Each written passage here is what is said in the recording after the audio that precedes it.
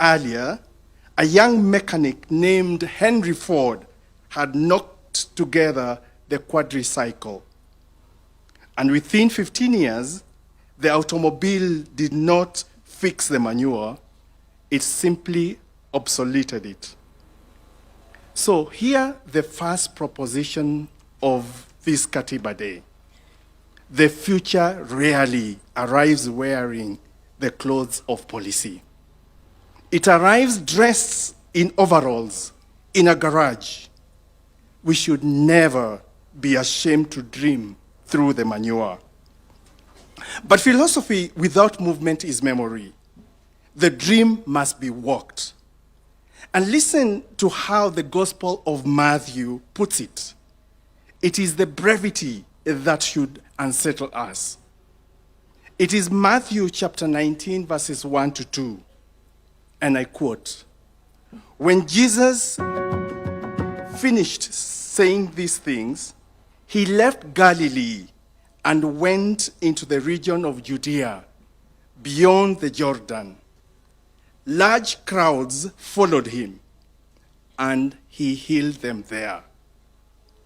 Here, three locational facts we must not ignore. The first one, the Greek does not say Jesus left. It says metoron. He struck camp, pulled up his tent pegs, and left the shore of his applause. Second, he went beyond the Jordan, the borderland, on the far side. And third, he healed them there. Not in Galilee, not at home. Healing dwells where comfort ends. Our healing was never delivered in Galilee. It was the road. And the road and a summit that we climbed on the 27th of August 2010 at Uhuru Park. Promulgation was a summit. And every mountaineer knows a summit can be false. Implementation is the long ascent still before us. So, the first questions are questions of location. Where are we standing? Which Galilee have we refused to strike camp from? And three, are we a people who cross or well-wishers who waved from the far shore? Sir, permit me an indulgence, a brief loan from the scientists, because the brain has a doctrine we should borrow for the journey ahead.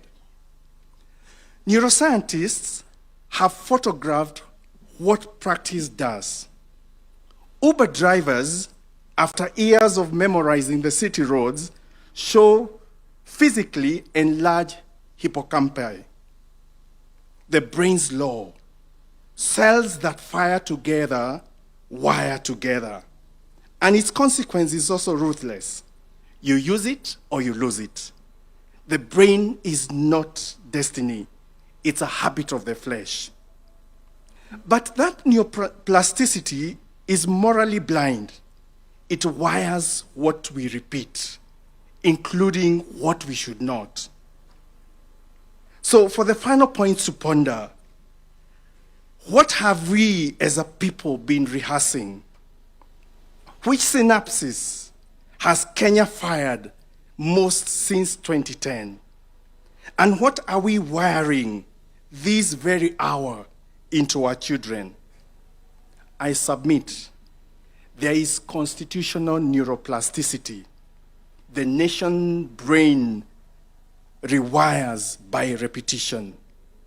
The executive that acts, the legislature that checks, the judiciary that reviews, the constitutional bodies that report, the counties that deliver, and the citizenry that questions. Each act a synapse of implementation.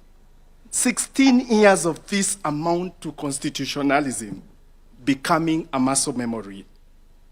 Because when the history of this great nation is written, let it not be said that we were the generation which organized the manure. It must be written that we were the generation which dreamed of the automobile and followed through. We are the people who left Galilee in pursuit of healing beyond Judea and across the Jordan. Your Excellency, sir, I request that we be upstanding for a word of prayer.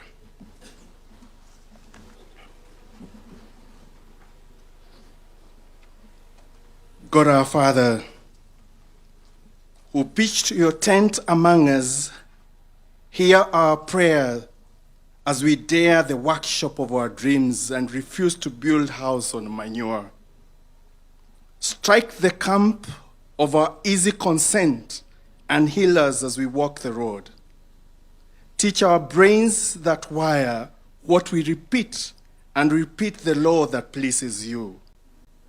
Remember, O God, the architects of this Constitution and those who birthed it and are now gone. Grant them everlasting rest and perpetual light. Bless this nation, and may justice be our shield and defender. Grant us in all trials the courage to climb and the promises to remember the perfection of your time. Let Kenya be moved into its promise beyond the horizon. We pray in your holy name. Amen.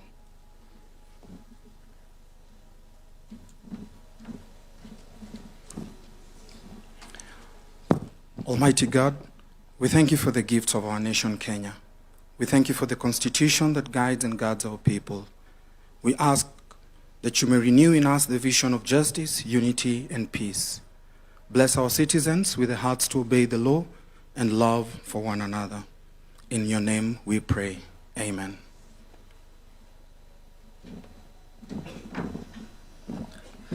Bismillah, we continue with the prayers. In the name of Allah, the most gracious, the most merciful, praise be to you, our Lord, as we gather today to offer our prayers on this Constitution Day. We thank you for blessing us with a nation, citizens, and laws that bring us together in harmony and order. Ya Allah, just as you revealed divine laws to guide humanity through your prophets, we ask you to bless our Constitution, that it may always serve justice, equity, and the welfare of all citizens. Let it be a source of unity, a shield for the weak, and a guide for the leaders. Ya Allah, may you answer our prayers. Ameen.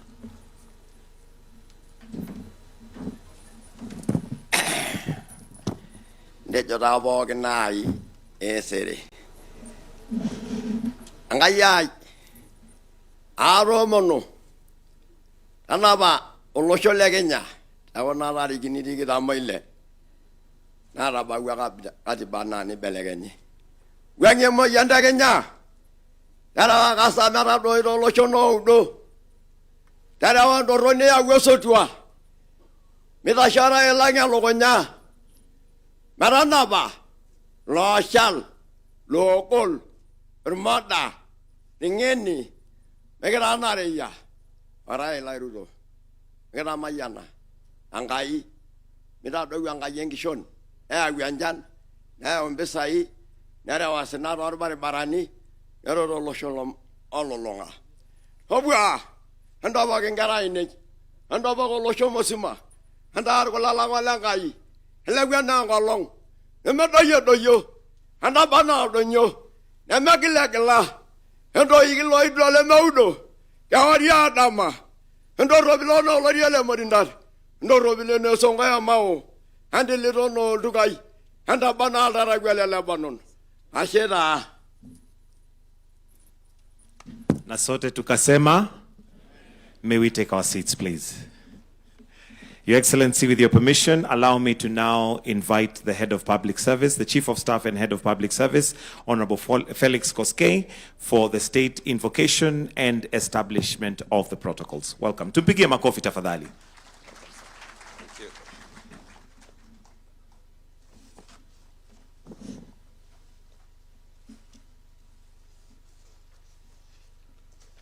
Your Excellency, the President, Your Excellency, the Deputy President, Your Excellency, the Prime Cabinet Secretary, the Honorable Speaker of the Senate, the Honorable Chief Justice and the President of the Supreme Court, judges of the Supreme Court present, the Honorable Attorney General and Cabinet Secretaries, Chief Registrar of Judiciary, county governors, members of Parliament present, chairpersons of constitutional commissions, and holders of independent offices, principal secretaries, service commanders, and heads of our national security organs, members of the diplomatic corps, members of the clergy, our Masuja wa Katiba, honored guests, distinguished ladies and gentlemen. Last year, as the nation prepared to commemorate 15 years since the promulgation of the Constitution, His Excellency the President proclaimed the 27th day of August of every year as Katiba Day. The proclamation established Katiba Day as an annual occasion for the nation to reaffirm its commitment to the Constitution. Although it remains a working day, institutions across the three arms of government and the two levels of government, together with schools and other learning institutions, are called upon to organize and participate in activities that promote constitutional awareness, civic responsibility, and fidelity to our national values. It is in fulfillment of the national call that we gather today for the second observance of Katiba Day, honoring our 16 years journey since the promulgation of the Constitution. This symposium brings together institutions entrusted with public duty and the people in whose name that authority is exercised. Represented here are the executive, parliament and judiciary, the national and county governments, constitutional commissions, and independent offices, our Masuja wa Katiba, the diplomatic community, faith leaders, civil society, professional bodies, the private sector, academia, young people, persons with disabilities, and community-based organizations from across the Republic. With the constituent parts of our constitutional order duly represented, it is my distinct honor and privilege to call the 2026 Katiba Day Symposium in order. Your Excellency, distinguished ladies and gentlemen, 16 years after the promulgation of the Constitution, this year's day, this Katiba Day, calls upon us to account for the responsibilities it entrusts to each institution of state. It calls upon public authority to serve the people and every office holder to answer for the authority entrusted to them. This responsibility is captured in the theme of this year's commemoration. And I quote, Katiba at 16, Kenya yetu, wajibu wetu, tuwajibike. The theme summons every institution and every office holder to account for how they have discharged the mandate entrusted to them. Ladies and gentlemen, our responsibility to the Constitution extends to honoring the symbols through which our nationhood is expressed. They carry our history, our national dream and prayer, proclaim our sovereignty, and affirm our common identity as one people, one nation. Accordingly, Article 9 of the Constitution identifies the national symbols of the Republic as the national flag, the national anthem, the coat of arms, and the public seal. The Constitution gives these symbols their place within our national order. As the supreme expression of the sovereign will of the Kenyan people, the Constitution is the foundation upon which every institution is established, every public office is held and every authority of the state is exercised. It is therefore fitting that before the formal proceedings of this commemoration commence, the Constitution and our national symbols are ceremonially presented and installed at the center of this commemoration. Their presence at the heart of this ceremony affirms that the Republic, its institutions, and all who exercise public authority are founded upon the will of the people and remain subject to the Constitution. The presentation will commence with the copy number 1 promulgated on 27th August 2010. The Constitution will be presented by the Honorable Attorney General, whose office is constitutionally entrusted with promoting the rule of law and defending the public interest. Thereafter, the national symbols will be presented within due honor by the Kenya Defense Forces, guardians of the sovereignty and territorial integrity of the Republic. Your Excellency, honored guests, may I now request that we all rise for the conveyance and ceremonial installation of the copy number 1 of the Constitution of Kenya and the other national emblems of the Republic. Kenya Defense Forces, you may proceed. Mheshimiwa Rais, katiba hii ya Kenya ilipitishwa mwaka 2010 tarehe 4 Agosti na kuanza kutumika rasmi tarehe 27 Agosti mwaka 2010. Mwanasheria mkuu Mheshimiwa Dorcas Oduor, Senior Counsel, akituletea nakala ya kwanza ya katiba hii hivi sasa.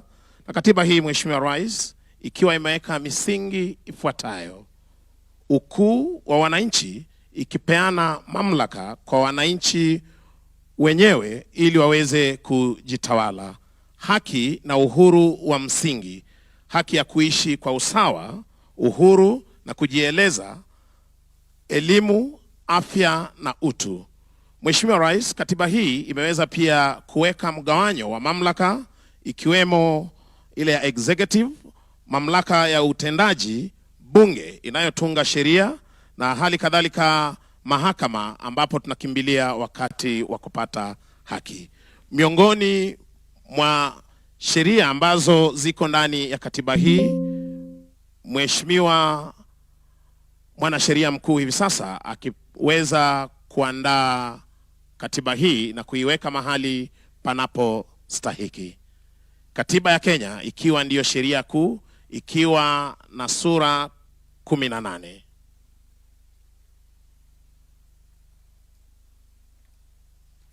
Mheshimiwa Rais, takayofuata hivi sasa ni bendera rasmi ya taifa la Kenya.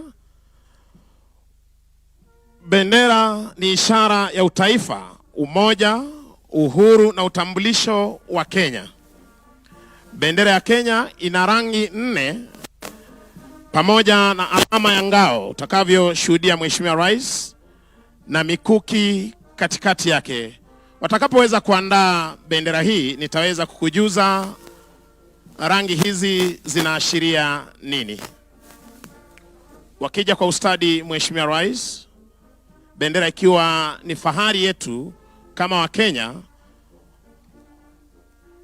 wakija kwa umaridadi kama wanajeshi kuweza kuchukua nafasi yao kuandaa bendera hii.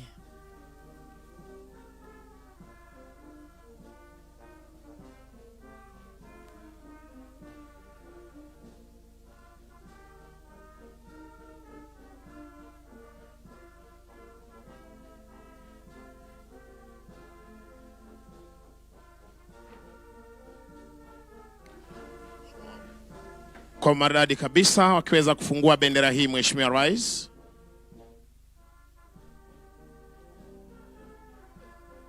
The jumbo flag.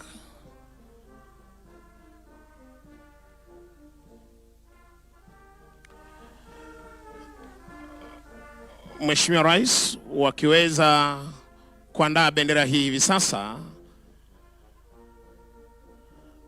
rangi nyeusi ikiashiria watu wa Kenya, rangi nyeupe Mheshimiwa Rais ikiashiria amani tulio nayo na umoja wetu kama wa Kenya, rangi nyekundu ikiashiria damu iliyomwagika wakati wa mapambano ya kuleta uhuru, rangi ya kijani ikionyesha ardhi na utajiri pamoja na mali asili ya taifa letu la Kenya, na Mheshimiwa Rais, ngao na mikuki hiyo ikiashiria utayari wetu wa kulinda taifa letu la Kenya. Bendera ya Kenya. Kuweza kuondoa hivi sasa bendera hii Mheshimiwa Rais na kuweza kuiweka mahali maalum tayari kuweza kuendelea na hafla hii ya kusherekea katiba miaka 16 tangu kuweza kuzinduliwa. Takayofuata Mheshimiwa Rais takuwa ni maneno ya wimbo wa taifa, ukipenda kwa lugha ya Kimombo National Anthem Lyrics.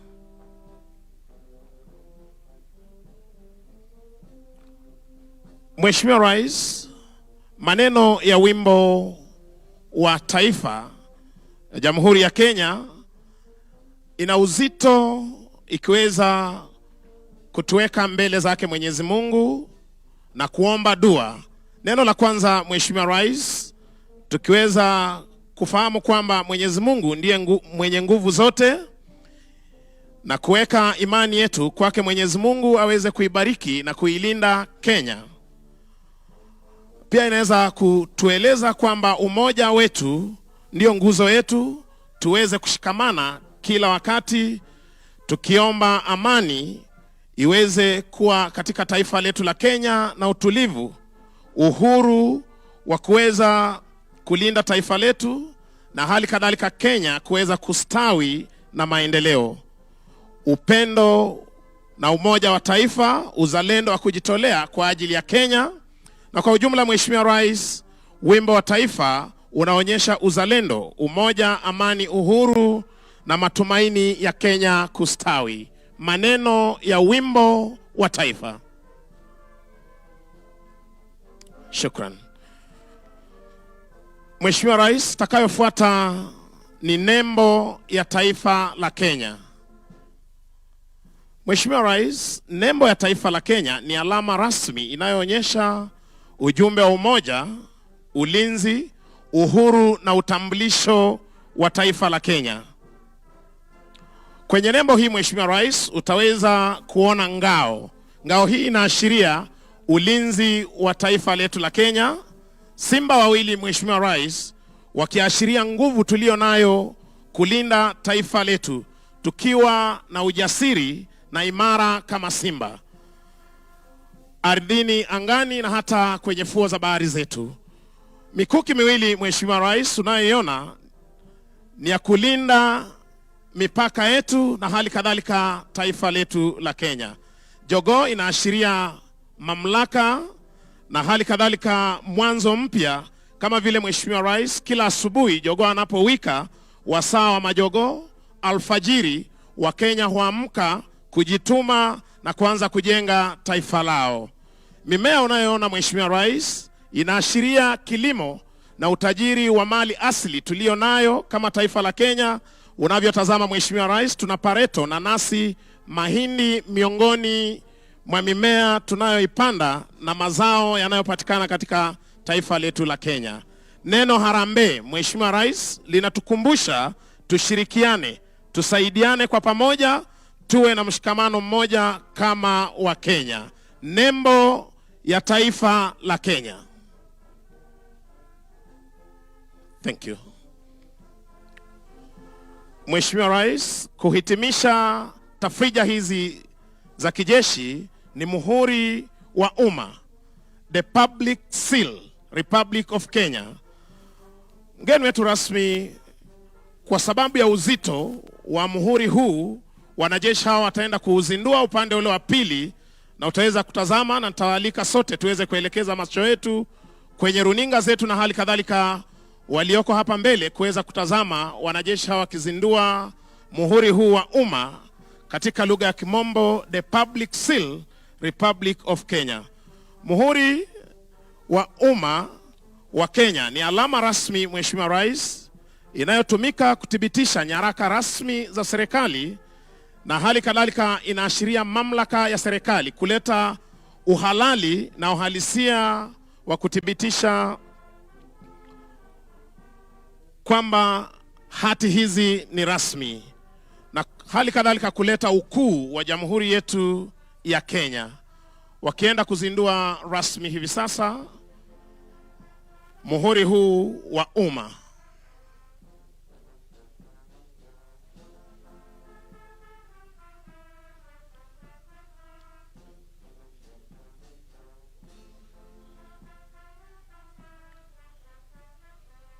Mheshimiwa Rais, wakati wa kwanza mimi kujionea rasmi muhuri huu wa umma ni wakati ulipokuwa unapandisha mji wa Eldoret kuwa jiji na tukaweza kuona rasmi muhuri huu wa umma. Tuwapigie makofi mazuri tafadhali wanapohitimisha tafrija hizi za kijeshi. Kwa heshima tarudisha kwake Hops aweze kuendelea. Mheshimiwa Felix Kosgei. Thank you. Your Excellency, distinguished ladies and gentlemen, you may kindly take your seats. Your Excellency, the Constitution now installed before us opens with a preamble. This preamble is the soul upon which our constitutional order rests. In its words, the people of Kenya honor the generations whose struggle brought freedom and justice to our land, affirm the values by which we seek to live, and declare the nation we resolve to build. It is therefore befitting that these words should be voiced today by a new generation of Kenyans, the inheritors of the constitutional promise and the custodians of its future. Sir, permit me now to invite the 16 pupils selected to lead us in the recital of the preamble to the Constitution.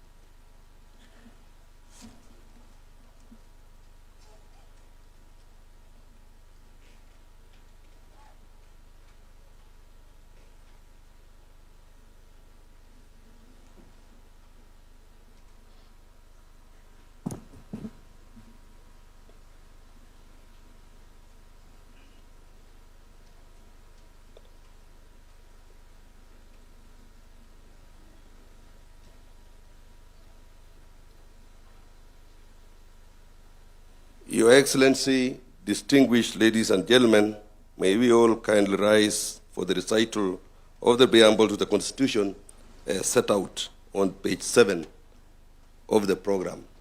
Page 7 of the program.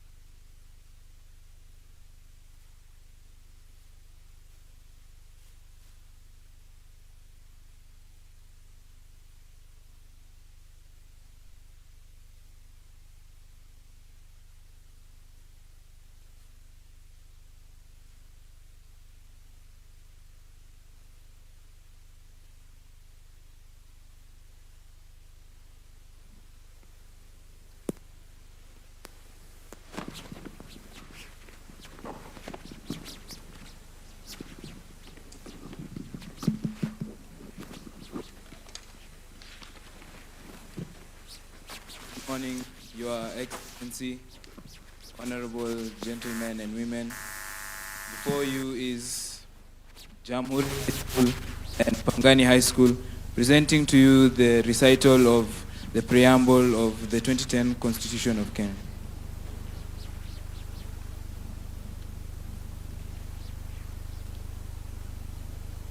We, the people of Kenya, acknowledging the supremacy of the Almighty God of all creation, honoring those who heroically struggled to bring freedom and justice to our land, proud of our ethnic, cultural, and religious diversity, and determined to live in peace and unity as one indivisible sovereign nation, respectful of the environment, which is our heritage, and determined to sustain it for the benefit of future generations, committed to nurturing and protecting the well-being of the individual, the family, communities, and the nation. Recognizing the aspirations of all Kenyans for a government based on the essential values of human rights, equality, freedom, democracy, social justice, and the rule of law. Exercising our sovereign and inalienable right to determine the form of governance of our country, and having participated fully in the making of this constitution, having adopted, enacted, and given this constitution to ourselves and to our future generations, and having promulgated it on the 27th day of August in the year of our Lord 2010, do hereby, on this 16th anniversary of its promulgation, reaffirm our commitment to respect, uphold, and defend this constitution for the glory of Kenya. God bless Kenya.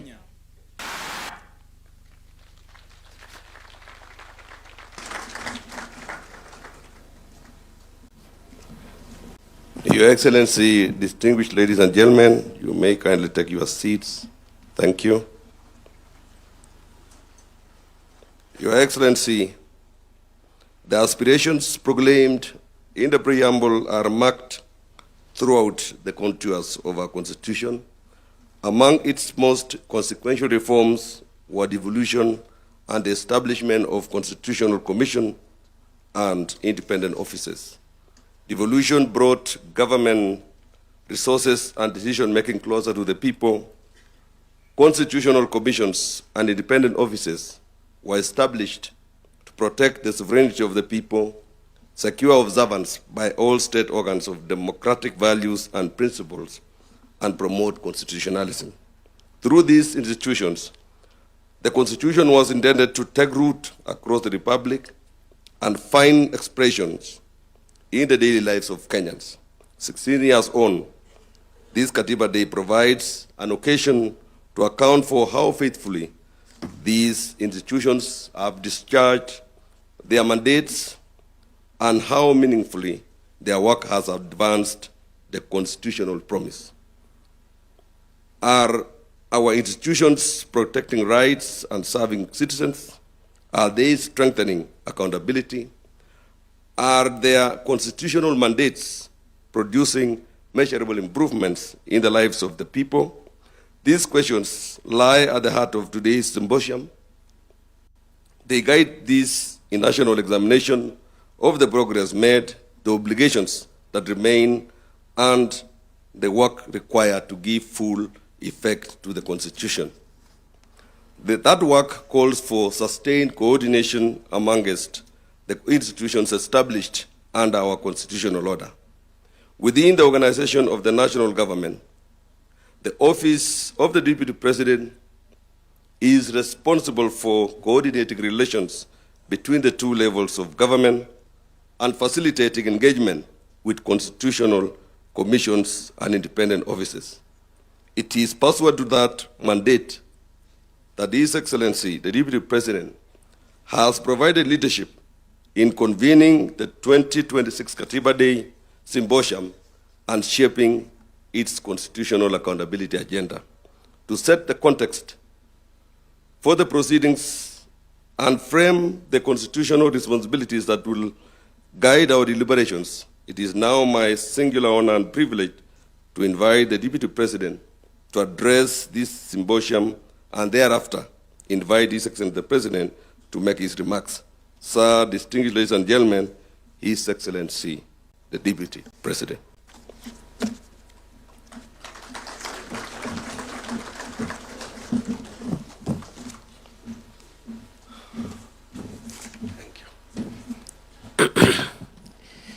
Your Excellency, sir, I ride on all the protocols that have been established already and would like to say the following before I invite you, Your Excellency. That on a moment like this one, 5 things, at least for me, ran through my mind. The first is on the 16th anniversary of celebrating the constitution that we established for ourselves to guide the creation of a modern Kenya. It is an occasion to look at how far we have traveled in the journey of living up to the aspirations of our Constitution as captured in the preamble, which has just been recited for us, but also in the foundational articles of the Constitution that form the bedrock upon which our constitutional architecture is raised. These foundational articles define Kenya as a democratic multi-party state.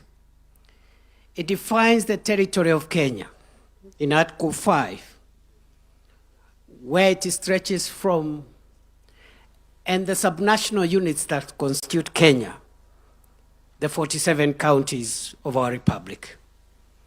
It defines us as a multicultural, multi-ethnic, multiracial, multi-religious society determined to live together as one sovereign, indivisible nation. Your Excellency, it is a good time for us to reflect on how far we have advanced our sovereignty and the sovereignty of the people of Kenya, how far we have kept the unity of our nation, and how far we've traveled in forging tolerance and finding strength as a nation in our diversity. The second item, or the second theme that runs through my reflection on a day like this as a citizen of Kenya is how far again in those 16 years, Your Excellency, we have been able to perfect our vertical relationships. Looking at the Constitution, a relationship is envisaged between those who act on behalf of the state and the people. The relationship between the legislature, judiciary, and the executive at the national level, and the executive and the legislature at the county level, and also holders of constitutional commissions and independent offices. How the 3 arms of government and the 2 arms of government at the county level relate to one another and especially relate to the citizens of Kenya, the vertical relationship. Number 3 is the horizontal relationship among the arms of government themselves and the levels of government, and how we have come to perfect devolution, to respect the independence of the judiciary, to respect the independence of the legislature, how far the legislature has been a check on the executive, and how far the judiciary has helped us to interpret the laws of our land. That is the third thing that runs through my mind. But there is a fourth theme that runs through my mind, Your Excellency. And this is the software of our nation. Our Constitution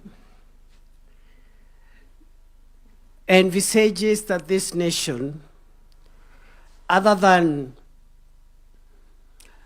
the development we do for ourselves,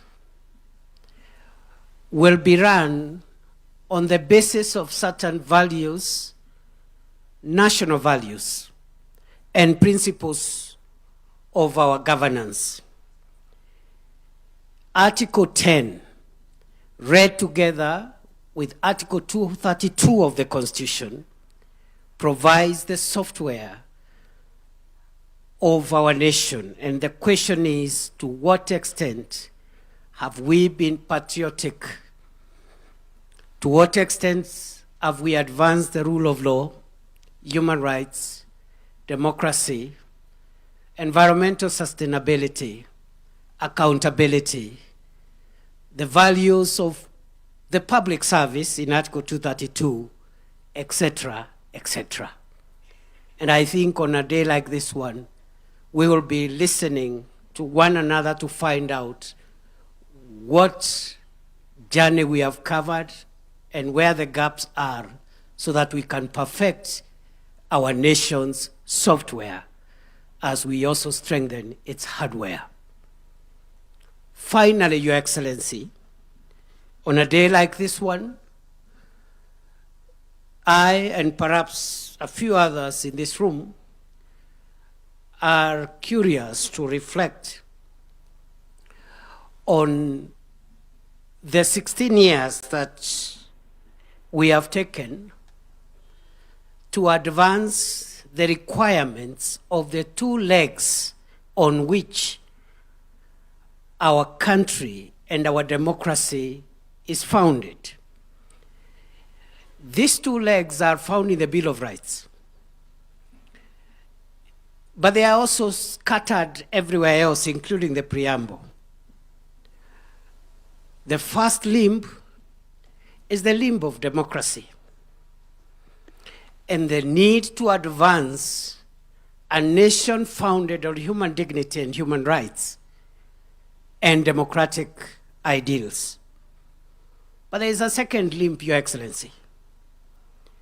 And this is the limb that you invited us to begin a conversation on as we look towards a Kenya beyond 2030.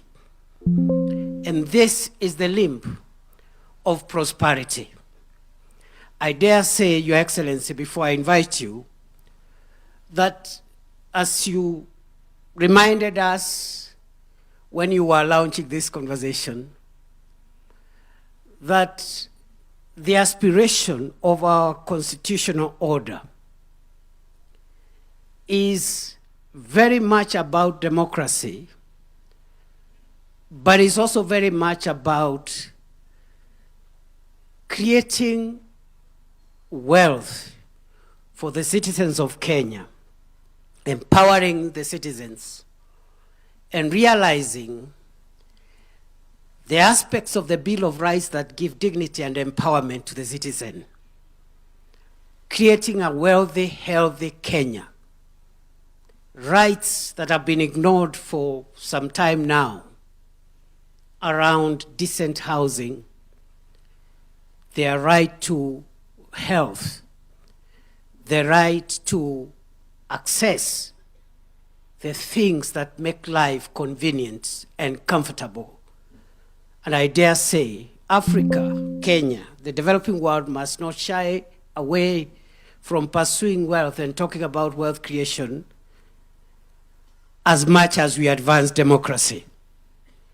And therefore, mine, Your Excellency, is to listen to you and to the many other people that I see gathered here. I see the fathers of our Constitution present here. I see the children of our Constitution right here.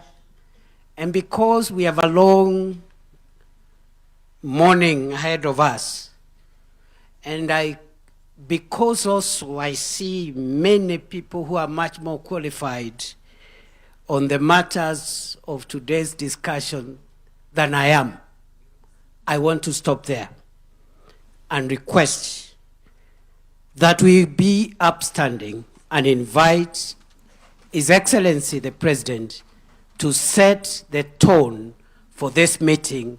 Thank you very much, Mr. President. Speak to the nation.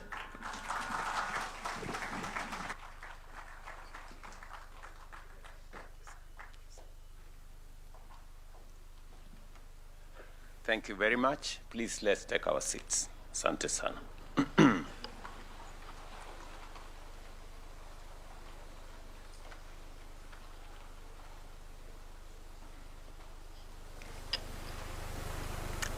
Distinguished guests, fellow citizens, ladies and gentlemen, on this day, 16 years ago, Kenya did not merely promulgate a new supreme law.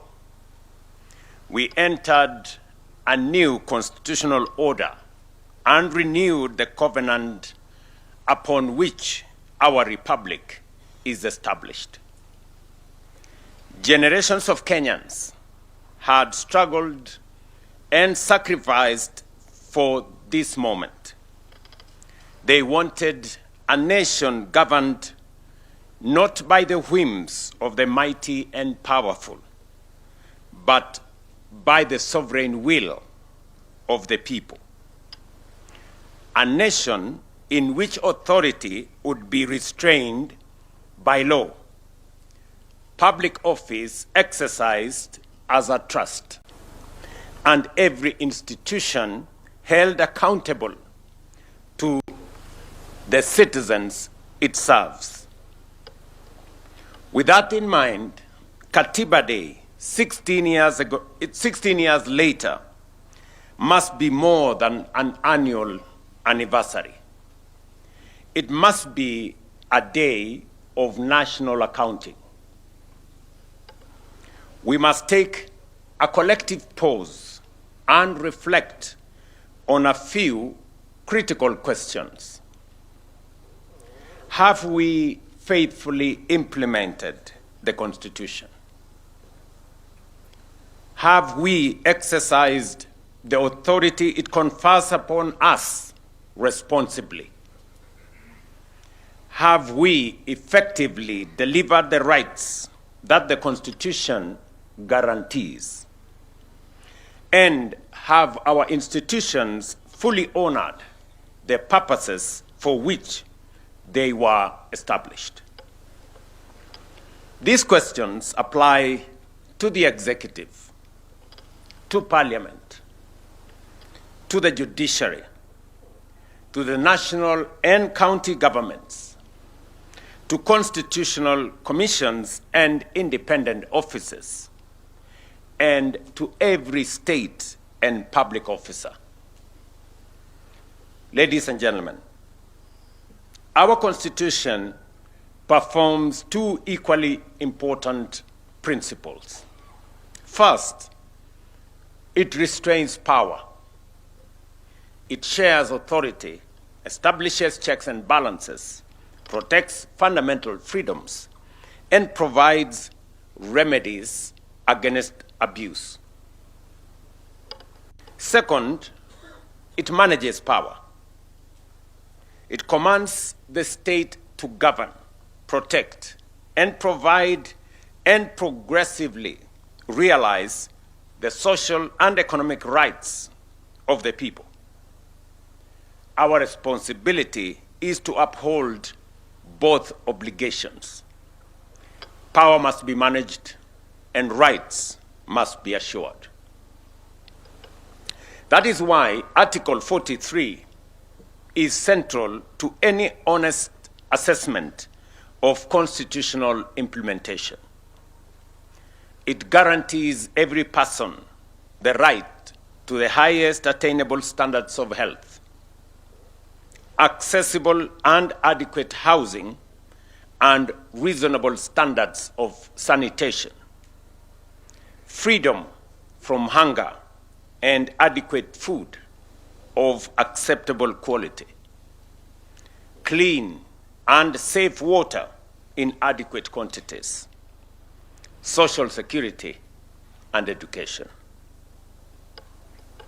It further declares that no person shall be denied emergency medical treatment and requires the state to provide appropriate social security to persons unable to support themselves and their dependents. These are not ornamental provisions. placed in our Constitution. They are fundamental rights. Article 21 requires the state to take legislative, policy, and other measures, including the setting of standards, to achieve the progressive realization of what I have stated. But progressive realization does not mean indefinite postponement. It recognizes that resources are finite, but requires every government to take reasonable, deliberate, concrete, and measurable steps towards fulfilling these rights. Progress must therefore be visible in whether a mother can obtain health care, whenever and whether an emergency patient is treated before being asked for pay, whether a family has clean water, whether a child can attend school, and whether a citizen can afford a decent home, and whether a vulnerable person can live in dignity. To my mind, therefore, the ultimate test of the constitutional implementation is not how often we quote the Constitution or invoke constitutionalism. It is how closely the daily experience of the citizens reflect the promise of the Constitution. Ladies and gentlemen, when this administration sought the mandate of the people in 2022, it was not merely on the basis of campaign rhetoric or political sloganeering. We placed a concrete proposal on the delivery of Article 43 at the center of our national transformation agenda.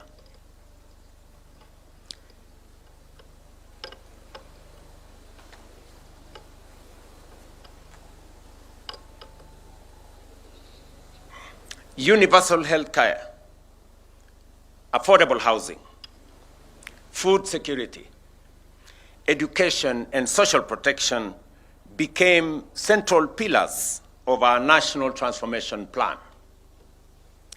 The bottom-up economic transformation agenda was, from the outset, designed as an instrument for the implementation of the Constitution.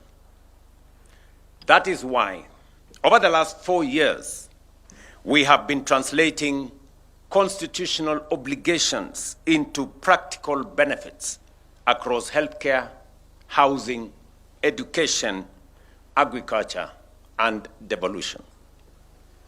More than 32 million Kenyan citizens are now registered, with 8 million being treated by Social Health Authority. Over 100,000 community health promoters are servicing households, and the 922 Lifeline is strengthening access to emergency care. More than 274,000 affordable homes are under construction, creating 1.1 million jobs. We have also recruited more than 100,000 teachers and constructed 23,000 classrooms to boost education outcomes, and rolled out a new funding model for our university education.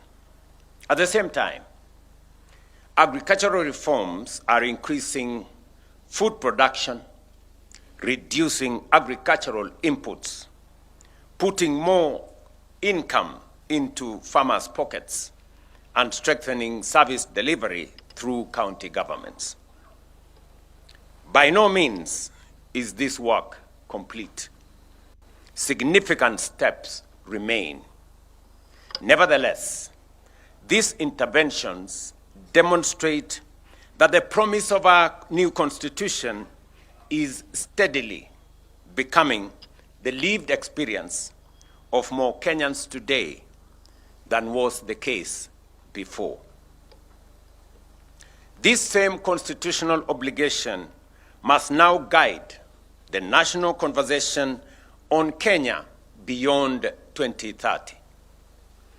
As we consider the country we want to build beyond the present development horizon, we must not begin, and we will not be beginning, from a barren place. The Constitution has already defined our destination, and that is a democratic, prosperous, equitable, and inclusive republic founded on human dignity, social justice, sustainable development, and the sovereignty of the people. The task before us is to translate that constitutional destination into a coherent national development charter. We must determine how the next generation of growth will deliver the rights guaranteed in the Constitution, how devolution will unlock the potential of every part of Kenya, how innovation, technology, and enterprise will expand opportunity, how economic progress will be reconciled with environmental stewardship, and how Kenya's choices will protect rather than mortgage the future of generations yet to come. Kenya beyond 2030 must therefore be more than a new economic blueprint or a catalogue of projects.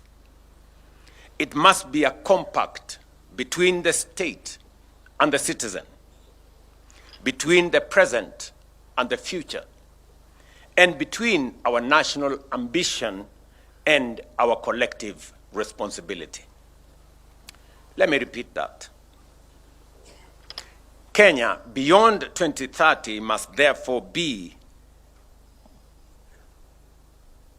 more than a new economic blueprint or a catalogue of projects. It must be a compact between the state and the citizens, between the present and the future, and between our national ambition and our collective responsibility. Its success will not only be measured by the size of our economy, the height of our buildings, or the reach of our infrastructure. It will be measured by the dignity, opportunity, security, and quality of life enjoyed by every citizen. Ladies and gentlemen, this brings me and us to another consequential question of accountability in our constitutional democracy. What is the place of an electoral mandate within a constitutional order? Political parties present manifestos to the people. Citizens consider competing visions and elect a government. That mandate carries democratic legitimacy and imposes a responsibility on leaders to keep their word and deliver on their promise. The ballot gives the mandate. The Constitution establishes the boundaries. The public institutions ensure that both are respected. How much constitutional space must an elected government have to implement the program upon which it was elected? When that program is challenged, how should courts distinguish between reviewing constitutionality and making policy choices constitutionally entrusted to elected institutions. When a court finds that a policy violates the Constitution, how should the executive and parliament respond promptly and constructively? How should courts protect rights while remaining attentive to institutional roles, public resources, and practical consequences of their decisions? How do we preserve constitutional review without unnecessarily paralyzing legitimate government action? How do we ensure that checks and balances remain instruments of accountability and holding government to account rather than pathways to institutional gridlock? These questions do not constitute any attack on any institution or infringement on any institution. Judicial independence is non-negotiable. Courts must remain free to interpret the Constitution, protect rights, and invalidate unlawful action. Equally, executive, legislative, and judicial authority all derive legitimacy from the people and must be exercised in their service. Where a government acts unlawfully, it must obey the courts and correct its course. Where lawful policy choices fall within the constitutional authority of elected institutions, that democratic space must also be respected. Ladies and gentlemen, accountability also requires us to confront difficult moments in our recent national life. During the protests of 2024 and those that followed, young Kenyans and other citizens exercised their constitutional freedoms to speak, assemble, demonstrate, picket, and petition public authorities. Their message was clear. They wanted to be heard. They demanded greater accountability, better government, and a meaningful place in shaping the future of their nation. Those demands were not an assault on democracy. Peaceful protest, criticism, and dissent are essential to democracy. Yet, those protests also presented our republic with a profound constitutional question. How do we protect the citizens' right to protest while at the same time fulfilling the state's obligation to preserve constitutional order? The Constitution itself provides the starting point. Article 37 protects the right of every person peaceably and unarmed to assemble, demonstrate, picket, and present petitions to public authorities. That protection must be real. No Kenyan should lose their life, liberty, or dignity merely for criticizing government, expressing an unpopular opinion, or participating in peaceful demonstration. I recognize the pain that remains from the events of that period. Some families lost loved ones. Serious allegations were made concerning unlawful arrests, enforced disappearances, and the excessive use of lethal force. We cannot honor the Constitution by looking away from such allegations. Every credible allegation of a human rights violation must be investigated independently, thoroughly, and transparently. Where wrongdoing is established, those responsible must be held accountable in accordance with the law. At the same time, defending the rights of peaceful protesters does not require us to excuse crime committed under the cover of protest. The Constitution protects peaceful and unarmed assembly. It does not protect arson, looting, lawlessness, violence, intimidation, attacks on citizens, or the destruction of public and private property.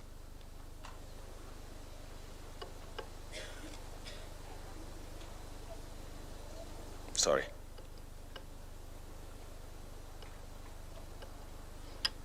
We must therefore distinguish carefully between a citizen exercising a constitutional right and an individual committing criminal offenses. We must neither criminalize protest because of the actions of a few, nor legitimize criminal conduct merely because it occurs in the course of a protest. Rights and responsibilities are not enemies. Responsibility protects the conditions in which everyone's right can be enjoyed. The right to protest carries a responsibility to remain peaceful and unarmed. The duty to maintain order carries an obligation to respect life, dignity, and the law. The authority to govern carries a responsibility to listen. The authority and the freedom to disagree carries a responsibility to preserve the democratic institutions through which disagreement can be expressed and resolved. Government belongs to the people. Parliament belongs to the people. The courts belong to the people. The institutions of the republic belongs to the people. They may be criticized, challenged, and required to account, but they must not be destroyed because they are the instruments through which the people govern themselves. Our national task, therefore, is not to choose between liberty and order. It is to build an order founded on liberty and to exercise liberty in a manner that preserves the constitutional order. Let me repeat that. Our national task, therefore, is not to choose between liberty and order.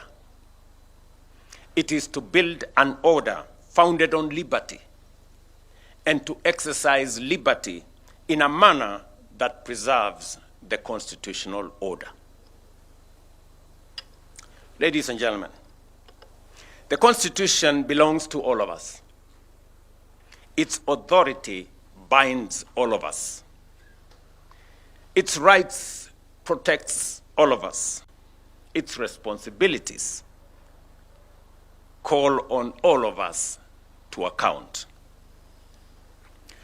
Accountability cannot end with defending institutional territory, observing procedures, or publishing reports. Ultimately, we must account for outcomes, whether we have protected the sovereignty of the people, upheld human dignity, preserved constitutional order, used public resources responsibly, and brought the rights guaranteed by our Constitution within the reach of more citizens. 16 years ago, we gave ourselves a transformative Constitution. Our responsibility today is to fulfill its promise and build a democratic, prosperous, and transformed republic. That is the meaning of Katiba at 16. What we now say, Kenya yetu, wajibu wetu. I know there will be a robust conversation after this. I just thought of provoking us to have a conversation in this context as we celebrate our Constitution. And it is a moment for us to reflect collectively as a nation, not pointing fingers, not avoiding responsibility, not trying to excuse what is not right, but to honestly talk not at, but with each other. Thank you very much, and God bless you.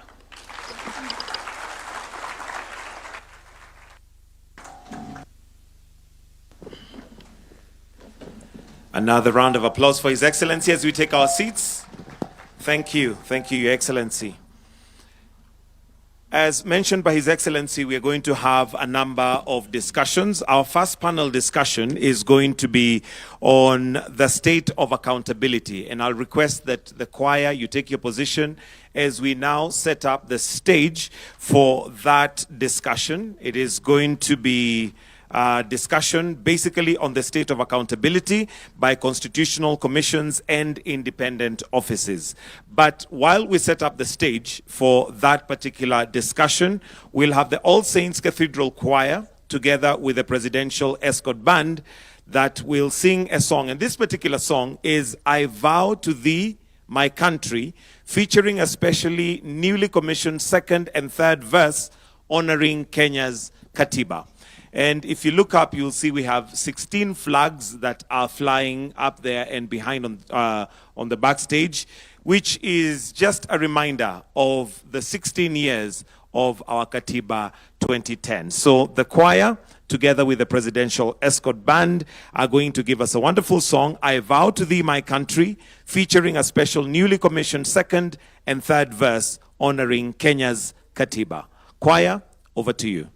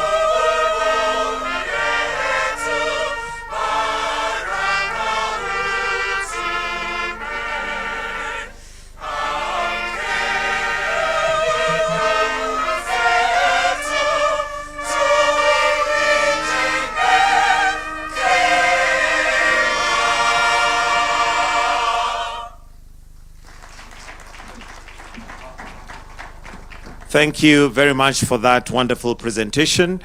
And before we get to the panel discussion, allow me, Your Excellency, to invite Honorable Dorcas Agei-Kodor, the Attorney General, the state law, to make some submissions before we then have the panel discussion, which will be looking at the state of accountability. Welcome.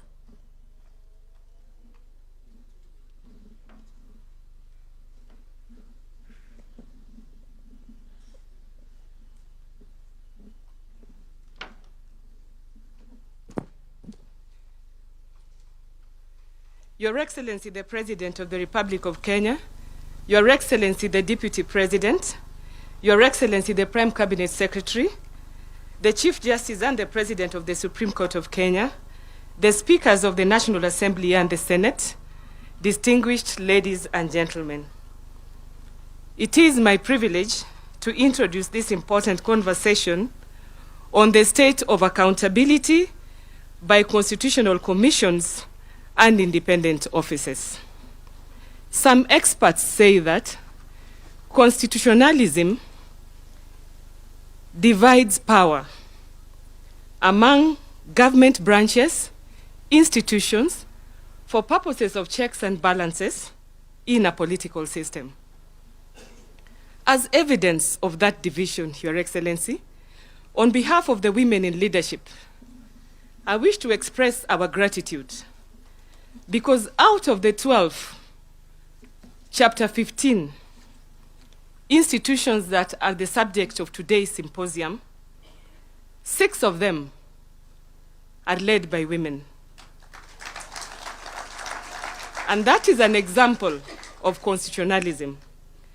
The Honorable the Chief Justice and the President of the Supreme Court is the chair of the Judicial Service Commission. Margaret Nyakango is the Controller of Budget. Nancy Gadungu is the Auditor General. Honorable Jaldesa Rehema is the chair of MGEC. Clarice Oganga is the chair of Kenya National Commission on Human Rights. And Mary Chebukati is the chair of the Revenue Allocation.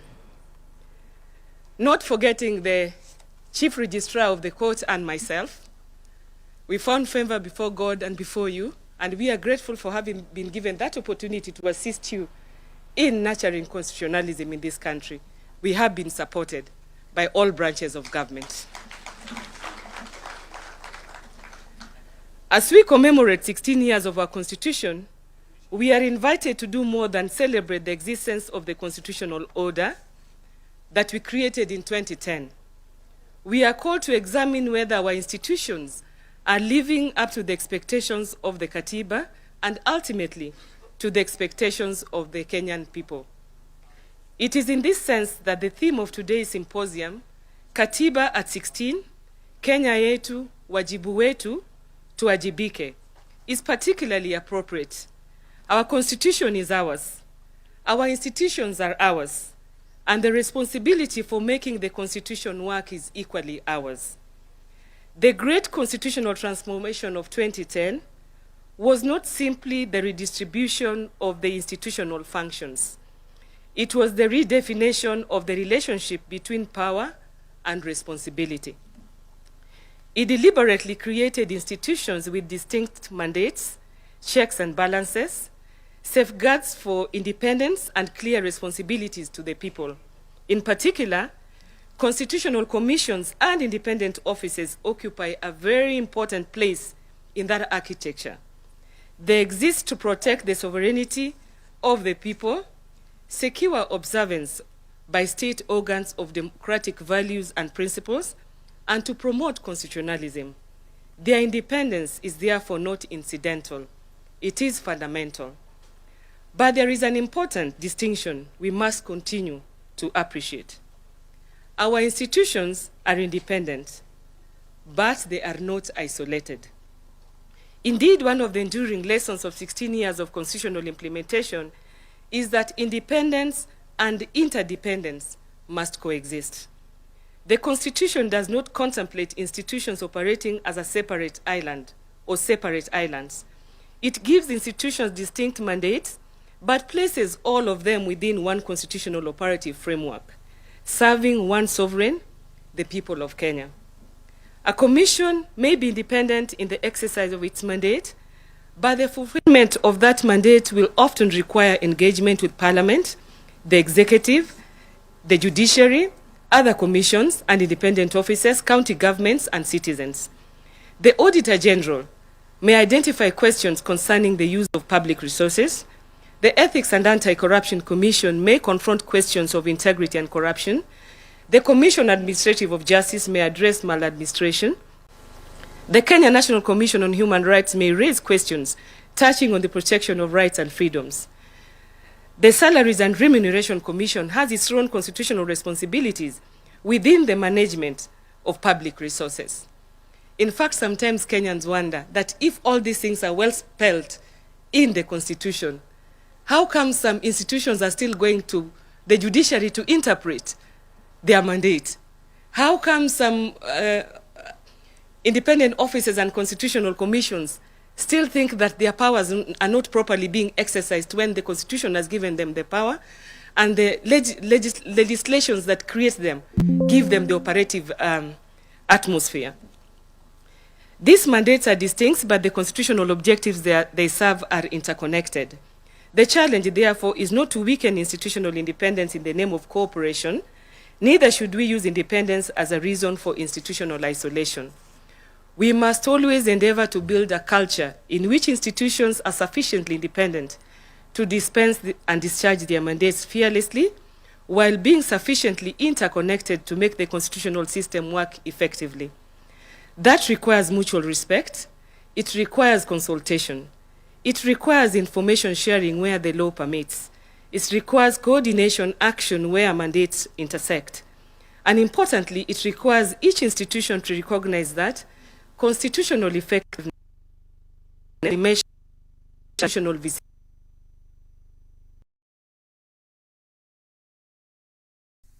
Distinguished ladies and gentlemen, this brings us to another important question for Katiba 16. Are our institutions as strong as the Constitution requires them to be? Institution building is not an event. It is a continuous constitutional responsibility.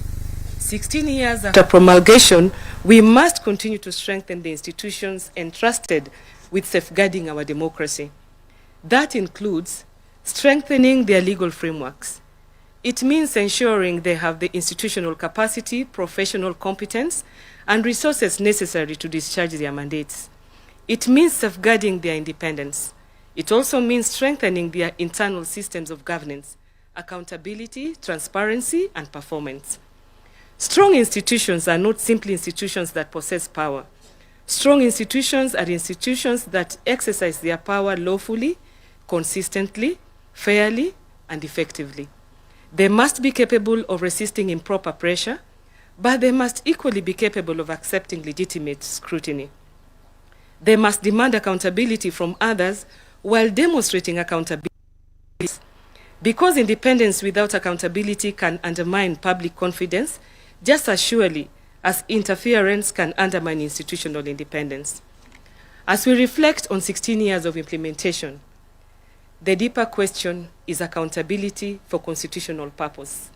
We should therefore be willing to ask ourselves difficult questions, and I want to add on to the questions that His Excellency the President added. Are our constitutional commissions and independent offices fulfilling the purposes for which they were created? Are they accessible to ordinary citizens? Are they sufficiently responsive? Are their recommendations and decisions translated into meaningful action? Do our institutions collaborate effectively when mandates intersect? Are there legal, financial, or administrative weaknesses that are preventing some institutions from fully performing their constitutional functions? Most importantly, can the ordinary Kenyan see the difference that the Constitution has made in his or her life? These are difficult questions, but a mature constitutional democracy must be willing to ask difficult questions of itself. Just like at the beginning, the provost gave us an example of the donkey dung and the difficulty of taking care of it and the shame of acknowledging that is there and dealing with it. And I think that is a reflection, or we can juxtapose the questions that we are asking today to that. Because constitutionalism must ultimately be felt. It must be felt by a citizen who seeks accountability for the misuse of public resources. It must be felt by a Kenyan who encounters maladministration. It must be felt by a person whose rights have been violated, and it must be felt by communities seeking fairness, equality, and justice. It must be felt in the integrity of our public service and in the responsible management of public resources. If the Constitution remains impressive on paper but does not translate into the lived experience of citizens, then our constitutional project remains incomplete.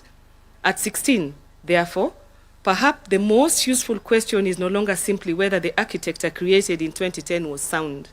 The question is whether we are making the architecture work. The Constitution is only as strong as the institutions that implement it, and those institutions are only as strong as the trust they command from the people. The relationship between our institution must therefore never be reduced to competition over mandate or territory. There will naturally be points of tension within our constitutional democracy. Indeed, institutional checks and balances sometimes require tension. But constitutional tension should be productive and not destructive. Our institutions may disagree, they may scrutinize one another, they may challenge each other's decisions through constitutionally established processes, but they must always remain anchored in the recognition that they are components of the same constitutional republic. Independent, yes, but interdependent. Different mandates, but one constitutional mission. Different institution, but one people, and ultimately one constitution. As Attorney General, I approach this conversation conscious of the distinctive place of the Office of the Attorney General within our constitutional architecture. My role includes advising the government, defending the public interest, supporting the rule of law, and contributing to the continual strengthening of Kenya's legal and institutional framework. That responsibility demands that we protect the space necessary for constitutional institutions to perform their mandates, while also encouraging cooperation, accountability, and fidelity to the Constitution across government. It requires us to recognize a principle that is fundamental to the 2010 Constitution. No institution is above the Constitution, but no constitutional institution should be subjected to the improper control of another. This is the principle of constitutional comity.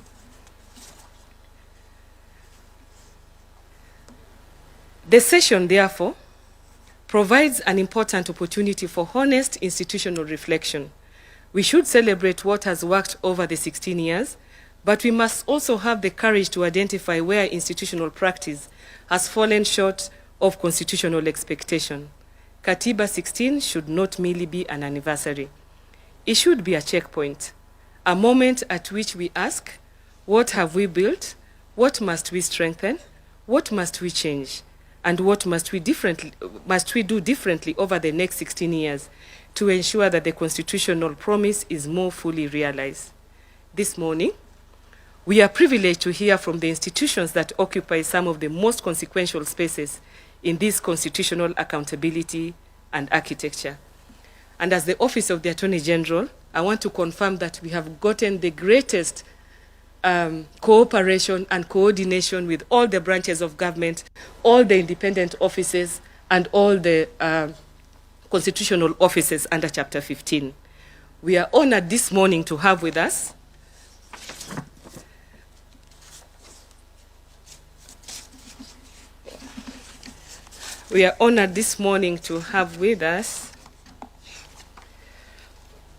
the Auditor General, Nancy Gadungu,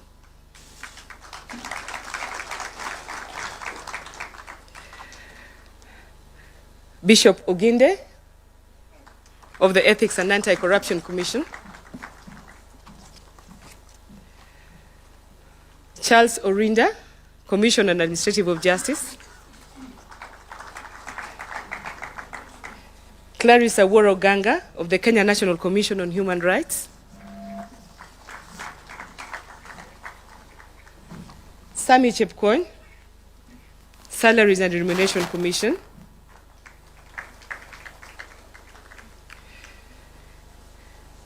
These gentlemen and ladies represent different mandates, but beneath those mandates lies one common constitutional responsibility: to protect the public interest and to ensure that public power remains faithful to the people.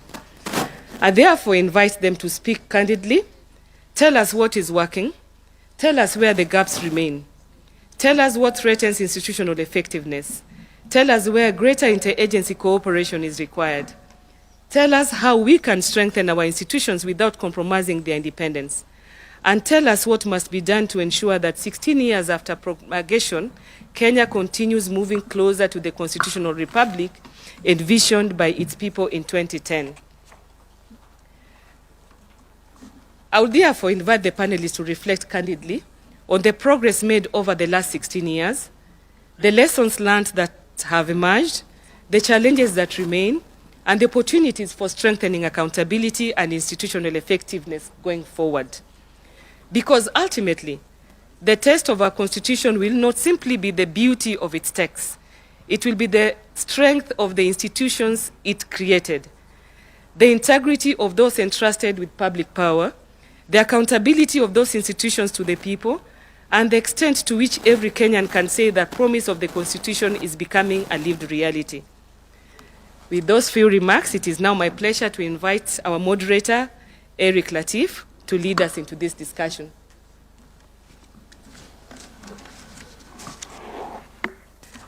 Thank you, and may God bless us all. Thank you.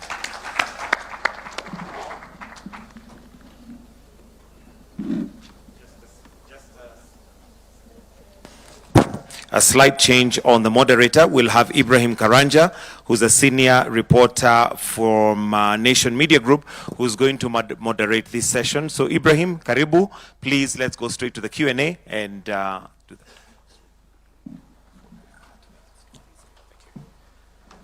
Thank you very much, Your Excellency, the President of the Republic of Kenya, Your Excellency, the Deputy President.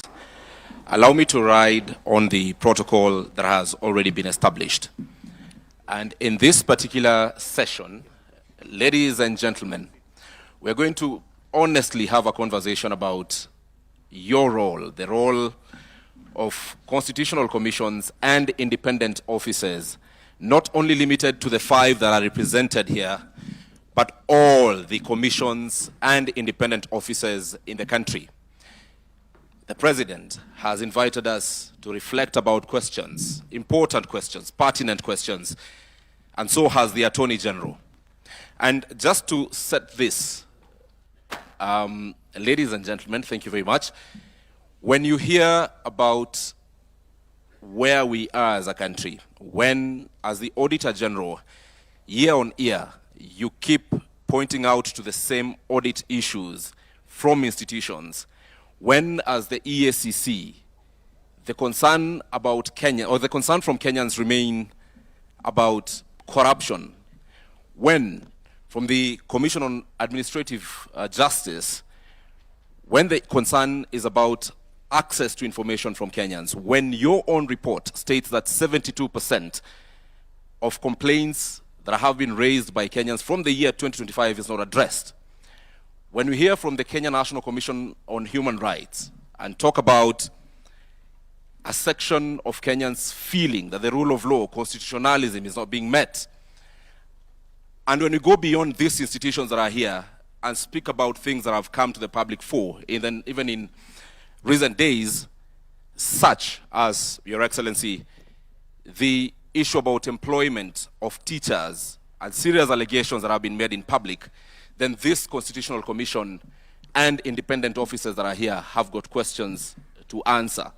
Not to softly talk about issues, but honestly reflect about where we are as a country. Let me start with what you all say in your annual reports. There's one thing that will always come out: we have budgetary constraints. Most of the times, we do not have timely disbursement of monies. And the question to all of you, and I will start with you, Auditor General, is when the person in charge of money flow to your institution is a person you are required to hold to account, then does that affect independence?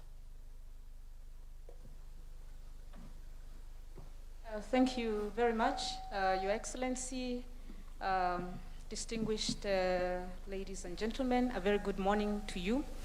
To answer that question, or series of questions, Moderator, it is important first to put into context the role and responsibilities of the Constitutional Commissions, which have been articulated very well by His Excellency the President and the Honorable the Attorney General. And that is to protect the sovereignty of the people, to secure the observance of democratic values and principles by all state organs, and to promote constitutionalism. It would be remiss of us to go straight into the challenges. It is important first to give a report card to the citizens on what have we achieved, how have we worked well with government, what remains to be done, and how do we agree on the way forward collectively. And there are various achievements that have been made across the board. We have looked at our assessment against 7 key pillars under Article 10 of the Constitution on the national values and principles of governance. Very, very key in constitutionalism. One is anchoring constitutionalism and the rule of law, strengthening public finance and fiscal discipline, advancing democratic electoral and security sector governance, combating corruption and enforcing integrity, promoting equity, cohesion and land justice, and equitable access to essential public services. And these have been addressed by His Excellency the President. They've also been addressed as the roles and responsibilities of constitutional commissions and independent offices. And there are achievements that have been made in this country. And we must, of course, recognize that achievements have been made. 16 years down the line, we are not at the same place that we were 16 years in 2010 when Kenyans made the decision that we needed another roadmap in terms of constitutionalism. Now, to the questions you've asked, what affects us in terms of delivery?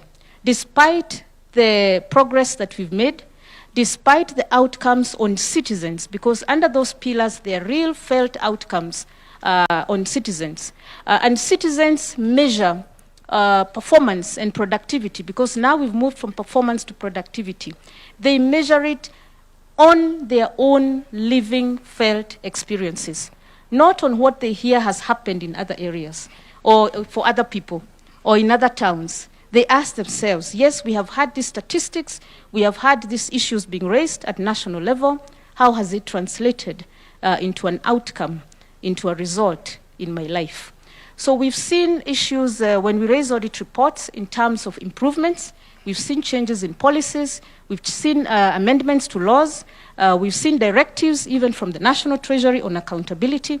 And that is progress, because it means whereas previously funds may have been misused or misallocated or there was outright theft, then the Constitution Commissions, based on their mandate, whether to audit, whether to control the budget, whether to go after the criminal elements who are, where there is corruption or who are stealing, or whether to adjudicate cases of mismanagement of public resources. We have seen results. You have seen results. Nancy, my question to you is, when the person controlling the purse is a person you are required or have mandate over constitutionally, leave alone the allocation of monies by Parliament, there is the disbursement of funds which you keep citing in your reports is delayed. When this happens, how does it affect your independence? Indeed, that is one of the key issues that constitutional commissions are facing, lack of adequate resourcing. But for the Auditor General, the Constitution says that Parliament has the responsibility to allocate adequate funds for all constitutional commissions and independent offices under Article 249. But that's not always the case.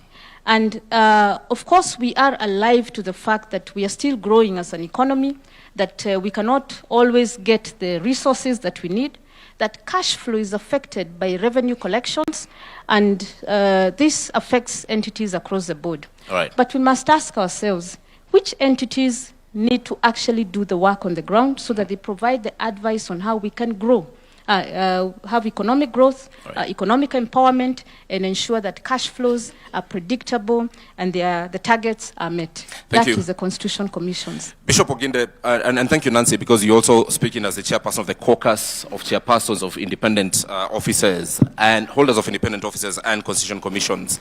Bishop Oginde, the issue of corruption continues to frustrate many Kenyans. You give us reports every year that we've done so much.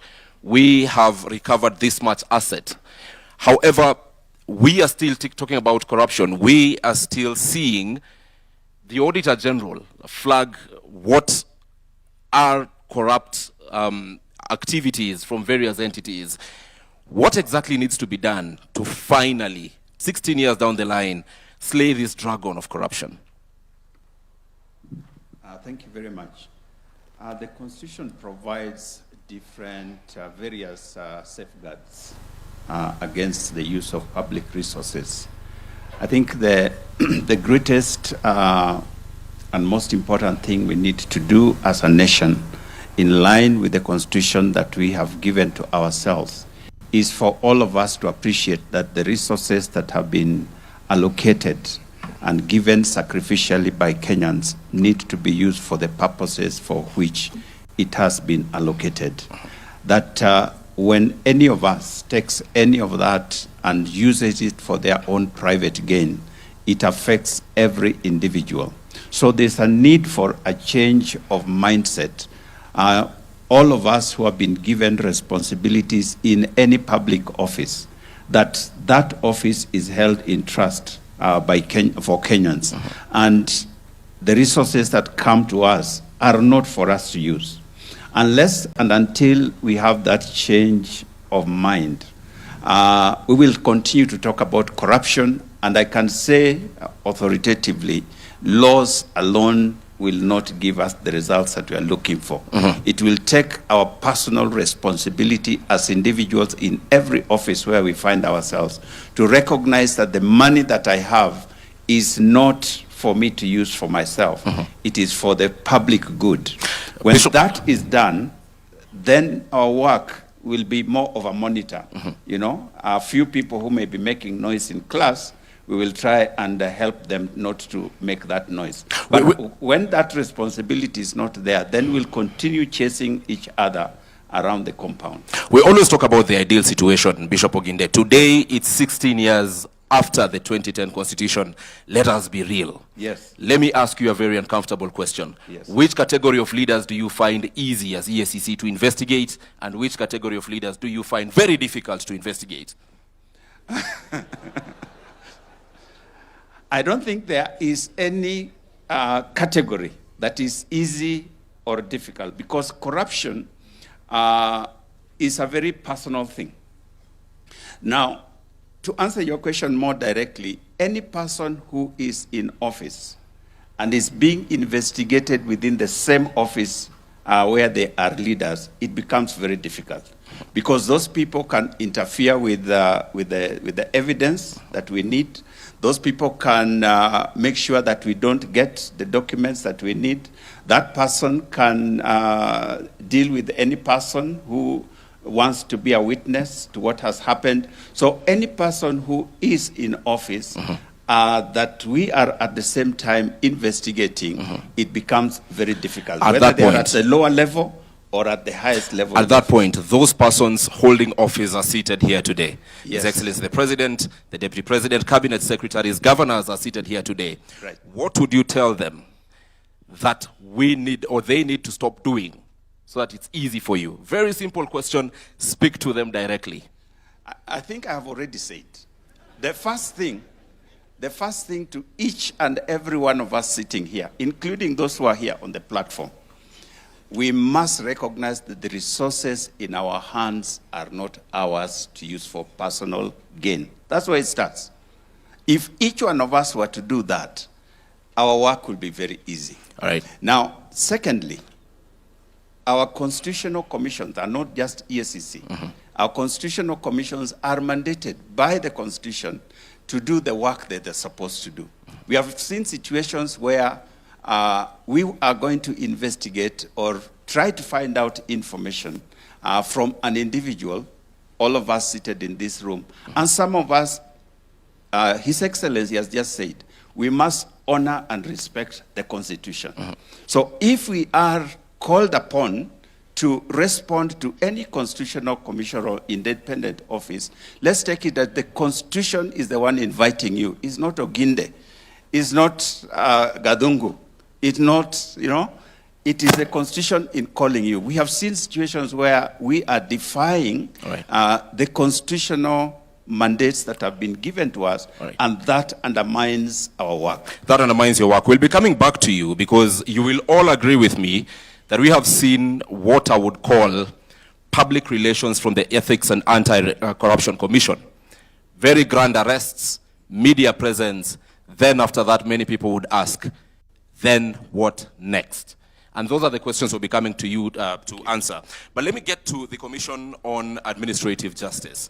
A report you released just 2 days ago says 72% of complaints against institutions from the year 2025 have not been addressed. If I get to the specific numbers, 630 complaints from 2025, then we talk about, rather 813 complaints, 228 only have been solved, and 579 are pending. What does this mean?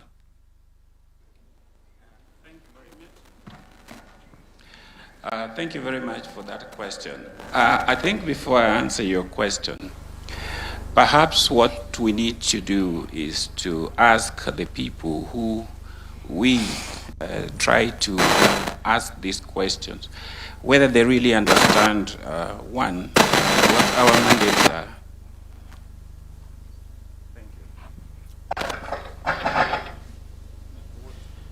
We will change the mic for you.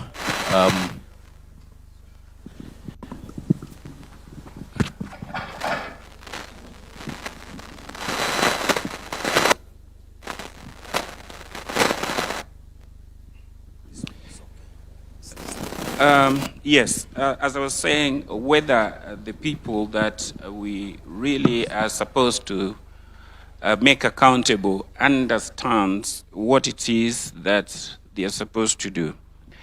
A simple question like that is that, do the people sitting in front of us here understand Article 73 of the Constitution, which talks about public trust? Here is it. I deal mainly with government officials, and there are certain things that are there in these constitutions called public values of public service, and this is captured in Article 232. Accountability, responsiveness, prompt and effective service provision to the people of Kenya. When we write to ask for this information, they will tell you that we are paper pushers. They don't respond in time, and that explains why those complaints remain unresolved. So what have we done? I've been able to engage with the various MDAs. This week, I've been meeting the principal secretaries and MDAs that we had identified has many complaints not being resolved. And we realized that part of the reason is that they don't have a way of understanding what, when we write a letter to them, what does that mean? So we have been meeting at the Safari Park from the chief, the principal secretaries, the head of parastatals, the DGs, the chairperson, so that we explain to them why it is important when we ask the things that we ask. It means that there's a Kenyan somewhere needing the answers. Another thing is that there's the issue of government operating in silos. We all need to be able to respond to that question quickly, but you find that if you address, say, the pensions department, they will tell you, we have not gotten the information from TAC because maybe that's a delayed pension, or we have not gotten the information from Department X. Now, they don't have a referral mechanism where if you make an inquiry and somebody sitting there should be able to refer it to the relevant department to be able to act on it. And so this is why we are starting by training them, and we want to start at the top level. Very soon we are going to ask the permanent secretaries, the heads of various parastatals to come down so that we take them through what it means to resolve a complaint within the time that we require. Secondly, we also want to have a coordinating mechanism where if the question is cross-cutting, for example, most of the time you'll get the issue of resources. Treasury should be at the center of all these discussions, because if pension has not been paid, these people will say we have not received exchequer. If National Land Commission has acquired land, they will tell you that the money has not been given to, say, Ministry of Roads to pay. And that person, that Kenyan, has come to us to complain that his land was acquired when we were building Thika Road. How many years was Thika Road built? More than 10 years ago. But you find that there is that problem that the ministry and the treasury and the authority are not speaking together. Let's speak to what the issue actually is. Again, lots of ideal situation, but the reality today. 579 complaints brought to your office for the year 2025 have not been addressed. Your mandate surely cannot just end at communicating to the respective entities.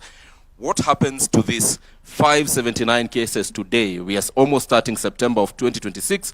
By end of this year, more complaints will be coming to you. So actionable things done or that you can do beyond telling this crowd what the ideal situation ought to be. Well, as I said, we have decided to engage the people concerned to tell them that this is what you need to do when you receive the the matter. Some of the things are actually just bureaucratic red tapes, which we need to cut down. So what we want is that a person resolving the complaint should be sitting in those ministries and be reporting. All right. Yeah. All right. Let's move to another issue that still touches on you: an increase in requests for access to information. 2016, 2017, 32 requests. 2025, 2026, 654 requests. What does this speak to? What does it say of the institutions that are mandated to serve? Well, the request for information is a new area which is growing, and we like it because it enhances public accountability. Unfortunately, people still, again, don't understand that when you request the information, you should not come to CAJ as the first point of call. You're supposed to send your request to that information, to the person holding the information. You're supposed to wait for 21 days. CAJ's jurisdiction kicks in after 21 days if you have not received the response. Now, when that happens, you now come to us and say, we requested this information and it's not been provided. And we will look at the information that you request. But first of all, not every information can be given. And so we'll look at it according to the law and see whether it falls under Section 6 of the Act, which are exempted. If it is information that should be given, then we will ask the institution why they're not giving that information, and that they should be able to provide that information. All right. Yeah. Clarisse, where are we 16 years later in terms of human rights and the rule of law? Let's speak to human rights. Let's speak about the very basic right to life. Thank you. Thank you very much for that question. Allow me to, first of all, just speak to one of the biggest achievements of the 2010 Constitution, and to say that the issue of human rights has been the biggest beneficiary of the 2010 Constitution. Why do I say that? I say that because the language, you'll find that the language that has now been adopted. If you look at issues governance, issues development, human rights has become part and parcel of the language that we are using in Kenya. You'll also find that issues human rights are no longer just an issue for human rights lawyers and for human rights activists. It's an issue that cuts across. And I'll just take you as an example. If you listened carefully to the speech by His Excellency, I think 90% of it spoke to issues human rights. And that has been the transformation of the new constitution. If there's any language that Kenyans now understand fully, is the issue of human rights. Everything is viewed from the lens of human rights. So we must give it to the 2010 Constitution that it has transformed even the relationship between citizens and the state, where now the state is required to look at everything that they do from a human rights perspective. Now, on to your question about the issues around right to life.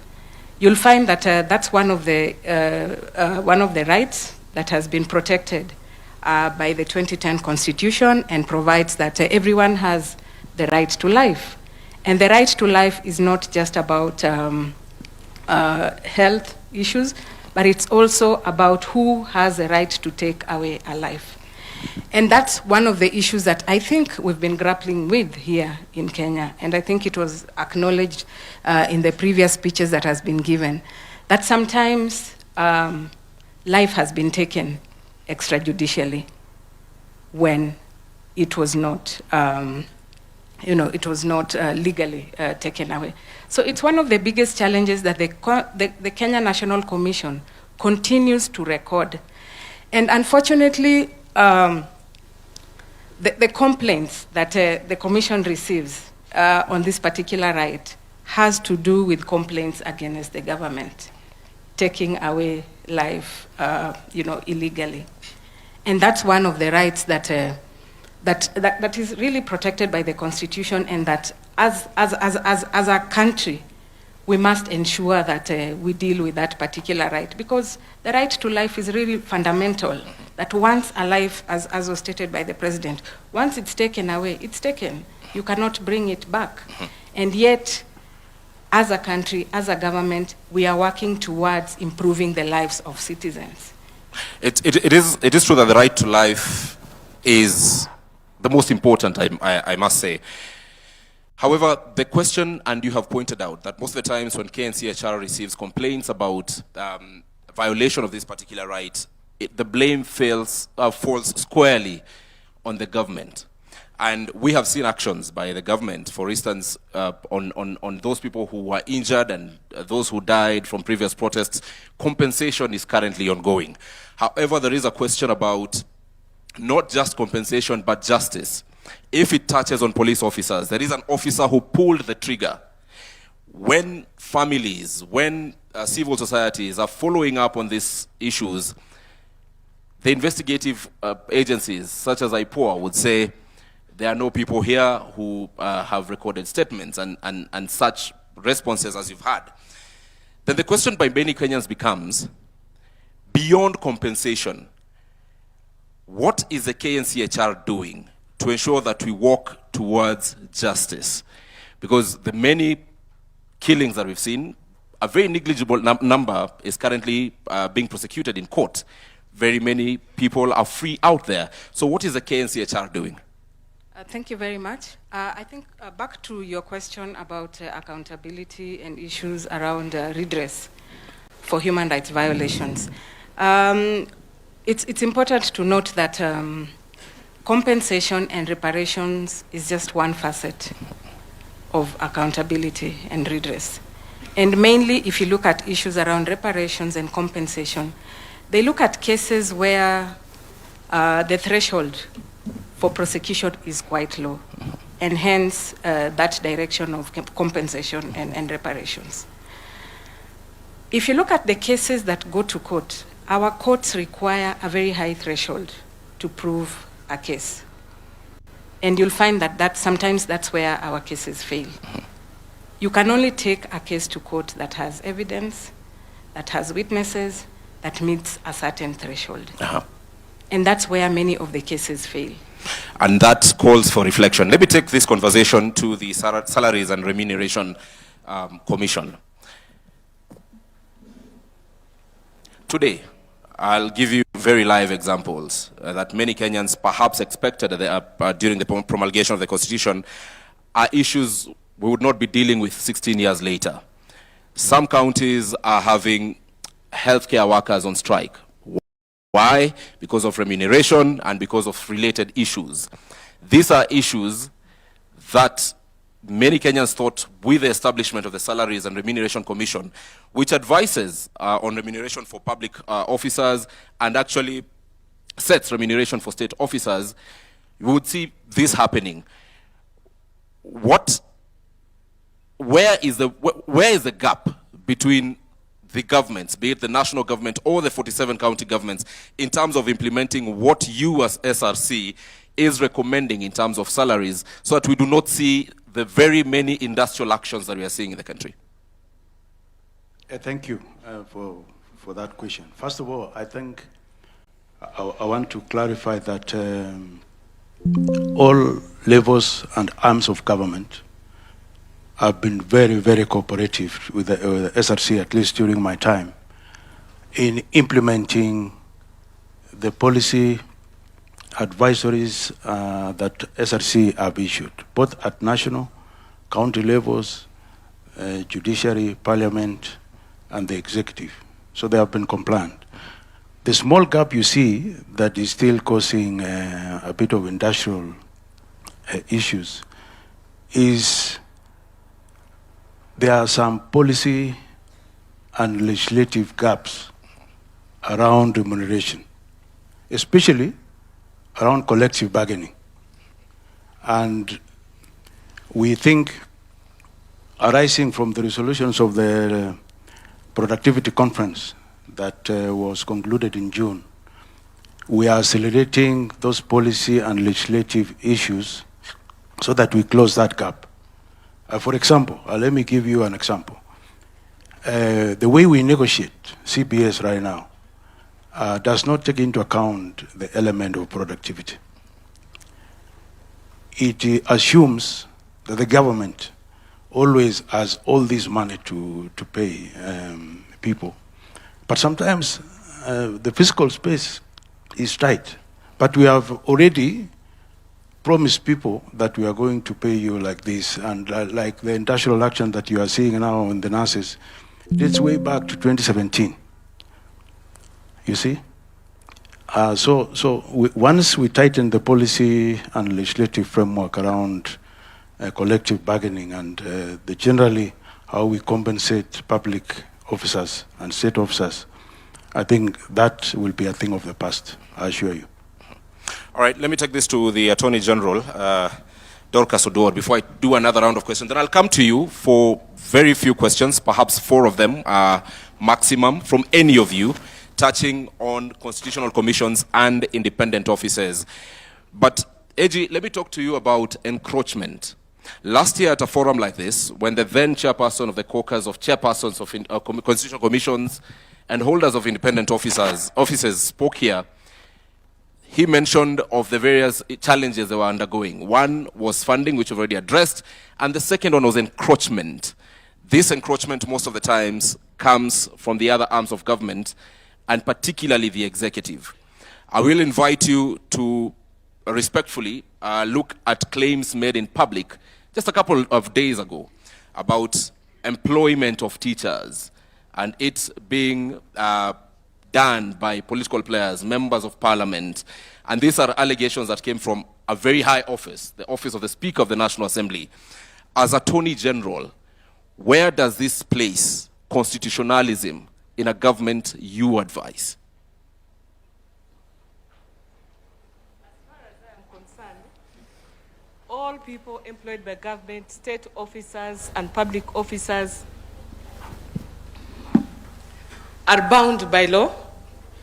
And when we talk about the rule of law, it means that when you are exercising your power, you must identify the source of that power.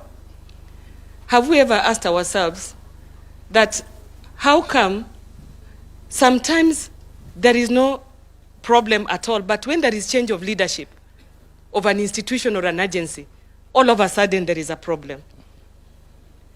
Is it the problem of the people who are leading those institutions?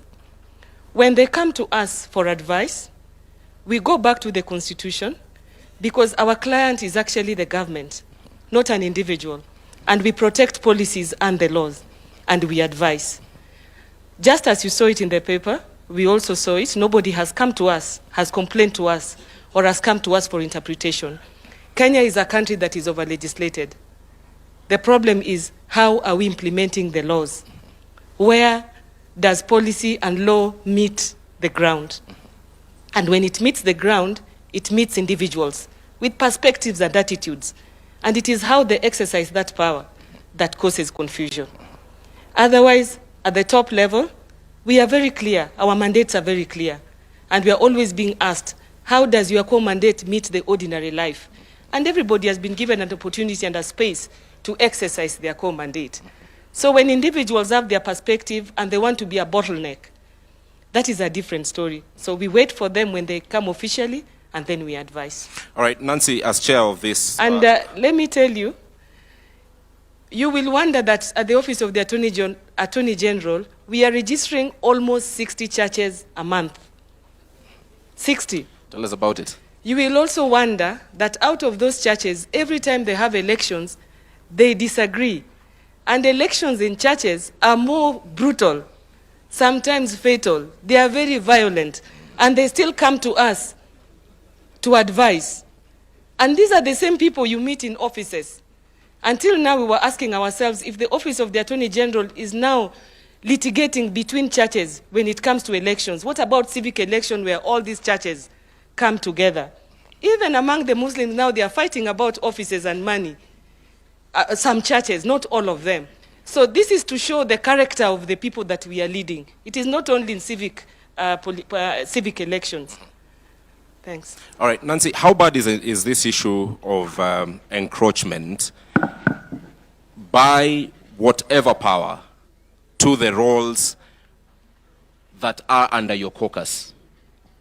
Thank you. I think we are all aware that there is encroachment and there is a bit of discomfort in people letting go of functions and authorities they had previously under old constitutions that have now been put in the under the responsibility of different entities.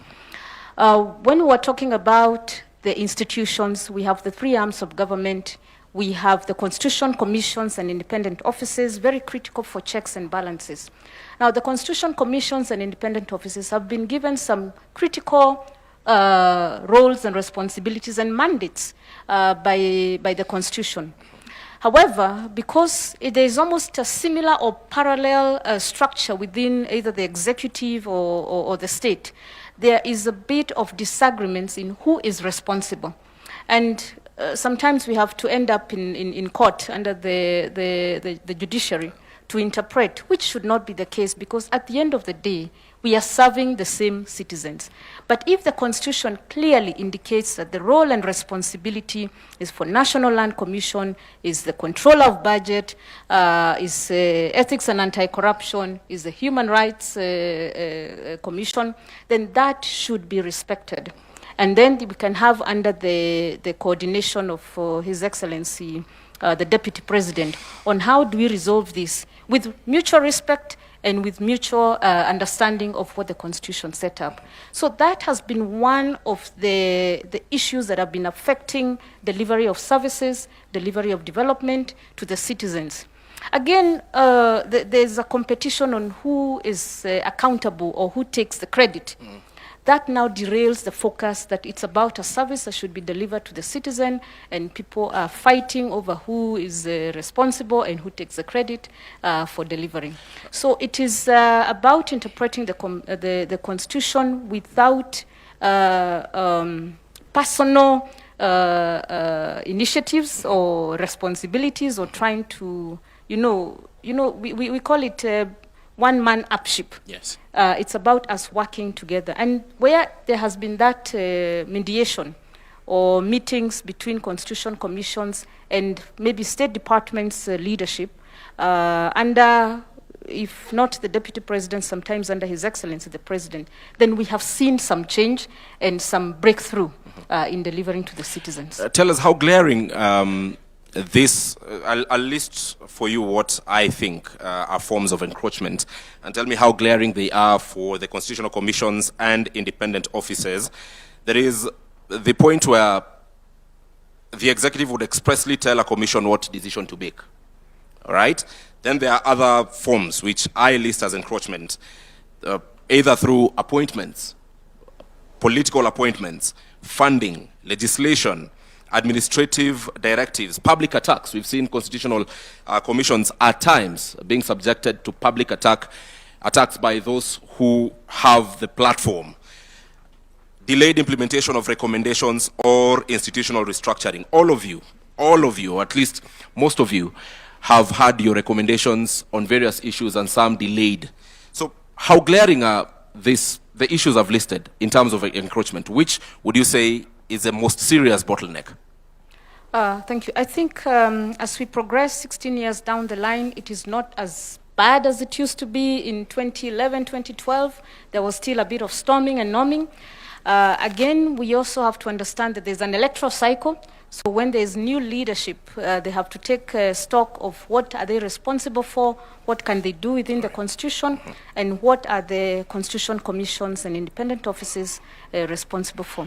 All right. Legislation, you did give me a yes. list. And I think for this would depend on Constitution Commission and independent offices, lived experiences and interactions with the state in terms of the arms of government, whether you are engaging with the executive, because of course, and the president didn't say that he has a mandate that he was given by the people to deliver on the visions of and the aspirations that gave him the leadership role.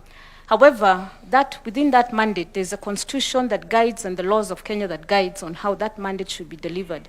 And then you have the constitution commissions that are oversighting to ensure there are no excesses by the state in the delivery of that mandate. There is equality in delivery of that mandate. There is equity and there is inclusiveness, so to speak. So this depends on Constitution Commission by Constitution Commission and the relationship building, which now having a place where we can send our issues and hope, of course, they're escalated and solved, has sort of brought down this kind of disagreements. But they're still there. And sometimes we choose to handle them diplomatically. All right. Thank you. All right, Bishop Oginde, when we speak about EACC and its mandate, we seem to be having an over-focus on corruption. There is a software of the country which His Excellency, the Deputy President, invited us to speak to. Integrity, ethics, which is a very fast E in EACC. We do not see you doing much about this. We've seen people act in conduct that brings disrepute to offices they hold, be it members of parliament, be it governors, be it public principal secretaries, various people. Yet the EACC is increasingly silent about such. Is this no longer your mandate? Thank you very much. Ethics is one of our mandates, and we have a whole department, directorate that is dealing with matters of ethics. Under that mandate, we ensure the adherence to Chapter 6 of the Constitution. So there are several activities, programs that we undertake in that. One of them is education, to ensure that members of the public and various individuals are aware of what these concerns and our mandate concerns. So we are quite active in this, but the reason that the enforcement seems to get more publicity because many Kenyans view EACC's mandate primarily as enforcement. So they want to see arrests and so on. But we do issue advisories, we do issue cautions to various government entities or individuals who are acting outside of of what is expected of them. And many times this sometimes does not get into the news. And so it may appear like this is an area that we are not quite engaged in. The other thing that we do in that particular area, we help various institutions in terms of helping them to adhere to the ethical practices within the institution themselves. We carry out systems reviews of different entities to find out if there are areas that are potentially liable to breaches of ethics or even corruption. This again would come out in our reports, but as you know, the media picks more on the other side of enforcement. So if you look at the work that we do, especially in the area of prevention, in the area of ethics, we are acting in helping particularly the younger people. We are focused now in helping the younger people in schools, in colleges, in various institutions to instill this issue of ethical conduct and behavior. Now, when it comes to leaders, there's, you talked about, I wouldn't call it encroachment, but sometimes there are overlapping mandates. Say, for example, a leader conducts themselves or says something that we consider that is unethical. There's NCIC that is supposed to deal with that situation, but on the other hand, EACC also has that mandate. So we work collaboratively to see where does this really fall, and we allow the relevant institution to pursue that. But we have several times invited individuals who we feel have breached the ethical codes, especially on Chapter 6, so that they could answer to the practices or the things that they have done.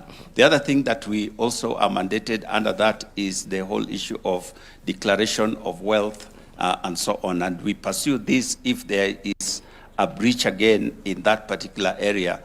And if there are any undeclared or unexplained wealth, we go after them because we believe that this is a way in which they may have crossed the bar.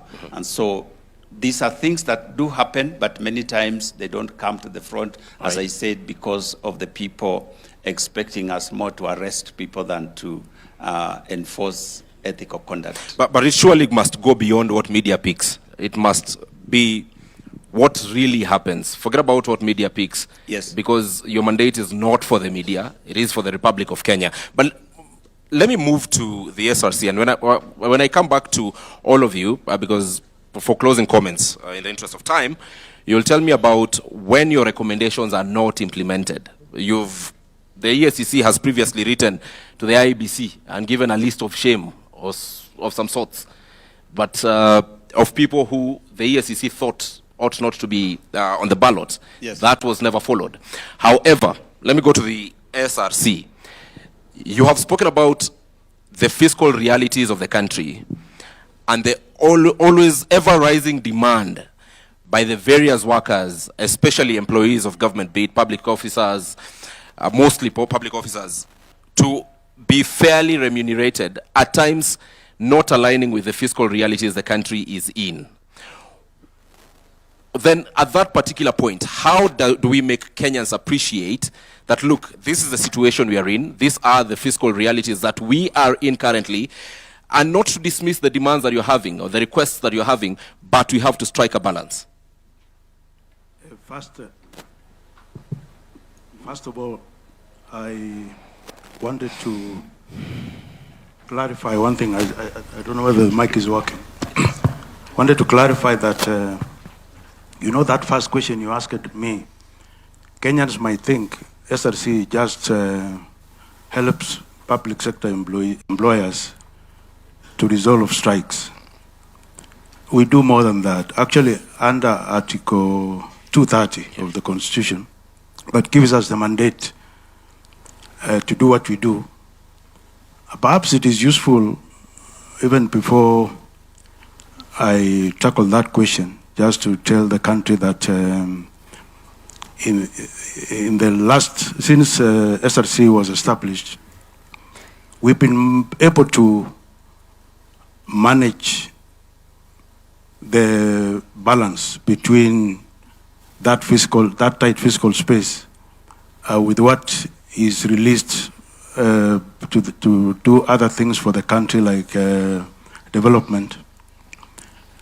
We found that from 55%, where the payroll was taking 55% of all the revenue that is collected at national and county levels, we've managed to reduce it now to 40%. So we've released 15% of revenue to other development priorities for the country. But the PFM Act of 2012 still requires us to bring it to below 35%. And therefore, that question you asked, I think, is very, very relevant to say, as we bring this figure from 40 to 35%, how do we engage the country to appreciate that we are still below the threshold where salary should be kept within? And it is because of that realization that we saw and said, we've reached 40% wage bill to revenue ratio, mainly by controlling the growth of the wage bill. But if you see, SRC now has been there for actually 15 years, because it took some time to establish it. If you look at that, you can do an average and see these guys have been reducing this thing by 1% every year. Right. And somebody can say you are not doing very well. So what we have done is to relook at the strategy of reaching there. And we found that just controlling the wage bill is not sufficient. It will take us longer. That is why we requested His Excellency the President and the government to enable us to do a national productivity conference. Okay. The gist of this is to unlock the potential of the public servants and state officers, to ask them and say, this salary we are paying you, what is the return on it? What is the return on it in terms of service delivery to the people of Kenya? And we had a good conversation, and I think we have a solution. All right. That we are going to engage at all levels of, actually we are calling it a whole of the nation rollout. Okay. Which not only includes government officers, but also the public, because as employees of government are doing their work, doing service delivery, improving revenue collection, making sure the citizen experience good service from productivity of public servants. We are also saying the people of Kenya will need to reciprocate by paying their taxes, all right, by paying more taxes. And therefore, when we have that conversation around productivity, not just controlling the wage bill, I think we will not only nail that threshold by the year 2028, I think we are anticipating that it will be achieved by June 2028. But the spin-off will be improved service delivery to the people of Kenya that might lead to more citizen satisfaction and trust of the people of Kenya and their government. Thank you. Thank you. We really need to wind up and keep our thoughts short. I'll come to you, Clarice. And one thing that His Excellency the President has mentioned here, and has been mentioned by you and other officials previously, is the issue to do with the right to picket, assemble, demonstrate, let me use one word, protests. However, we have seen in this country, whereas this particular provision has been put to use by Kenyans, there is also that gray area of criminality happening.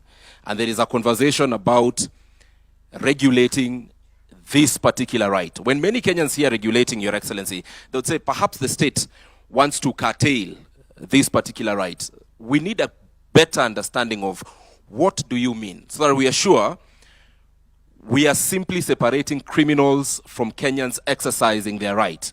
Speak of June 2024. Genuine Kenyans were in the streets. We saw Parliament being torched. That was not genuine Kenyans. Anyone who touched Parliament, as anyone would say, was a criminal. So how do you separate this? How do we not read malice from that motive of regularizing the right to picket? Thank you very much for that question. The issue about, and that's Article 37 of the Constitution, that speaks to issues around demonstrations, picketing, and even petitions to various institutions when there's a grievance. Historically, if you look at the issue of demonstrations, Kenyans have used demonstrations to achieve results, especially in terms of realization of human rights. However, it's important to note that a lot of these protests have been infiltrated by criminals. How do we cure this? Regulations. Article 37 provides a very broad, definition and the rights espoused under that particular article. But having seen how demonstrations are done in Kenya, it's very important that we go ahead and regulate and provide, legislation to provide the parameters within which people can demonstrate. And Kenya will not be the first country to do this. It's done globally, where if you look at other jurisdictions, they provide parameters of where you can demonstrate, which buildings you can never, approach if you have demonstrations, the timings in terms of demonstrations, the period within which you can demonstrate. So it's very important, especially now that we know that many times our demonstrations turn violent. It's important to regulate so that on the side of the citizens, they understand that these are my responsibilities as far as my right to demonstrate is. When you say that, when you say that there are places you cannot, you shouldn't not approach. Examples? I think if you look at it globally, a place like Parliament, a place like the judiciary, a place like State House, if you look at international best practices, those are buildings that are considered of national security, and citizens are not allowed to protest around those areas. But this is a conversation that we can have as Kenya, because we are developing legislation that is context specific to Kenya, and we can agree on where should people demonstrate and which buildings are so important that we cannot allow demonstrators, especially where we are not very clear that a demonstration may turn violent. We need to define the parameters of where demonstrators need to be and where they should not be allowed to go to. But ideally, this is a right that should not be curtailed. So the whole essence of providing parameters is never to curtail this particular right, all right, but to provide clear parameters of where citizens, but also the state organs, need to, converge in terms of implementation of this particular right. I want to invite us to give closing thoughts, and I want us to reflect in these closing thoughts. Tell us, 16 years down the line, there must be a gap that still needs to be met from constitutional commissions and independent officers. What must be done to meet this gap? I look at the glass 3/4 full, 75%. However, 25% must be met. What is it that must be done? And if it's someone who's here who needs to be told you need to stop this for us to meet the 25%, let us do so openly, respectfully, and honestly. Let me start with the Commission on Administrative Justice. Thank you very much. First of all, in terms of clawing back, I think we need to understand that nature hates a vacuum. So as a constitutional commissioner, you must occupy that space so that you don't allow anybody to come and take that space. That's the first starting point. The gap we are talking about here is in terms of funding. There can never be independence if we don't have enough money to do this. And if we are able to give a certain percentage of the revenue to the counties, I think it is important that we also give a certain percentage of that revenue to constitutional commissions. And we have CRA here who will now distribute that percentage to various constitutional commissions based on their mandate. As I wind up, and this is what I undertake to the public, CAJ under our watch is simple. We say what we mean, and we mean what we say. Okay. And that is what we will give to the people of Kenya. All right. If there's anything that we need to investigate, we will investigate it. If there's something that we need to do to improve the lived experience for the people of Kenya, we will be able to do it firmly, fairly, and without fear.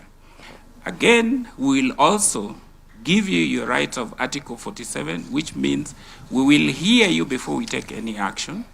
We will make sure that we use the diplomatic means that are provided for in our Act, like mediation, arbitration. But where you are obstinate and you're not doing what you need to do, then if it calls for summoning and fining, we will not be afraid to do so. All right. Thank you. All right, let's go to the SRC. Any gap that needs to be filled, what needs to be done for that gap to be filled, and if there is any party, be it here or watching us from home, that needs to act on something for these gaps to be filled, please name them, respectfully so. I think we are all agreed, I think in my view, that there are actually two gaps. One is we need to exercise this issue of independence very responsibly. Because you cannot be independent there as CCIOs and the people you serve are on this side. I think we need to manage that better so that we provide better service to the country. That's my honest opinion. Without the country feeling that now your independence has been compromised. The second... Do you want to cite any CCIO that you are describing this particular situation? We are being honest with each other. In the interest of time, let me go to the second one. Which is for CCIOs to function effectively, I think we need to find a way of resourcing them better than we are doing at the moment. All right. All right, Bishop Oginde. Thank you very much. One is the enforcement of Chapter 6 issues. You did mention, for example, EACC gives this list to IEBC. It's not that IEBC ignores. Our constitutional framework provides that unless you have exhausted the whole judicial process, even if you have a case, you cannot be barred from seeking an elective office. That in itself undermines the very values that we talk about. In our neighboring country, Tanzania, it is exactly the opposite. If you have been convicted of any corruption case, you stand guilty as you appeal. In our case, you are still innocent even after you have conviction. So we need to look at, if we are serious about enforcing the values that are given to us under Chapter 6, how do we legislate that so that those people who violate this ethical conduct that is provided for us are actually kept out? In the same line, we find, for example, we are investigating an individual. Like I said, the most difficult people to investigate are people who are in office. And we recommend that this person should step aside as the investigations are going on. In many cases, they are reinstalled in the office and it becomes very difficult to do any investigations, to get documents, to get people to witness, rather to testify according to what is required. All right. The other area is the pace of prosecution. The process from investigation all the way to conviction, if there is, can take a very long period of time. That is because of the many stages that this has to go through. It is important that we look at that whole process. There are areas that we could reduce the amount of time that is required, or the number of steps that one needs to go through before a prosecution takes place. All right, at that particular point, allow me to interject, because it reminds me, and very briefly, of this incessant complaint that has been coming from the EACC about prosecution. In fact, you are on record asking members of parliament here to grant the EACC, and I think it also goes by extension to also the police, prosecutorial powers. You have done that, because we have seen blame being shifted from EACC to DPP and eventually to the judiciary. Now that today we are here with the political goodwill of the country, is this something that the EACC is still actively pursuing? And what are the possibilities of this happening? Thank you very much. The Constitution provides that Parliament can provide legislation that gives prosecutorial powers to other entity other than the Office of the Director of Public Prosecution. And so it is not something that we are asking outside of the law. But this would shorten that process, because, for example, the civic cases that we investigate, we take them directly to court. And we find that, like, for example, asset recovery, EACC right now is recognized globally as very successful in matters of asset recovery. In Africa, there are many nations that are coming to benchmark with us because of that. So it is a matter of efficiency that would help us to get these cases out of the way faster.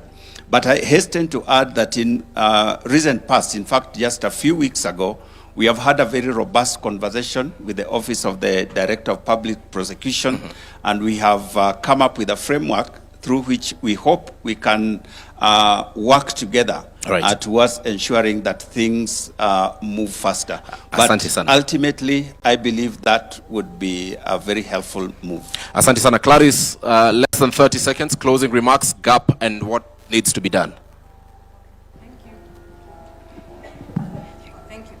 For me, three things. Number one, if you look at the current context in Kenya, we've over-focused on rights without looking at corresponding responsibilities. So for me, that's one message that I would want to pass.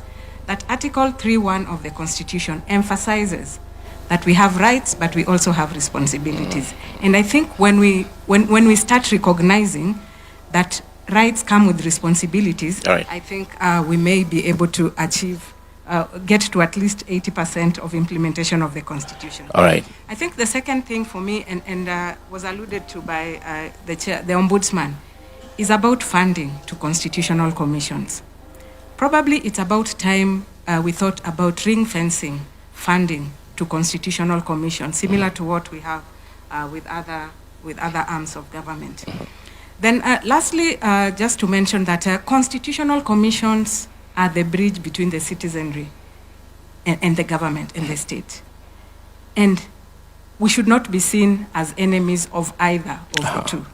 We must be seen as that bridge that brings the two together towards finding sustainable solutions to the issues that affect us as a country. Thank you very much. Last but not least, Nancy, the reason I've given you the last opportunity is because, one, you're the chair of the caucus for chairpersons of constitutional commissions and independent officers, but I also want you to turn the mirror inwards and tell us, what have these commissions done or failed to do that have led us to where we are today? It surely cannot be all external pressure. Internally, what needs to be done? Thank you. And I'll respond to that in the context of the gaps. The thread of your questioning has been on what needs to be done, what is remaining, and this speaks directly to the citizens. It is important that we really do self-reflection because the Constitution established an accountability architecture that is designed as an ecosystem, that whether you are this arm of government, whether it's the executive, whether it's the judiciary, whether it's parliament, whether it's the two arms of government at county level, the county assemblies and the county executives, and the constitution commissions and independent offices, we all have a role to play in the accountability architecture. And we must look at 16 years down the line, because we are saying Katiba at 16, what remains to be done? Because there were expectations. What promises are pending? Real promises that speak to human lives and livelihoods in this country. What has been eroded and what has been outrightly denied of the citizens in terms of development or in terms of service delivery. And every player in that architecture has a role to play, because Kenya stands to lose if we don't close the gap or significantly ensure that the promises in the Constitution are met. And speaking to each one of them, the executive must implement accountability recommendations. I have had conversations that these Constitution commissions only report. But the Constitution established the constitutional commissions as the key advisors and consultants to the other arms of government. So the reports that they do are the advisories that the other arms of government and other players in the ecosystem need to take note of and need to implement, so that the promises in the Constitution are delivered to the people and the gaps are closed systematically. It is a journey, but it's a journey that must be taken. All right. The executive must implement accountability recommendations, strengthen financial controls, accelerate digitization, and that is one thing we are all very, very proud of. Your Excellency, you took the bull by the horns. You said we digitize. Of course, we have to digitize by ensuring that there is also security of the systems and security of the data, and that the services are enhanced through the digitization. Thank you. And Parliament, every player has a role to play. Parliament must ensure that accountability findings attract consequences and sanctions. And here I am a proponent for personal responsibility. Some time back we had a conversation with the head of public service. And the question I asked is, the CS Treasury is the one who appoints the accounting officers. Accounting officers are PSs or CEOs of state corporations. But before they are appointed as accounting officer, they have been appointed by the presidency to play a role in delivering for the people of Kenya. So the ultimate responsibility, first and foremost, is on the authority that appointed them. Right. And hence we move to the zero fault audit. Everyone has a role. Judiciary must guarantee timely and predictable justice. County governments must strengthen budgeting and planning. Constitutional commissions must deepen.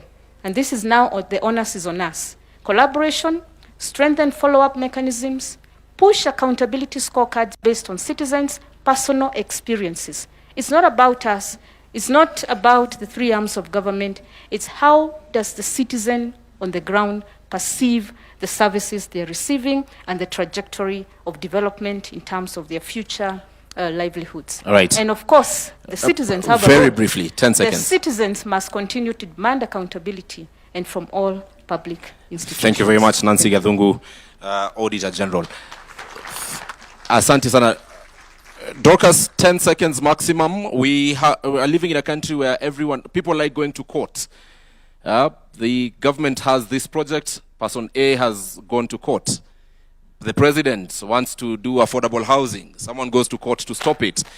And there is a lot of what the political players have termed as, even on the side of the judiciary, judicial activism. We have had that term, that particular term, and I wish we had representatives of the judiciary in this particular panel.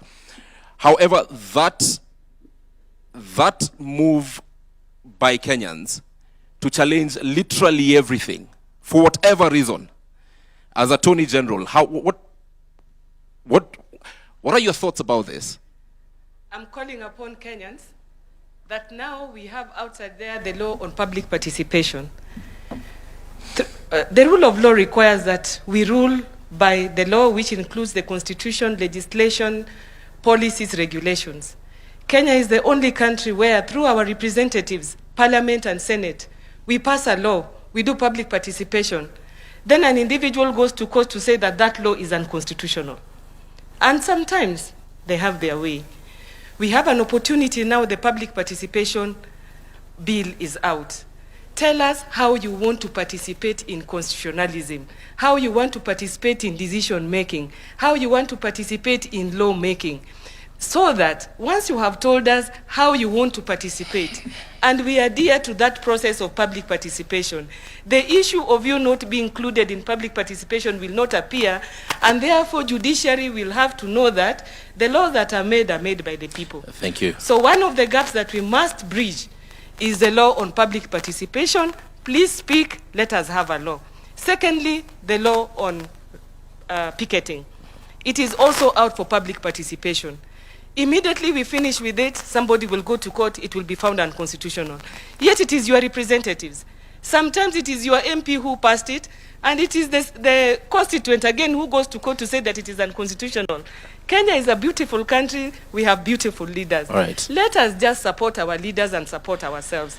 Each one of us must start leadership from our houses. Asante sana. Let's appreciate all of them. Dorcas Oduor, the Attorney General of the Republic of Kenya, the Auditor General, Nancy Gadhungu, from the Ethics and Anti-Corruption Commission, Bishop Dr. David Oginde, from the Commission on Administrative Justice, Charles Orinda Dulo, from the Kenya National Commission on Human Rights, Clarice Oganga, and from the Salaries and Remuneration Commission, Mr. Sami Chepkwonyi. Ladies and gentlemen, thank you very much for this conversation. Let's appreciate them as you take your seats. Asanteni sana. Mike.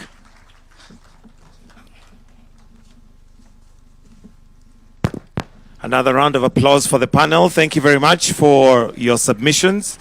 We'd now like to progress to another panel, but before that, we'll have the Principal Secretary, State Department for Justice and Human Rights and Constitutional Affairs, Honorable Judith Pareno, to come and give some reflections. The session we're going for now is reflections on the people. Remember, the first one that we had, we were looking at accountability, but now in regards to the Constitution, we'll be looking at reflections of the people. So why don't we put our hands together as we welcome the Principal Secretary, State Department of Justice, Human Rights and Constitutional Affairs, Honorable Judith Pareno, to make some very brief submissions. Then we move to our second panel. We'll have one more panel, which will be the last one after this. Welcome.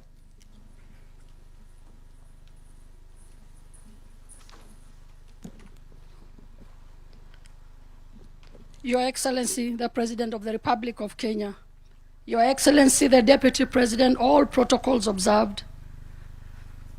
This session is about reflection of the people of Kenya, our people, the Kenyan people, in our ethnic, religious, and cultural diversity. I am greatly honored to join you this morning to commemorate the 16 years since the promulgation of the Constitution of 2010. The occasion is not merely a celebration of our constitutional journey. It is a moment to reflect on the milestone we have achieved, acknowledge the unfinished business of implementation, and renew our collective commitment to the Constitution and the people of Kenya. The theme, Kenya yetu wajibu wetu tuwajibike, is both timely and compelling. It reminds us that the Kenya belongs to all of us, that the responsibility of implementing and protecting the Constitution is shared, and that every person entrusted with public authority must be accountable. Your Excellency, ladies and gentlemen, 16 years ago, Kenyans overwhelmingly endorsed a transformative constitutional vision founded on human dignity, democracy, the rule of law, human rights, equality, inclusion, equity, accountability, and good governance. Since its promulgation, Kenya has made significant strides in giving effect to this vision. Among the most notable milestones in the establishment of devolved governments, strengthening of the Bill of Rights, strengthening independence of the judiciary, strengthening electoral and political governance framework, established public participation, advanced gender equality, inclusion and affirmative action, improved access to legal aid, alternative dispute resolution, human rights, protection, and people-centered justice. These milestones demonstrate that the Constitution has not remained merely a legal document. It has progressively shaped our institution, governance systems, and relationship with the people. Distinguished guests, as you celebrate this milestone, allow me to express our sincere appreciation to the Excellency the President for finding it fit to restore and strengthen the Office of the Attorney General by introducing a new State Department, the State Department for Justice, Human Rights, and Constitutional Affairs. This is an important step to provide a stronger platform through which government can coordinate constitutional implementation, promote human rights, strengthen access to justice, advance government reforms, and uphold the rule of law. On behalf of His Excellency the President, we shall continue to discharge this mandate with fidelity, the Constitution, professionalism, accountability, and unwavering commitment to the public service. Your Excellency, ladies and gentlemen, the Constitution has translated into tangible benefits for Kenyans. Through the government is closer to the people, through devolution and improved local services. We have greater access to justice through legal aid and alternative dispute resolutions. We also have stronger protection of rights, including for children, women, persons with disability and victims, minority and marginalized, and the vulnerable people. We have greater citizen participation in governance and public decision, more accountability in the exercise of public power and use of public resources.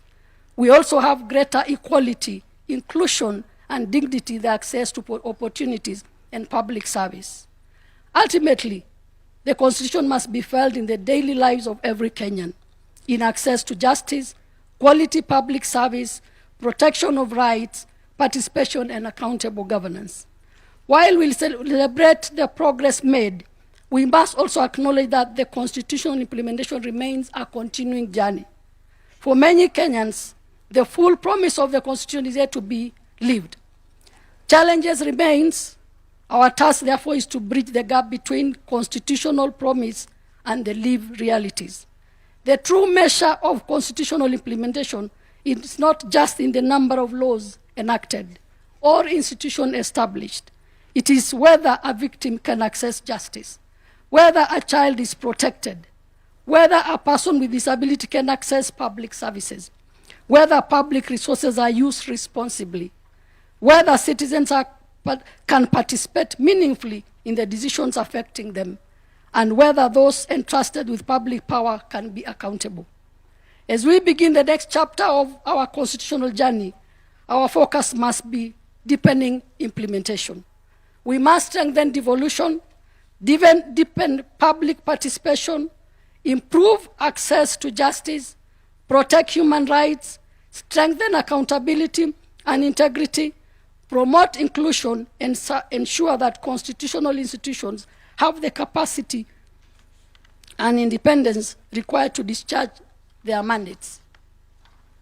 We must also ensure that emerging challenges, including digital governance, artificial intelligence, data protection, and digital rights, are addressed within the framework of our constitutional values. Above all, we must cultivate a culture where the Constitution is lived, respected, and implemented in practice. In conclusion, I conclude by saying that the responsibility therefore belongs to all of us. To you, our young people, your voice matters and your participation matters. To our public officers, public office is a trust. To our leaders, leadership is service, not a privilege. To our institutions, exercise your mandate with independence, integrity, and accountability. To our citizens, know your constitution, ensure your rights, exercise your rights responsibly, and demand accountability. To our citizens, know your constitution. To all of us as Kenyans, let us defend the constitutional order that generations before us struggled to establish. Your Excellency, ladies and gentlemen, 16 years ago, Kenya made a historic promise to itself, a promise of democracy, a promise of human rights, a promise of equality, a promise of justice, a promise of accountable government, a promise that sovereignty belongs to the people. 16 years later, we have traveled a considerable journey. We have built institutions, we have enacted laws, we have devolved powers, we have expanded rights, we have strengthened access to justice, we have deepened democratic participation. But the journey is not complete. The Constitution must remain a living national project, one that requires every generation to protect it, implement it, and improves its realization. As we commemorate Katiba Day, let us therefore renew our collective commitment to Constitution. Let us make constitutionalism the culture of our institutions. Let us make accountability the standards of public service. Let us make justice accessible to every Kenyan. Let us make human rights real in the every lives of our people. And let us remember that the Kenya we desire cannot be built by government alone, by parliament alone, by the judiciary alone, or by the constitutional commissions alone. It must be built by us. Kenya yetu ni wajibu wetu, tuwajibike. May God bless our constitution, may God bless the people of Kenya, and may God bless our great Republic of Kenya. Happy 16th Katiba Day. Thank you.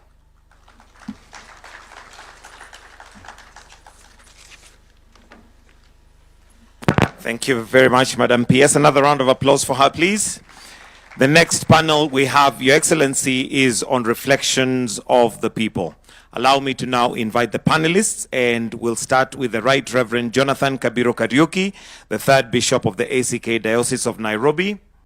We also have Professor Githu Muigai, Honorable Abdikadir Mohammed, and Honorable Mutava Musimi, and Christine Kongo, CEO FIDA, to kindly take their seats where they are going to be the panelists reflecting on the people.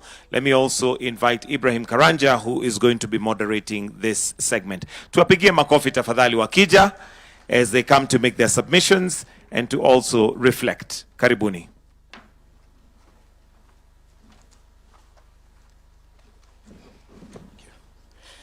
Thank you very much. This is going to be a very short session. Short but very deep.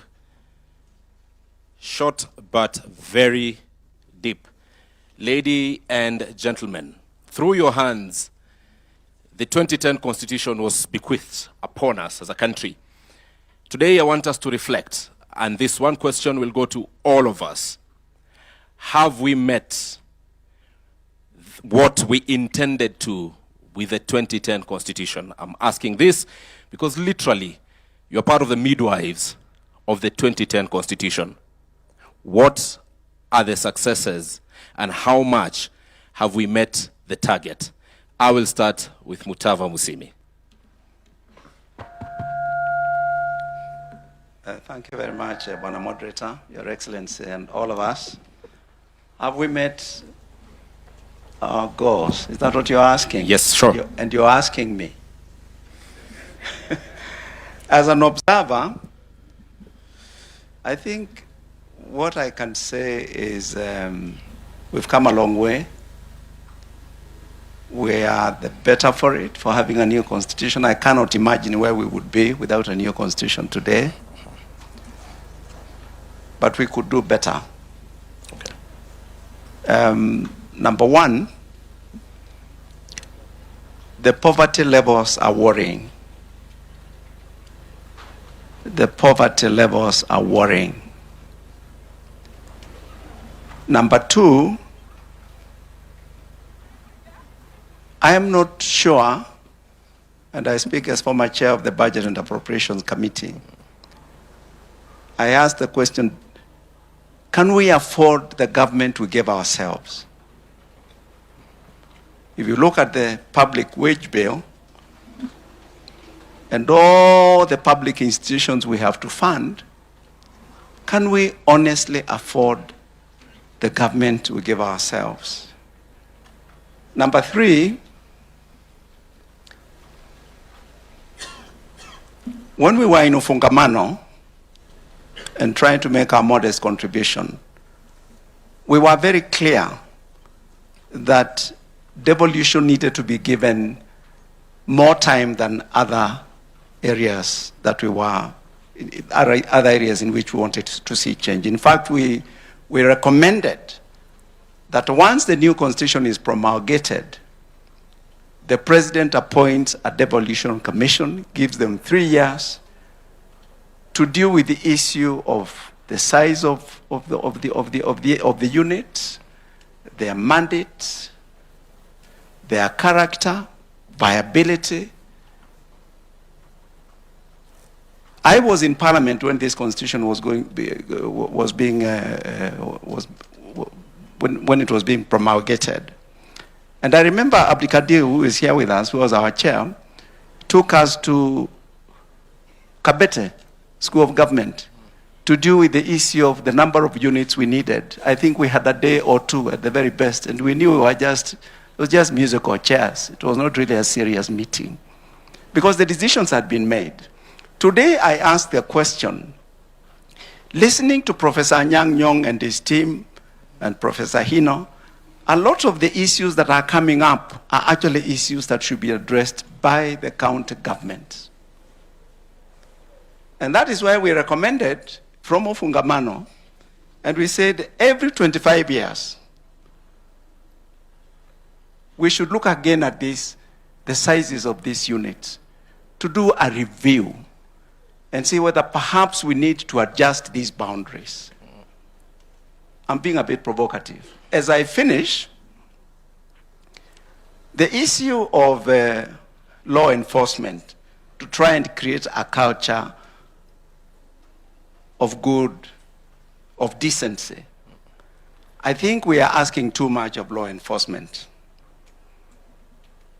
I remember when President Kibaki asked me to chair a committee on the anti-corruption sort of education committee. I can't remember what it was called.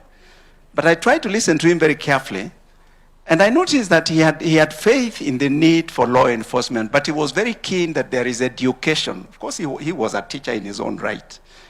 And he understood if Kenyans can be helped to see that corruption is costly, then we might begin to move the dial on that issue. All right. And as I close, all of us here are mature people. There are things that families do that law enforcement does not do. There are things that religion does that law enforcement does not do. There are things that managers of education do that law enforcement does not do. There are things that media does that law enforcement does not do. The instruments of socialization, Right. the place of culture, tradition, there are things they do. And I wish that we need to do a reset and begin to go back and ask, perhaps we are not giving enough emphasis to these other institutions. I thank you. All right, Prof. I don't know. Oh, yes, I can be heard. Your Excellency, all protocols observed. I am one of those people who are very proud of this Constitution. First, because we almost never had it. Although we had been working it for a very long time, at the end, we almost never had it. We had it because we went through the Kofi Annan peace process. And that helped us, many of us in this room, to reflect on what we had taken for granted in this country, which is that there would always be peace and there would always be stability. I look back at what we've gained. Let me start with the judiciary, where I spend part of my life, I think there we have made concrete and serious progress. When I interact with jurists from across our continent, they look up to Kenya for the seriousness of the jurisprudence that is emerging here. We have small problems. We have some rotten apples, and I think if we do not act fast, that problem can grow bigger, but it is not an unsustainable problem. I look at Parliament, and one of the most enjoyable parts of my career were the 2 years I spent in Parliament. There are still ideas there. There are still people debating seriously, honestly. There are laws being reviewed by people who have a genuine interest in what is going on. I look at the executive, I look at the minds that are serving in the various, and I think we shouldn't be too harsh on ourselves. We've made critical progress. I like to single out, for example, the team that runs our treasury. As a layman, I look at it from outside.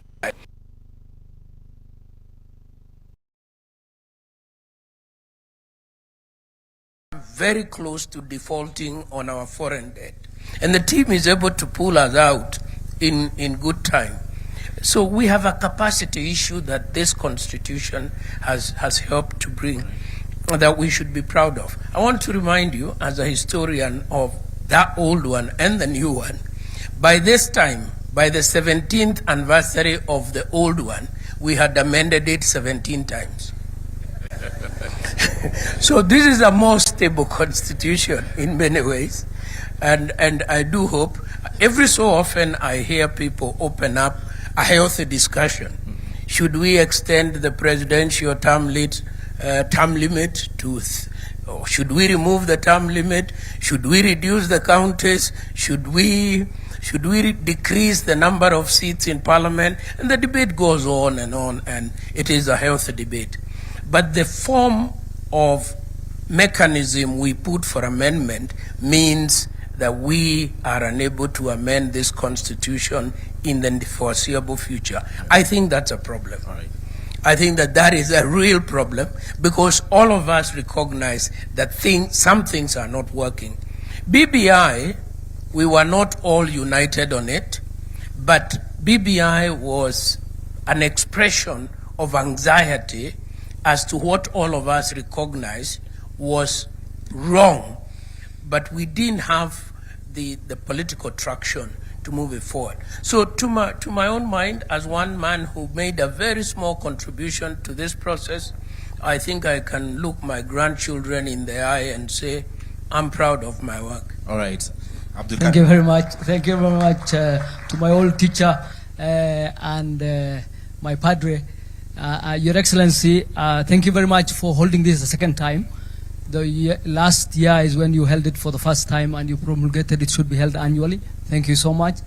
Baba is not with us, but he requested you to hold it from the morning, not just afternoon. I think you have accepted also that request. Asante sana.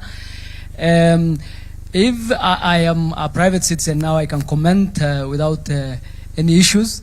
If you look around, Mzee Moi used to say we were an island of peace. But if you look around constitutionally, last week or this week, a very senior officer in one of the neighboring countries resigned because, actually a vice president, because he asked for constitutional reforms and his president was not too happy. I don't think Professor will resign for making any comments in this country. Another neighboring country is in the midst of a constitutional crisis right now. The term for the government is over. They don't know what to do. They're struggling. In another one, they're trying to move from a federal to a unitary and a presidential.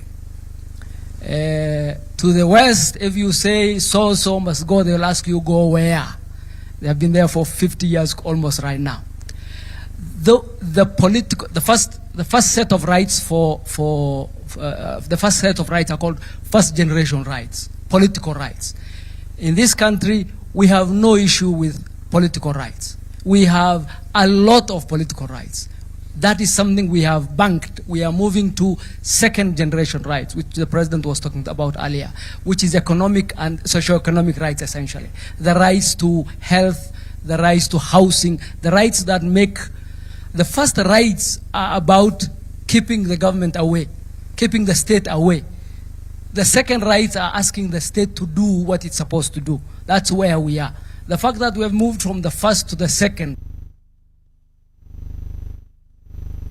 where those of us who are alive when Mzee Moi was there, or when these other rights were not there, it was a completely different environment. And so things that many people take for granted right now, it took a lot of effort. If you listened, and I agree with the chair of the Human Rights Commission, if you listen to the president's speech today, I don't think Mwalimu can imagine Mzee Kenyatta one giving that speech, or Mzee Moi giving that speech, or many, many places that speech being given by a head of state.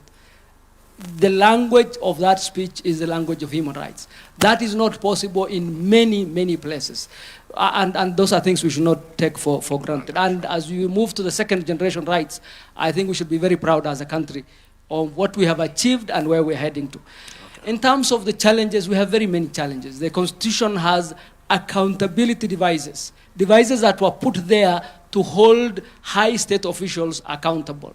Impeachment was one of them. We did the impeachment of a deputy president, and we had a lot of problems with the judiciary because the judiciary failed to understand that that's not their role. That's a political accountability function where the judiciary has no role, in my opinion. And they injected themselves into that process and messed things, if you ask me. The second is recall of MPs. Recall of MPs. MPs, the public has a right to call the MPs. Not one MP has been recalled because Parliament made it so difficult for members of Parliament to be recalled that it's not happened in 16 years. Sure. It's highly unlikely to happen with the setup that act has given. In terms of the JSC, I don't think the JSC has worked because our judiciary is supposed to be accountable. The executive can't hold it accountable. Parliament can't hold it accountable. There's a mechanism that was set to allow the JSC to hold it accountable. The JSC has abdicated that role. And the JSC needs to come back to that function because they have made it very easy for a judicial officer to say, we're putting an injunction, you're not going to do your work. That really is not how the Katiba is supposed to work. Right. And in terms of vetting, I said, we hold vetting every time there's a new state officer, but rarely do we see that vetting being useful. So there are quite a number of challenges, but I'm very proud of where we are, and I'm very proud on the second generation journey that the president has put us on, and I think it's not a finished project. It is a project we should be proud of. When we were doing this Katiba, the last bit, we were coming from a very difficult place as a country. And just delivering it as a national project alone was very important. And the difficulty with which all the surrounding countries are finding delivering a constitutional foundation like we did should really tell us that we should be very proud as a country. Right. Thank you very much. Thank you very much, Honorable Abdikadir. Reverend Kabiru. Thank you, Your Excellency, and all protocols observed. We must appreciate that indeed, as a country, we have come a long way. The 16 years from where I sit as a church leader, of course, we must appreciate the effect of devolution within our country and how that has really changed the local appearance within our counties. The public participation is a great thing that must be celebrated and basically strengthened. How do you ensure that the public feel each one of them is part and parcel of the progress, and basically the decisions that are made at whatever level, that becomes critical. Now, when we come to the establishment of the commissions that are actually established by the Constitution 2010, again, we see there is a lot of connection where the public are able to connect depending with the needs that probably are coming up. But I must say that it is very clear the commissions that are very well known by Kenyans at this particular time are the ones that actually carries, especially the political agenda. They are the ones that are actually very well known.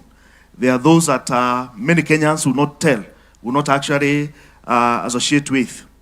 And I think it is important then for us to ask ourselves, this being work in progress, because the Constitution is basically work in progress.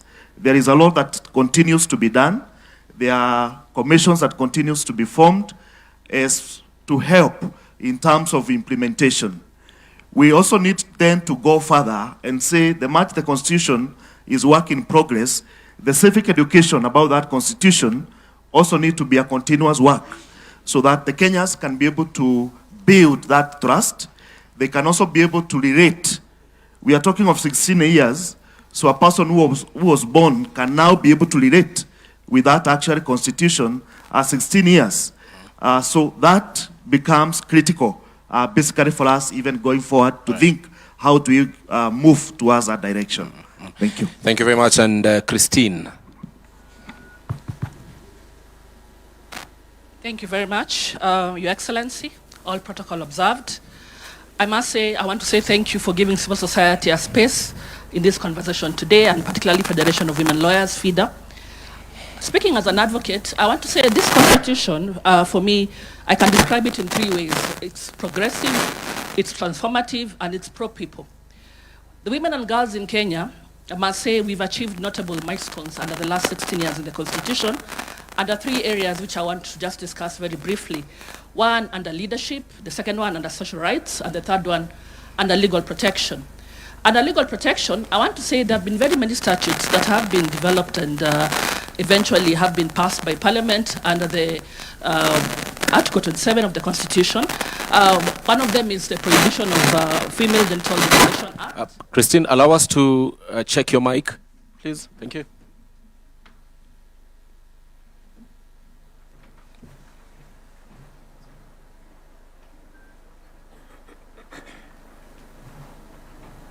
Still not functioning.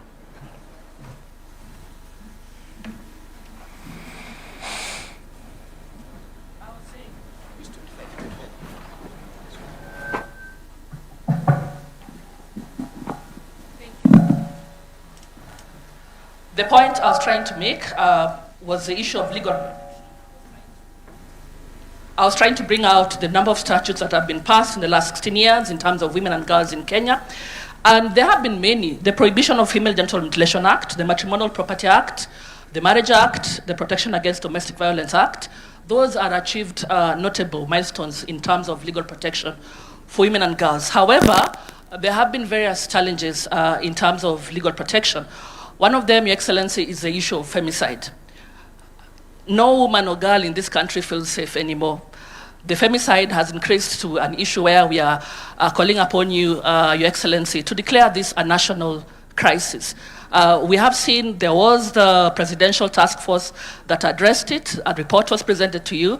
We haven't seen any implementation being done, so we're kind of requesting if implementation can be done.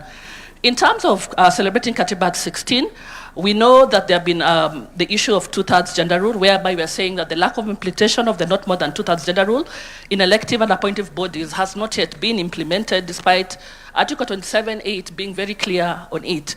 Because I may not get any more time, I want to just give my suggestions on way forward in terms of what perhaps we feel as advocates ought to be done. We feel that IEBC needs to come out strong and empower itself in terms of strict enforcement during party nominations. We are 1 year to elections. IEBC is empowered and directed by the courts to reject any political party that has not complied with the two-thirds gender rule. This alone will send a very loud message to political parties who are also here. We also want to say that political party funding needs to be restructured, and the Office of the Registrar of Political Parties also needs to make sure that these political parties also are very deliberate on the two-thirds gender rule and can constrict the funding, because this has to happen. Right. So I want to say, in terms of Katiba Act 16, a lot has been done, but there's a lot of unfinished business and gaps. Right. We want to say that there has been a lot of resource constraints addressing issues of gender-based violence, and then inadequate funding towards this thematic area. That also needs to be looked into thoroughly.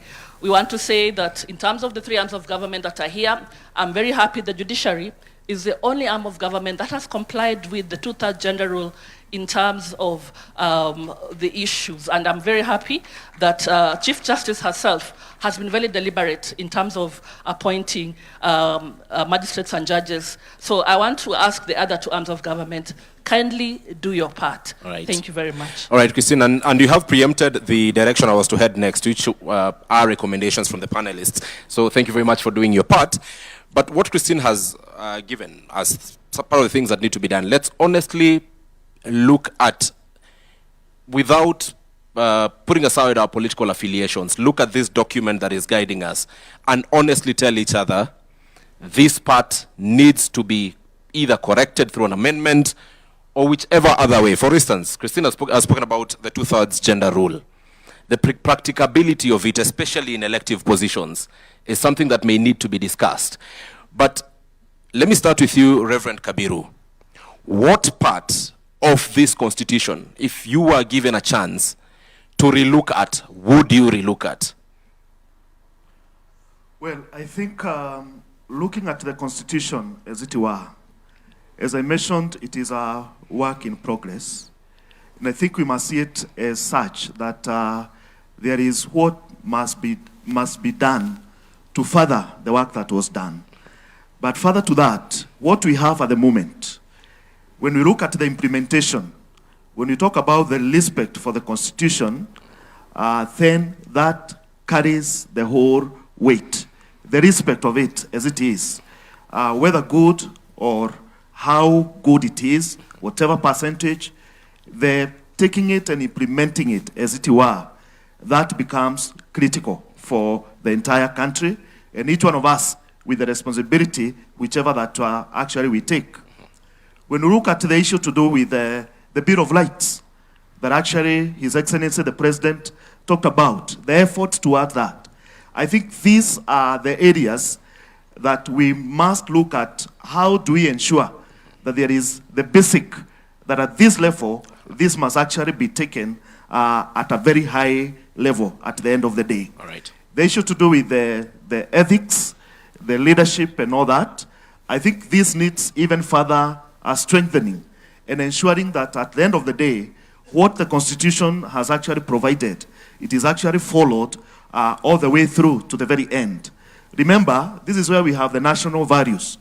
And the Constitution must be embraced by the entire country. Right. So that it is not about looking at the leadership, looking at the parliament, looking at the executive as the implementers. All right. It is our value, all of us across the country. Thank you. So in that, we need to employ and ensure that we follow towards that direction. Abdikadir, what part of this constitution, 16 years later, do you genuinely feel needs to be relooked at so that we better achieve the objective we had at the start?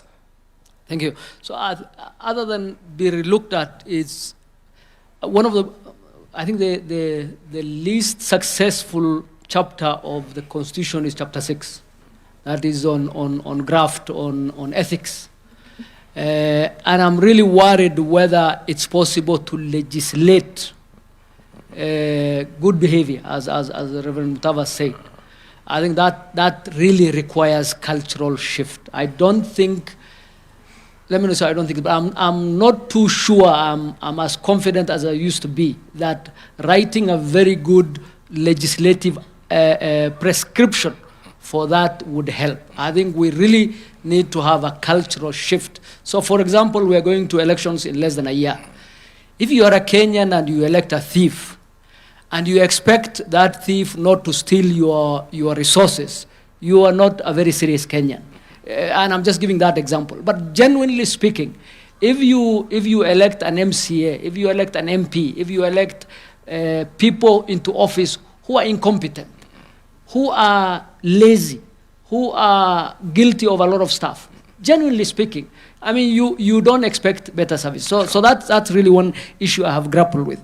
The other is, so for example, the gender issue, I just want to say, the gender issue is only in the National Assembly. The gender quota issue is only in the National Assembly. In the county assemblies, we resolved it by constitution. In the Senate, we did. In the National Assembly, we already had a National Assembly that was made up of geographical seats. So you could not legislate and say the Goreti South will elect only a woman, or Wajir South will elect only a woman. That is the problem we are grappling with. How do you ensure that these already vested geographical seats would elect enough women to ensure, because the gender that suffers is the female gender, enough women to hit that quota? And that's why we introduced the county women representative tool to up those numbers, and then hopefully get, and those incentives, by the way, don't work across the world. If you look at many parliaments, rarely, other than Rwanda that is by fiat, many parliaments don't hit 20% of female gender. At least ours, I think the National Assembly hovers around there. The Senate and the county assemblies have no such problem, because you must, by law, nominate the extras. So I would really push for, our biggest problem is graft. I would really push for cultural change. I would push for education on that side. All right. Just to, on a lighter note, it is the female gender that is currently suffering, but from how things are going, perhaps men will also suffer. So that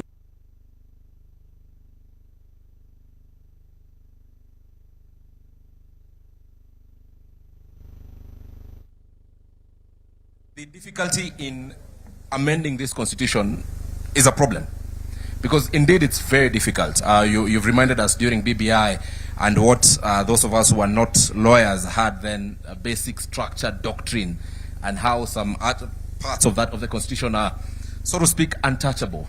So if you are given an opportunity to relook at this document 16 years later, so that to better meet the objectives we heard by the time we were passing this document, what would you go for? Well, first, I think that we need a national consensus, and I think that debate has already started. The president kicked it off the other day, not only about where do we go as an economy, but where do we go as a society. And I think that therein we will be able to return to this question: is this document still serving us correctly?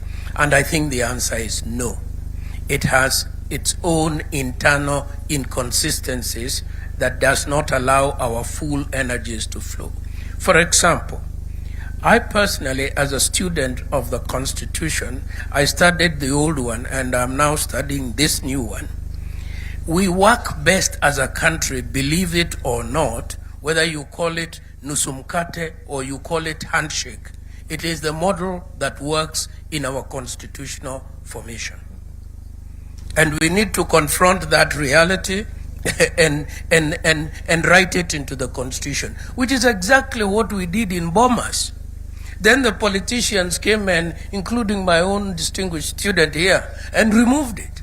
The Bomas Constitution was a power-sharing constitution. It had a prime minister, it had deputy prime ministers, and it had other perks to keep the nation together. We need to recheck that model. There is nothing wrong with it. Number two, we need to look at the House. The House is too large. The House is too large. I don't know how my friend John Bundy is ever able to pay those wages. The House is too large. We need to look at it. We need to rethink something else. Again, we had thought through it very well in Bomas. Then the politicians interfered with it.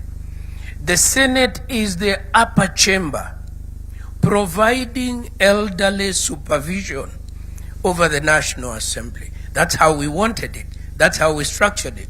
The politicians removed that, and now the Senate literally spends all its time looking for work to do. And the people who have suffered are the governors as a result. I think we need to look at that. And finally, On this women question, I have agonized on it myself over and over and over. Duale and I did a bill that almost got us over the finishing line, then we lost it. I think we should revisit it. I think when we talk in absolute numbers, we lose the meaning.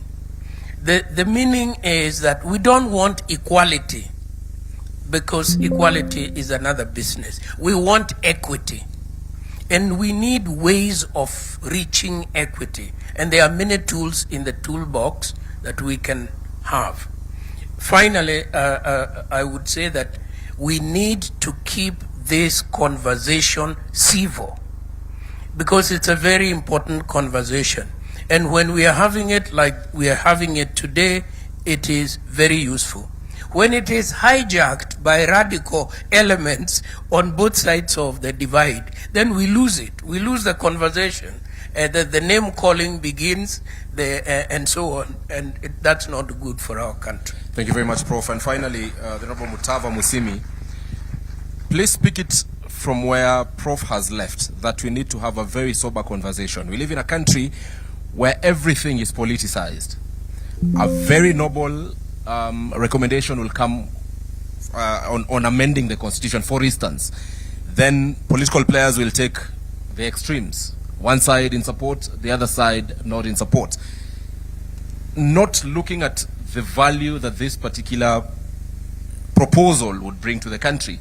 So how, again, even as you tell us what needs to be relooked at, how do we navigate it and shield it from political interference in case we ever get to have that conversation as a country? So that as a country we can soberly say, look, this needs to be done, it's good for all of us, and political posturing should not be allowed.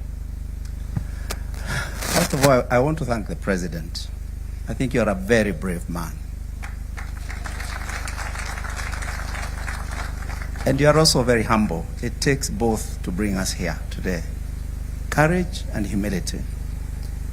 And I say that because I followed the conversations. And there was a lot of kite flying. We were all over the place. And I think that's how you wanted it. Now we are where we should be. We are finally dealing with the Constitution, the mother law. Many, many congratulations, Your Excellency. Now, you ask what are the areas that need to be changed? Justice Chesoni made a remark before he left us many years ago that I've never forgotten.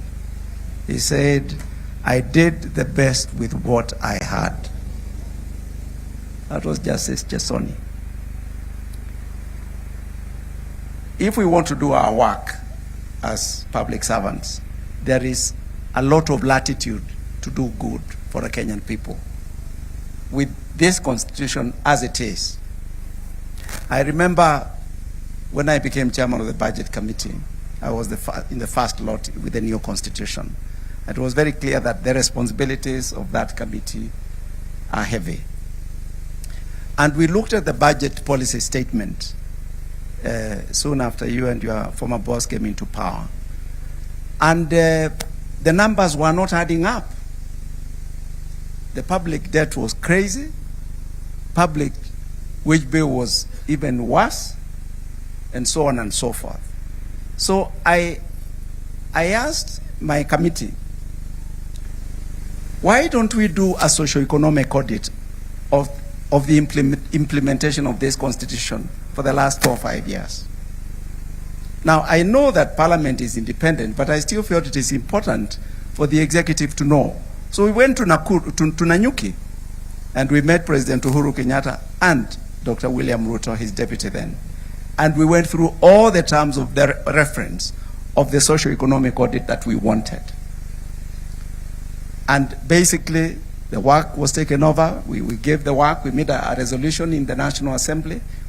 It was bipartisan. We worked with Honorable Duale and the late Jacob Midiwo. And we got the numbers on the floor of the House. The only audit I know from the Office of the Auditor General on the implementation of the Constitution is one done by the former AG Dr. Edward Ouko. And we made sure, once it was out, after 3-4 years or so, we gave copies to the leaders. I gave it to Honorable Raila Amolo Odinga, myself. I gave it to Prime Secretary, Cabinet Secretary is here, myself, and so that it can begin to get attention from people who matter. What point do I want to make? I don't think myself that Parliament is doing enough to oversight the executive. It can do a lot more. I do not think the county assemblies are doing enough to oversight the governors. I leave it at that. Right. Come now to the things that I think need changing. You can tell I have issues with the units that we have in the devolved government and how they were created. It was a bit rushed in my view. Your Excellency, I've seen you struggle with the same problem that your predecessor struggled with respect to Nairobi City. I want to get it right, I saw it here. Nairobi City County Government. Sasa umeingilia kidogo kusaidia rafiki yetu Sakaja. Your predecessor aliingilia kusaidia Sonko. You know, as observers we are saying, he barabara tulijenga. Now today we want bumps, maybe we need to redesign, maybe we need your carriageway. There may be a problem with the design of this road. Nairobi, and I would add Mombasa, probably need to be looked at differently from other counties. With respect to the other county governments, I think I've said enough. Right. 30 seconds, sir. Hiyo nitakurudishia. What were you asking me? What was that other question? How do we shield? Because you've identified what needs to be done. How do we shield it from political posturing? Shield what? Shield, in case we decide to have a conversation about relooking at the Constitution, we are likely to see political players take both extremes for political reasons, not looking at the bigger picture of whatever recommendations would come or would need to be done. So how do we shield this process? You know, I'm so glad I went into politics for 10 years. I'm glad to be out. But there are things I came to know about the Kenyan I didn't know. You don't know these things from the pulpit and from the church.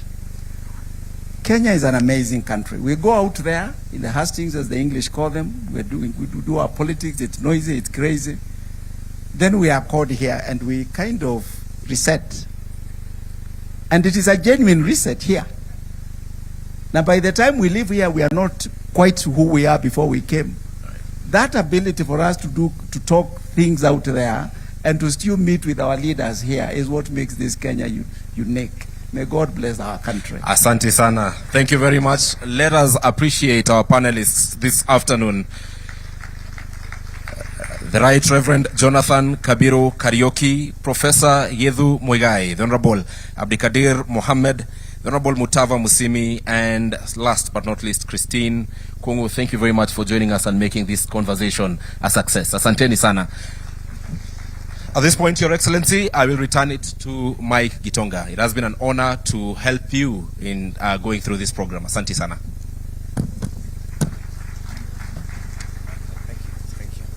All right, thank you very much to our panelists and also to our moderator, Ibrahim Karanja, and we are moving on swiftly.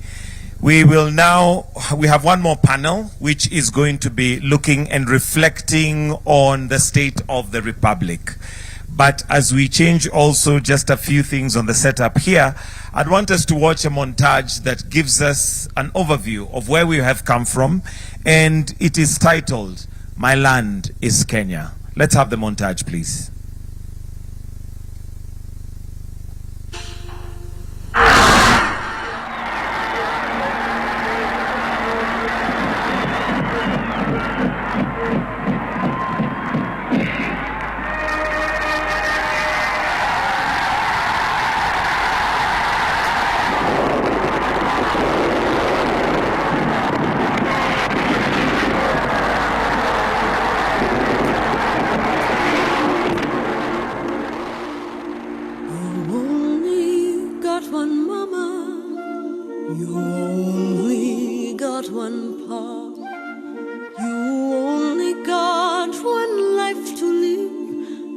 matter who you are. You can go the whole world over. Every city has its dawn. But everybody living has one place where he was born.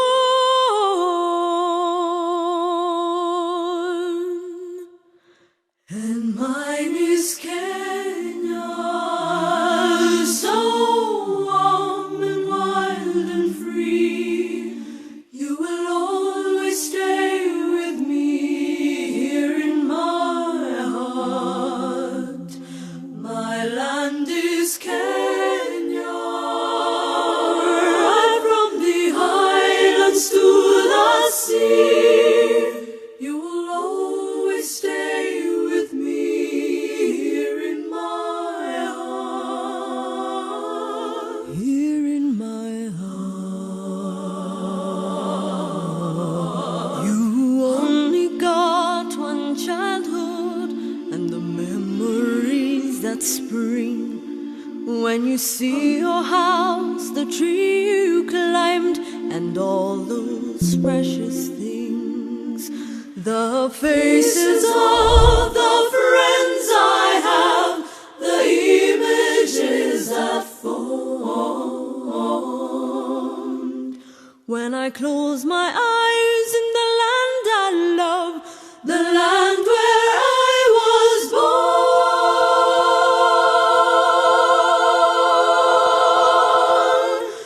My land is Kenya, so warm and wild and free. You will always stay with me here in my heart.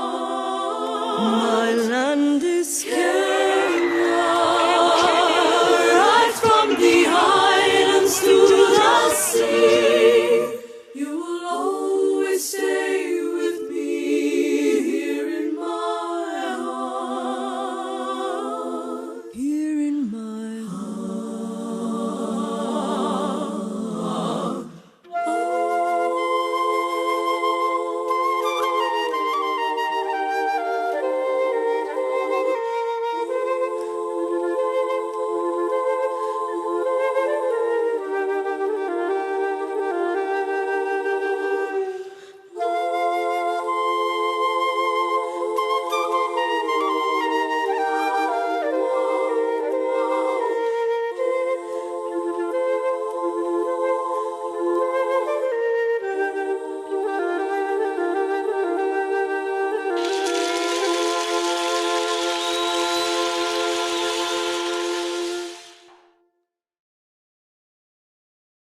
And that just provokes some emotion within you to be a Kenyan.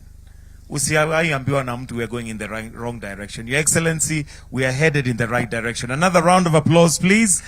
And that particular song, that version has been done by the Moipei sisters. I know some of us may be aware. They are triplets who are unique and have put Kenya on the map of singing. Your Excellency, sir, with your permission, allow me to now invite Professor Makau Mutua, who is going to give a brief reflection of the session and the panel that we are finally going to have as our last panel. And this is the state of the Republic. A round of applause for Professor as he comes to give some very brief reflections on the state of the Republic before we get to our final panel discussion. Welcome, sir.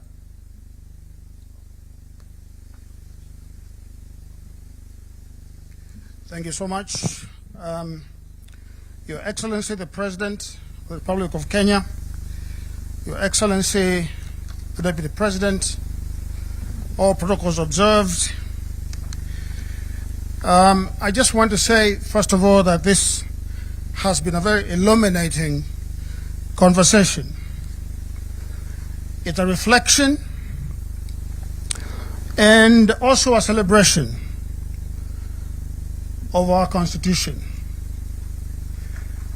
But the discussion has also been very somber and very solemn.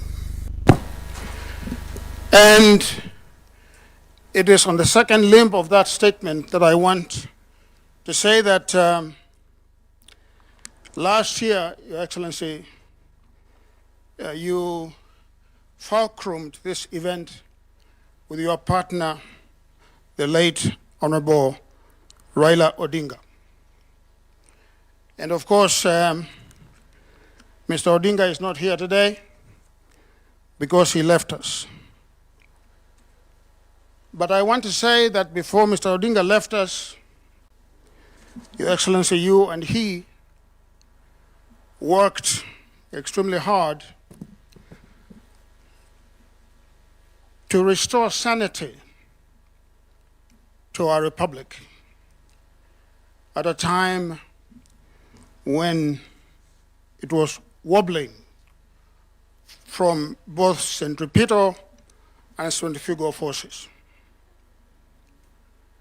But I just want to say, Your Excellency, today we can hold our heads high and celebrate that we have crossed that very difficult chapter, that river of turbulence.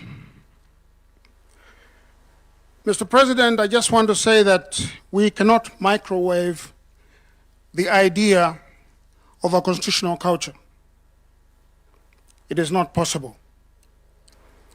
Building a lasting and a rotund constitution is a very difficult process. We're here now in 16 years, because before then, Kenya was not a democracy. Kenya was not a democracy. Our democratic journey, in reality, started in 2010. And so today, we gather here on this historic day to perform one of the most important rituals of an open society. And that ritual is the reconsecration of the temple of democracy. But it is not simply a ritual, Your Excellency. It's a remembrance that is replete with not only virtuous symbolism about what it means to be free men and free women. It's a call to the fidelity of the norms, the processes, and the institutions that require the Kenyan state to give the most happiness to the largest majority of its people. But we meet here today not to express naive optimism about human nature. We do so knowing that freedom and liberty are not possible where large demographics of the people who are necessitous and live in a penurious existence are not free. No. The basic command of the Republican state, the condition sine qua non of democracy, is to protect people and their property, and to lay the foundation for economic prosperity and social and cultural renaissance. Your Excellency, next year, we are going to perform another ritual of democracy, where every single eligible citizen will cast a ballot of conscience to elect those who will lead this great country. And let me remind Kenyans, especially the naysayers, that political competition among elites to determine who will govern Kenyans must never be a life and death or an existential contest. It must never. And I want to warn those who beat the drums of war because of an election that, and I think this may be true, perhaps there are these students in their history classes, but I want to note that to be given an opportunity to lead a nation as great as Kenya is a solemn and sacred obligation. And citizens, for it is they who hold the highest office in the land, must be allowed, as our Constitution demands, to cast their ballots next August, next year, without calumny, without intimidation, and without mayhem. 16 years into our democratic experiment, we must return a verdict of maturity as a society next year. I have said before that democracy is an experiment in living together through thick and thin. It is like most marriages. And you know most marriages are imperfect. And in fact, very imperfect. But this is the only marriage possible in a political society. The experiment of democracy, of living together, no matter how diverse and different we are. But unfortunately, unlike in a real marriage, divorce is almost never allowed, if at all. If you look at countries that have been decoupled from one another in history, numbers are very few. The tendency is for the state to remain together. And so Kenyans must understand that we are bound together in this land, and as the Reverend Mutava Mushimi would say, until death do us part. But finally, I want to beseech all of us to internalize what we are doing here with all the three arms of the state. And that we must never take this civil conversation for granted. We must never.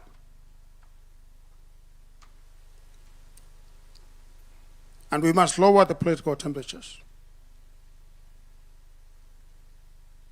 Let me finish by lauding the presidency, the President, His Excellency the President, because, Mr. President, you took an economy that, as we all know, was in free fall, an economy that was expected to default, and a society that was at each other's throats. And you not only stabilized the economy, you sewed together the fibers of our republic.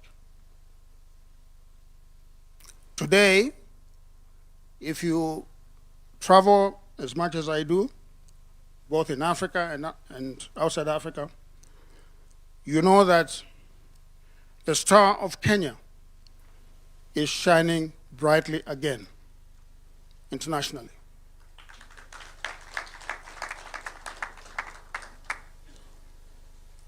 The work that the President has done is evident for all to see. And let those who have eyes see, and those who have ears hear. Your Excellency, you took the call of the people and you have delivered. Our country and our democracy today are stronger and better than they were 4 years ago.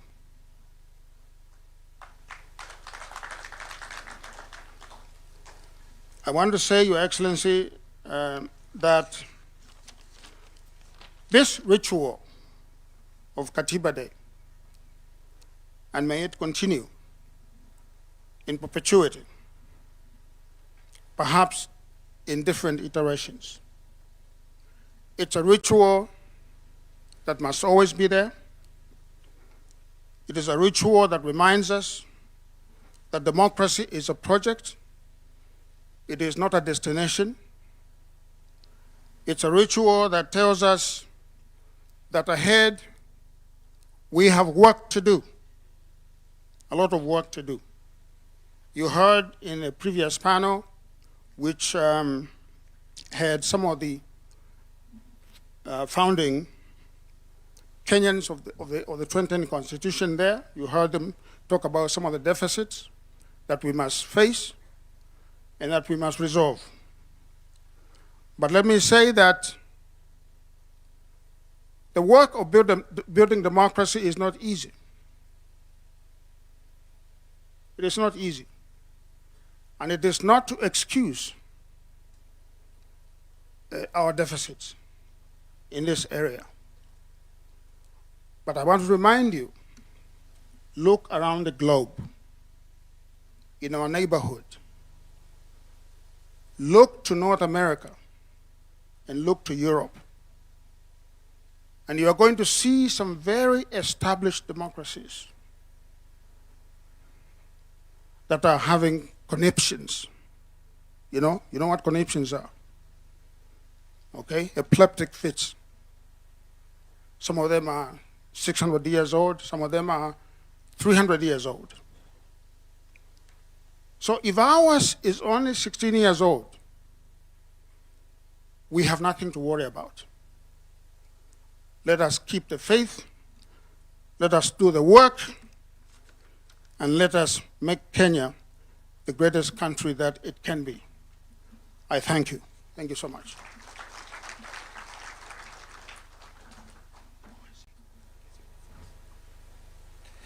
Thank you very much, Professor. Your Excellency, with your permission, allow me to now invite the Honorable Dr. Musalia Mudavadi, Prime Cabinet Secretary, and also Cabinet Secretary for Foreign and Diaspora Affairs, to make his submissions. Tumpatie makofi tafadhali akija. Welcome, sir.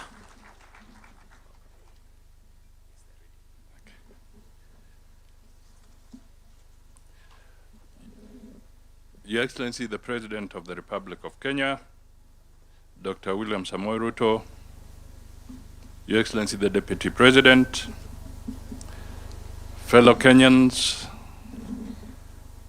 members of the Diplomatic Corps, Your Excellency, with your permission, let me just take a minute to request the ambassadors and high commissioners and members of the Diplomatic Corps present to just rise so that we can give them an applause and acknowledgement.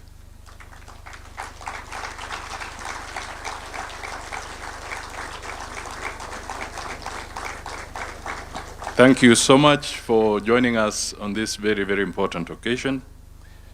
And as Professor Makau was speaking, he did mention that this was an item, a program that you sat with the late Raila Amolo Odinga so that you can actualize it. Let me, in that spirit, then acknowledge Mama Ida Odinga.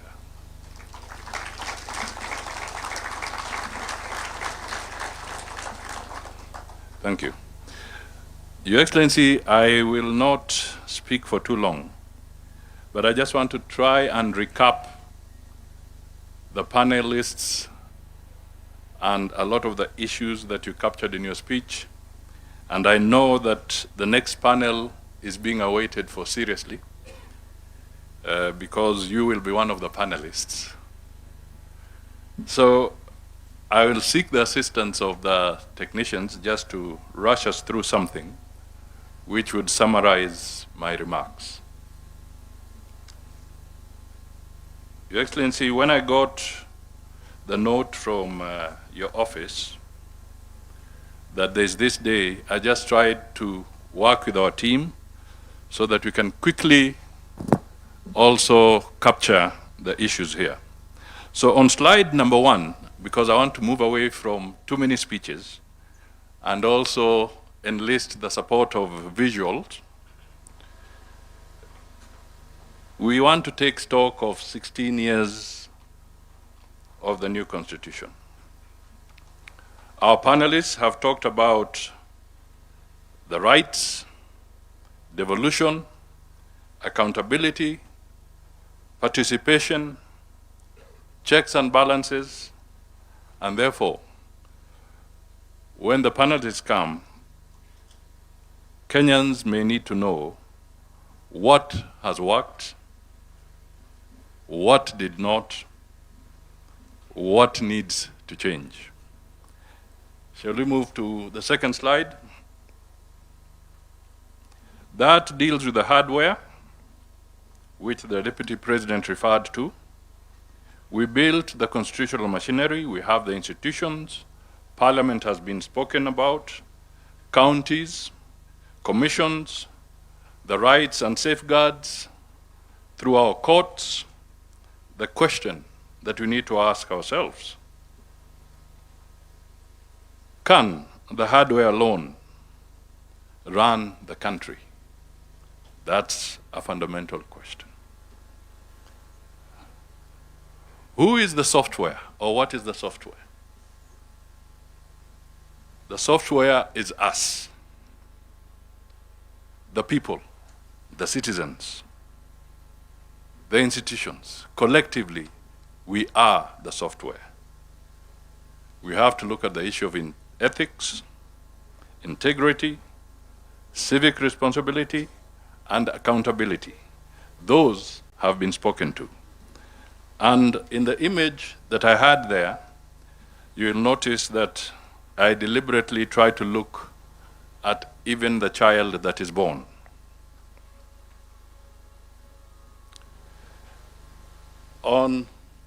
Now we can move to the next one. Values. Rules matter, but values make them work. What does the law require?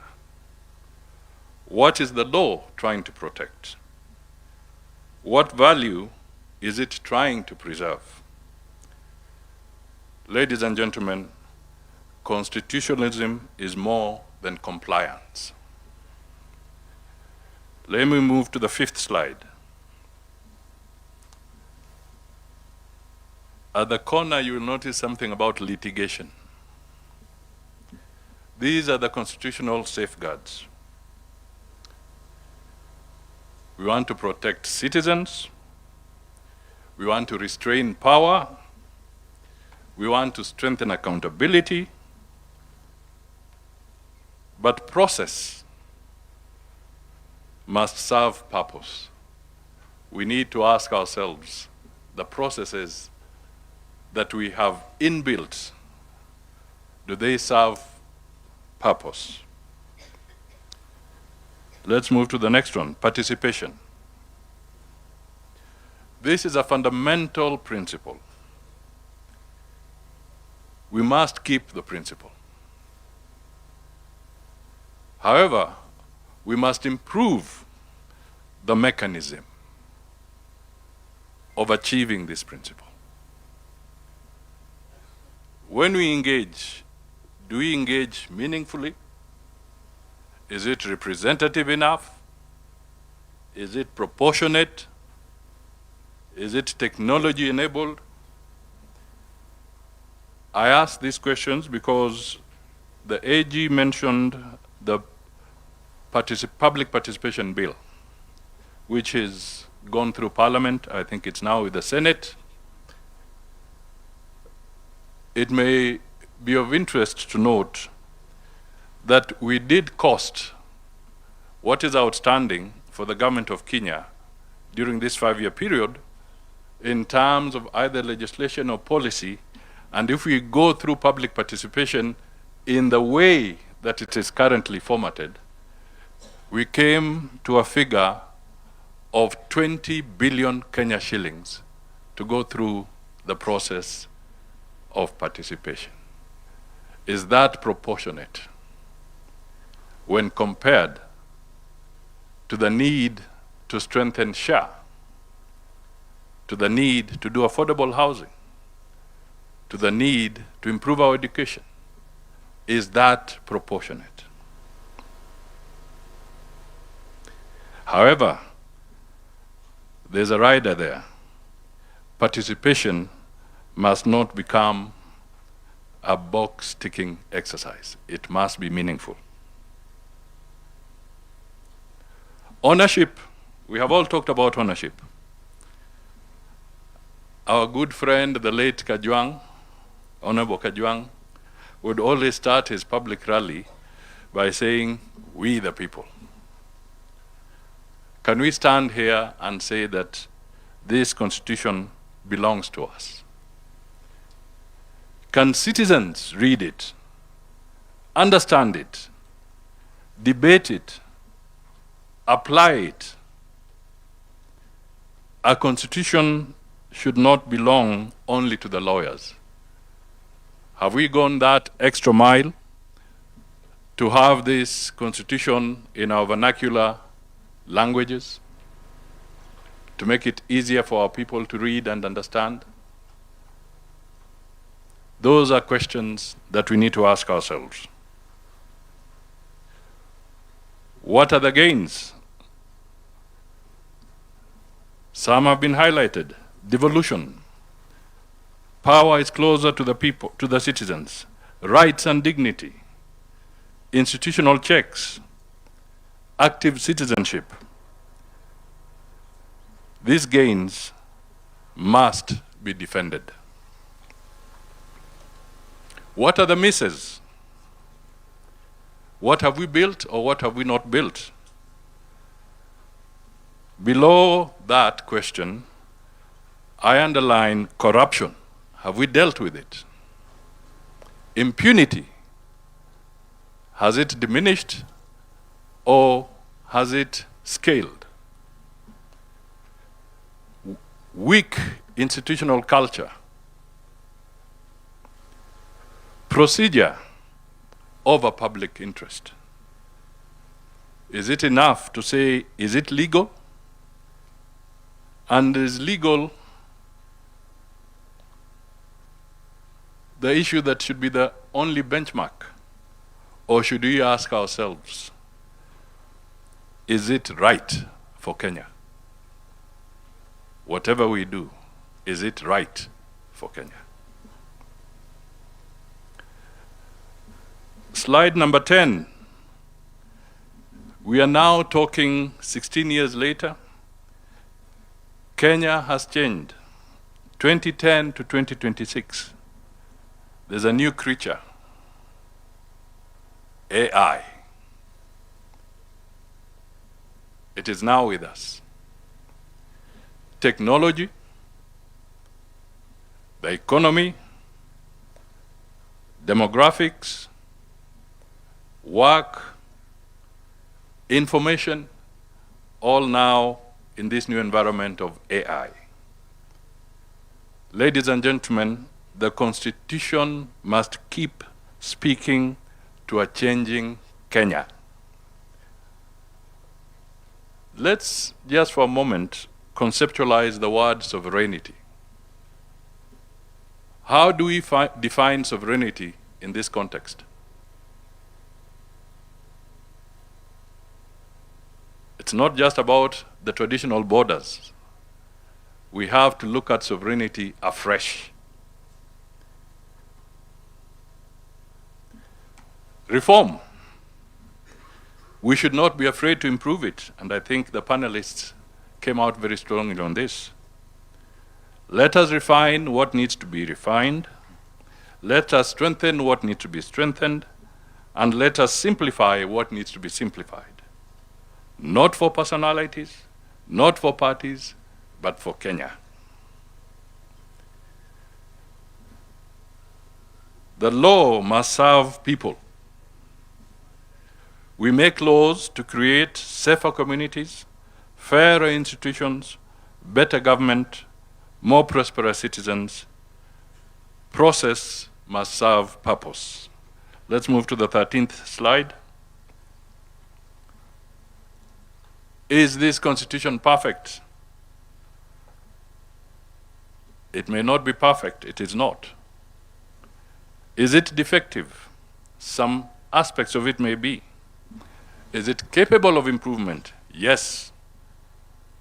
You all are familiar with the phrase, even a good tool becomes blunt with use. You do not, however, throw away a good tool. You sharpen it. So we have an opportunity in this debate to sharpen our tool. The 14th slide. Have we built the hardware? The answer is yes. Have we built the software? That is work in progress and ahead of us. Ladies and gentlemen, institutions matter, laws matter, courts matter, but above all, it is character that makes the system work. So, what is our national character? What defines us? Professor Hino, on the launch of the President's Day of Beyond Vision 2030, said that a study had revealed that Kenyan young are very robust, very optimistic. But scientifically, they have established there is one major challenge, the challenge of self-regulation. That comes with character. Ladies and gentlemen, my remarks end there because the people who are coming for this panel, I believe I should now invite them. It's not easy to invite a president on a panel. Mr. President, you are the first panelist.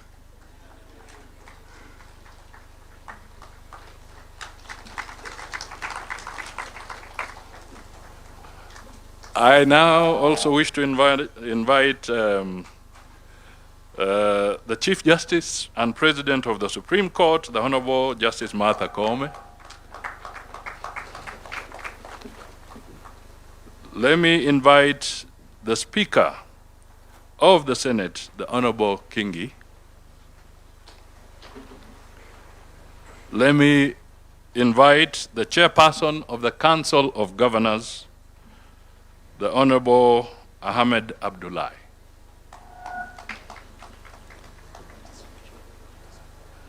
And to represent the National Assembly, the Honorable Gladys Sholay Boss. You're most welcome. I think my tour of duty ends there. I believe there is a, yeah, you can sit. I believe there's a, who was the person coming here to raise the questions?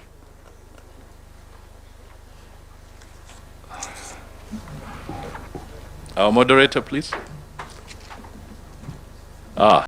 Latif. This man harasses us when he gets hold of us. Please.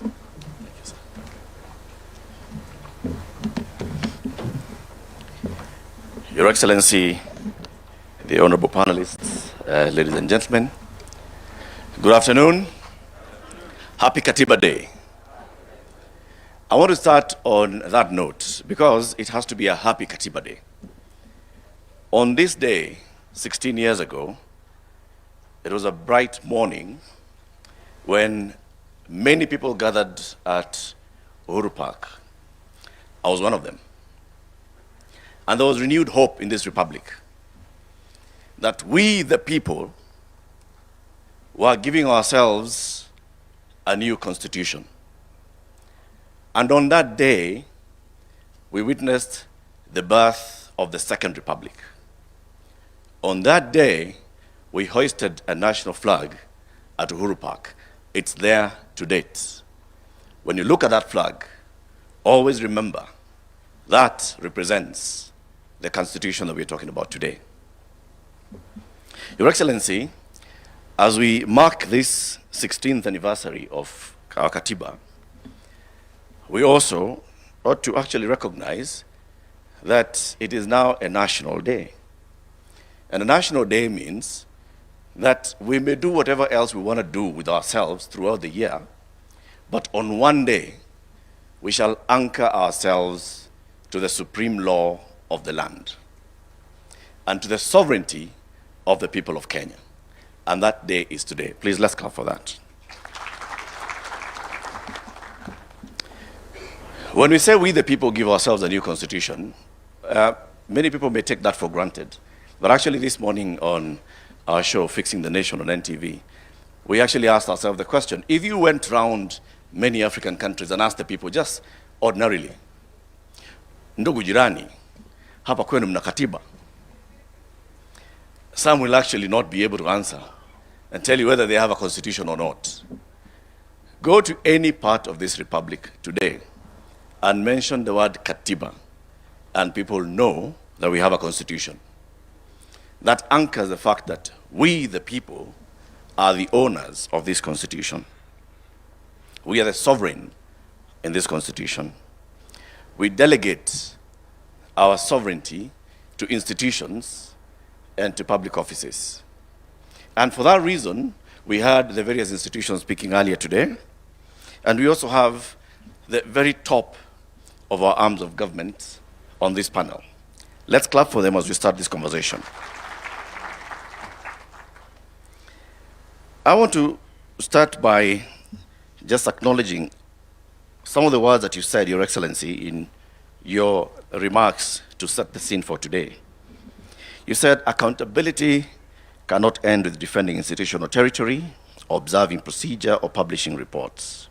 Ultimately, we must account for outcomes, whether we have protected the sovereignty of the people, upheld human dignity, preserved constitutional order, used public resources responsibly, and brought the rights guaranteed by our Constitution within the reach of more citizens. There's no greater responsibility than that's given to the people in our panel today. And I want to start with you, Your Excellency. When you took the oath of office, the first oath of office that you took was the oath of affirmation of allegiance, in which you said, I may remind you, and I'll use the names, please allow me to use your name. I, William Samoei Ruto, in full realization of the high calling I assume as President of the Republic of Kenya, do swear that I'll be faithful and bear true allegiance to the Republic of Kenya, that I'll obey, preserve, protect, and defend this Constitution of Kenya as by law established, and all other laws of the Republic, and that I'll protect and uphold the sovereignty, integrity, and dignity of the people of Kenya. Our conversation this afternoon, Your Excellency, with the permission with the honorable panelists, I just wanted to make it very short. It's not accountability. Accountability for these high offices. At the end of this, the program has you coming to make your closing remarks. So we'll not even do the closing remarks. We'll just do quick accountability for the person and the office that you hold. What have you done to uphold the Constitution? Your Excellency, you swore to obey, preserve, protect, and defend this Constitution of Kenya. Are you aware, sir, that your cabinet is unconstitutional?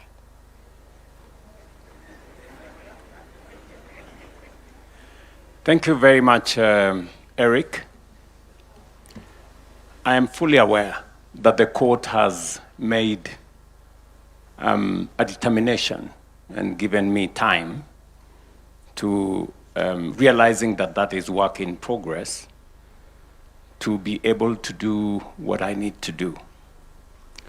But in that context, let me speak to my oath of office in a broader context, and to speak to this day, Katiba Day. And as I have said in my earlier statement, this is not just a ritual. This is a time for us to reflect and account for what we have done in 16 years with respect to the tenets, the principles, the mandate, and the requirement of our Constitution. And putting that in the context of my oath of office and being accountable for that oath of office, and putting it in the context of what, again, I said earlier in terms of how do we account for the authority that we exercise and whether that is making impact on the people of Kenya, especially on what you said, whether more and more citizens are closer to the rights that the Constitution envisaged. And I will say the following, that by way of accountability, when we seek a mandate like the way I did, I made commitments to the people of Kenya. And those commitments were not just statements. They were not just slogans. They were commitments that ultimately I must be held account, because that is what the Constitution demands of me as president. And I would want to put it in this context. Number one, I made commitments about how to transform the nation and what I need to do. And I made proposals to the people of Kenya that this is how I intend to stabilize the economy. This is how I intend to make sure that we have access to health getting to the majority of citizens. This is how I intend to work on making sure that there is decent housing as it's required by the Constitution. This is how education that is provided for as an obligation to government in the Constitution, this is what we are going to do. This is how we are going to work on access to water and all the other requirements of the Constitution. And I can confidently tell the nation today that subsequent to my election and my commitment that I will be faithful to the Constitution,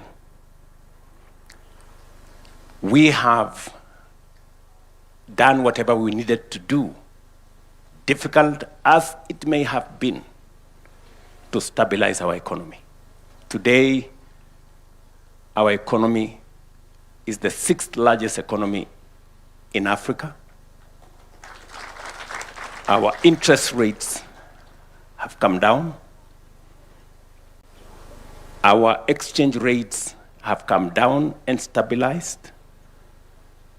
Our inflation has come down and stabilized.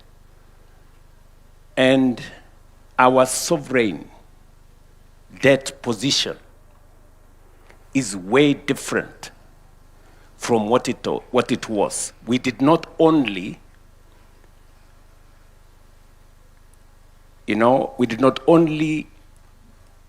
avoid the default. We've gone ahead to create a much more stable economy. Allow me to bring you back to my question. Let me, so that I don't lose my trend of thought. Okay. Let me say that often I have been asked, you committed yourself that you will reduce on debt and on borrowing. And I want to answer that question in this forum because prudent management of public resources is part of accountability, is part of accounting by leaders. You know, sometimes we reduce accountability to just be about, you know, corruption and those other things, which are fundamental. But the worst form of corruption is to make a commitment that you have no intention of keeping. True. And so when I made a commitment that we are going to think of how to develop our country without burdening ourselves with too much borrowing or debt, and sometimes disproportionately disadvantaging generations that come after us. Right. I can say on this podium today, if you look at where we were in terms of debt and where we are today, we have significantly, by multiples, reduced the rate of acquisition of debt in our country. Let me give you an example. When Moi left office, we had a sovereign debt of 630 billion. That is what Kibaki inherited. In 10 years, Kibaki took that sovereign debt to 1.8 trillion. That is 3 times, by a multiple of 3, roughly. When my brother, President Uhuru, left office in 2022, he left behind a debt of 10.3 trillion. It had grown by 5 times, 500% in 10 years. In my 5 years, that debt has grown from 10.3 trillion to 13 trillion. In 5 years, that debt has not grown by multiples. It has grown by 27%. And therefore, the commitment I made that while we will continue to invest and develop our country, we will do it in such a manner that we reduce on borrowing, we reduce on debt, and we grow our economy sustainably. So I'm just giving an example of how accountable one must be. So back to my question, sir. I will come to your question. Just allow me to set the context. I just want to phrase it again, yes, so that we don't lose track of what we are saying. And you've used the words that I do not want to repeat, but let me just use them. Worst form of commitment, of corruption, is making commitments that you do not keep. Yes. You made a commitment in your gender charter to have a 50% representation of each gender in your cabinet. Today, your cabinet is unconstitutionally composed of the requirement not more than 2/3 of the same gender. I just want to seek, because the issue here is constitutional accountability, Your Excellency. Correct. So in that regard, because this sends a strong signal to the rest of the Republic, what is your answer to that? Why is the cabinet unconstitutional? What are you going to do about it? There is a court order that has not been vacated by any other court that has given you until the 28th of October to reconstitute your cabinet. Correct. Precisely what I'm telling you is, in the context of commitments that you make, you may not necessarily get 100%, but you can get 80%. In your estimation, have you passed that exam or did you not pass? If the commitments you made, you have achieved 80%. There are some commitments that are work in progress. But what I was trying to point to you is that of the commitments I made to the people of Kenya. Commitments on the economy, commitments on education, commitments on agriculture, commitments on housing, commitments on making sure we control our debt, commitments on making sure that we have universal health coverage. I can confidently say we are at 80%. That does not mean we have discharged every commitment. There are commitments that are outstanding. Among them is that one on making sure that we respect the two-third gender principle. Will you reconstitute the cabinet? It is, that's a much more simpler thing to say. Okay, let me just... But let me just, we are speaking in context. Yes. Don't make it simplistic. I am not, sir. Because, there are many people who are telling me, for example, I heard from exactly what you're saying, you must get 100% for you to have passed. I don't think that is fair to say, for you to have passed, you must get 100%. I think what we are saying is, have we, in the collective assessment of the people of Kenya, yes, have we kept our part of the bargain substantively? You remember I used the words progressively in my statement several times. Yes. Have we made progress progressively? Yes, we have done. Have we done 100%? No, we have not got 100%. Some of it, as was said here by leaders, is work in progress. And its attainment may not happen today. Just the same way, the court has ruled that Parliament is unconstitutional because of the two-third gender rule. Yes. That determination was made by court, I think, almost 5 years ago, 6 years ago, to be exact.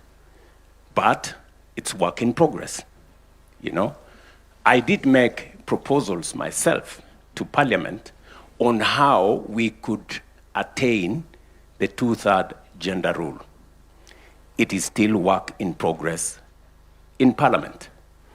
And I think progressively, without being too aggressive against ourselves, that is work in progress. Thank you. Thank you, Your Excellency.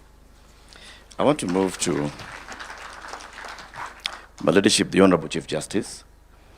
As head of the judicial arm of government, the judiciary, we the people, created the judiciary and wanted the judiciary to be the ultimate arbiter and the one that upholds constitutionalism and the rule of law in this country.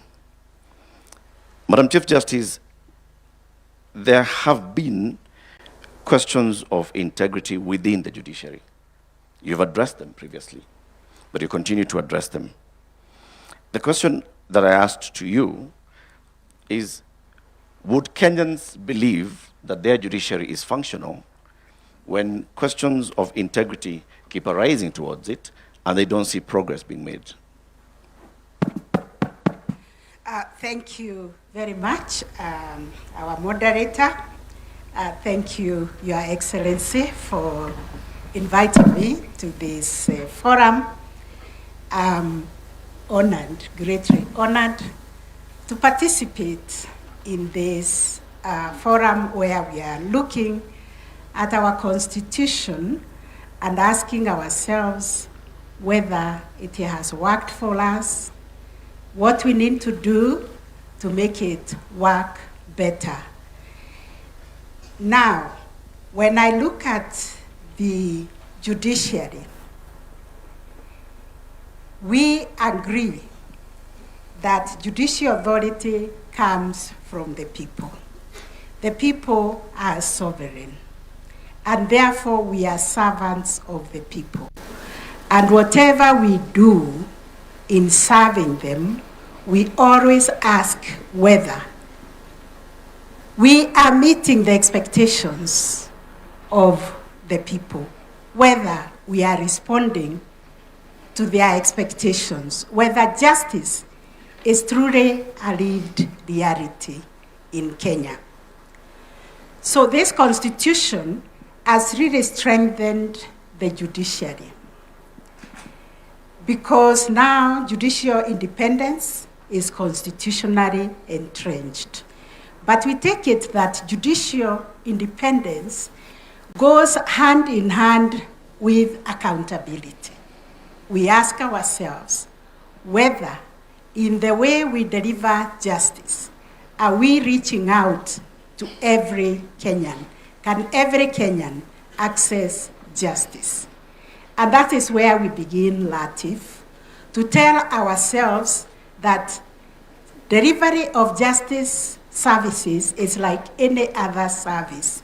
And therefore, we have a duty to reach to the very last mile with judicial services.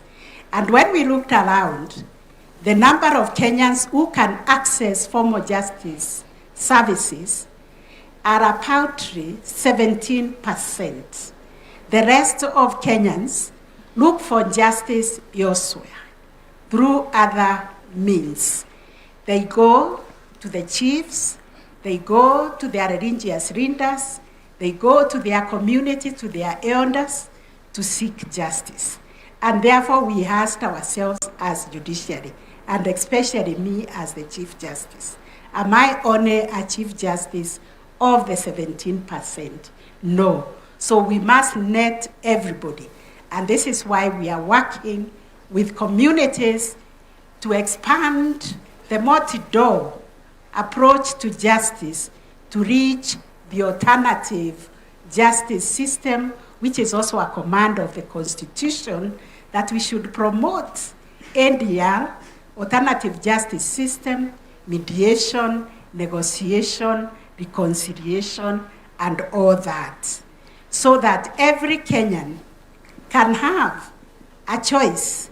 Do I want to go to the formal court? Do I want to go to the alternative? And Latif, we are being celebrated even by the Commonwealth for having been able to link the informal justice system with the formal justice system. We have ukumbis or tribunals or community sessions where people are resolving disputes, and thanks be to this constitution, they are able now to come with those agreements. We have trained them on fair trial methods so that when they agree, we only ask ourselves whether this agreement meets the constitutional thresholds. We've been, and we have established ourselves in 16 counties where we have NJS.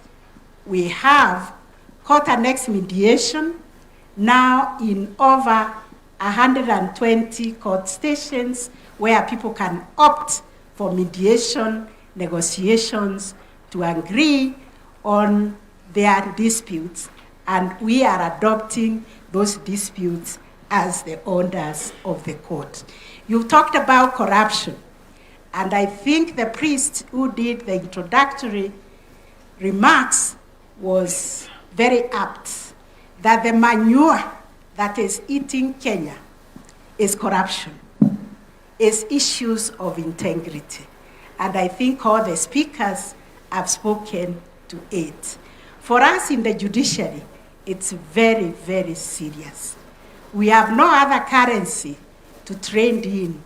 The executive has the power of the sword, they have the power of the purse. We only have public trust to trade in. And therefore, Kenyans must have confidence in the judiciary, in the independence of the judiciary. And this independence cuts both ways.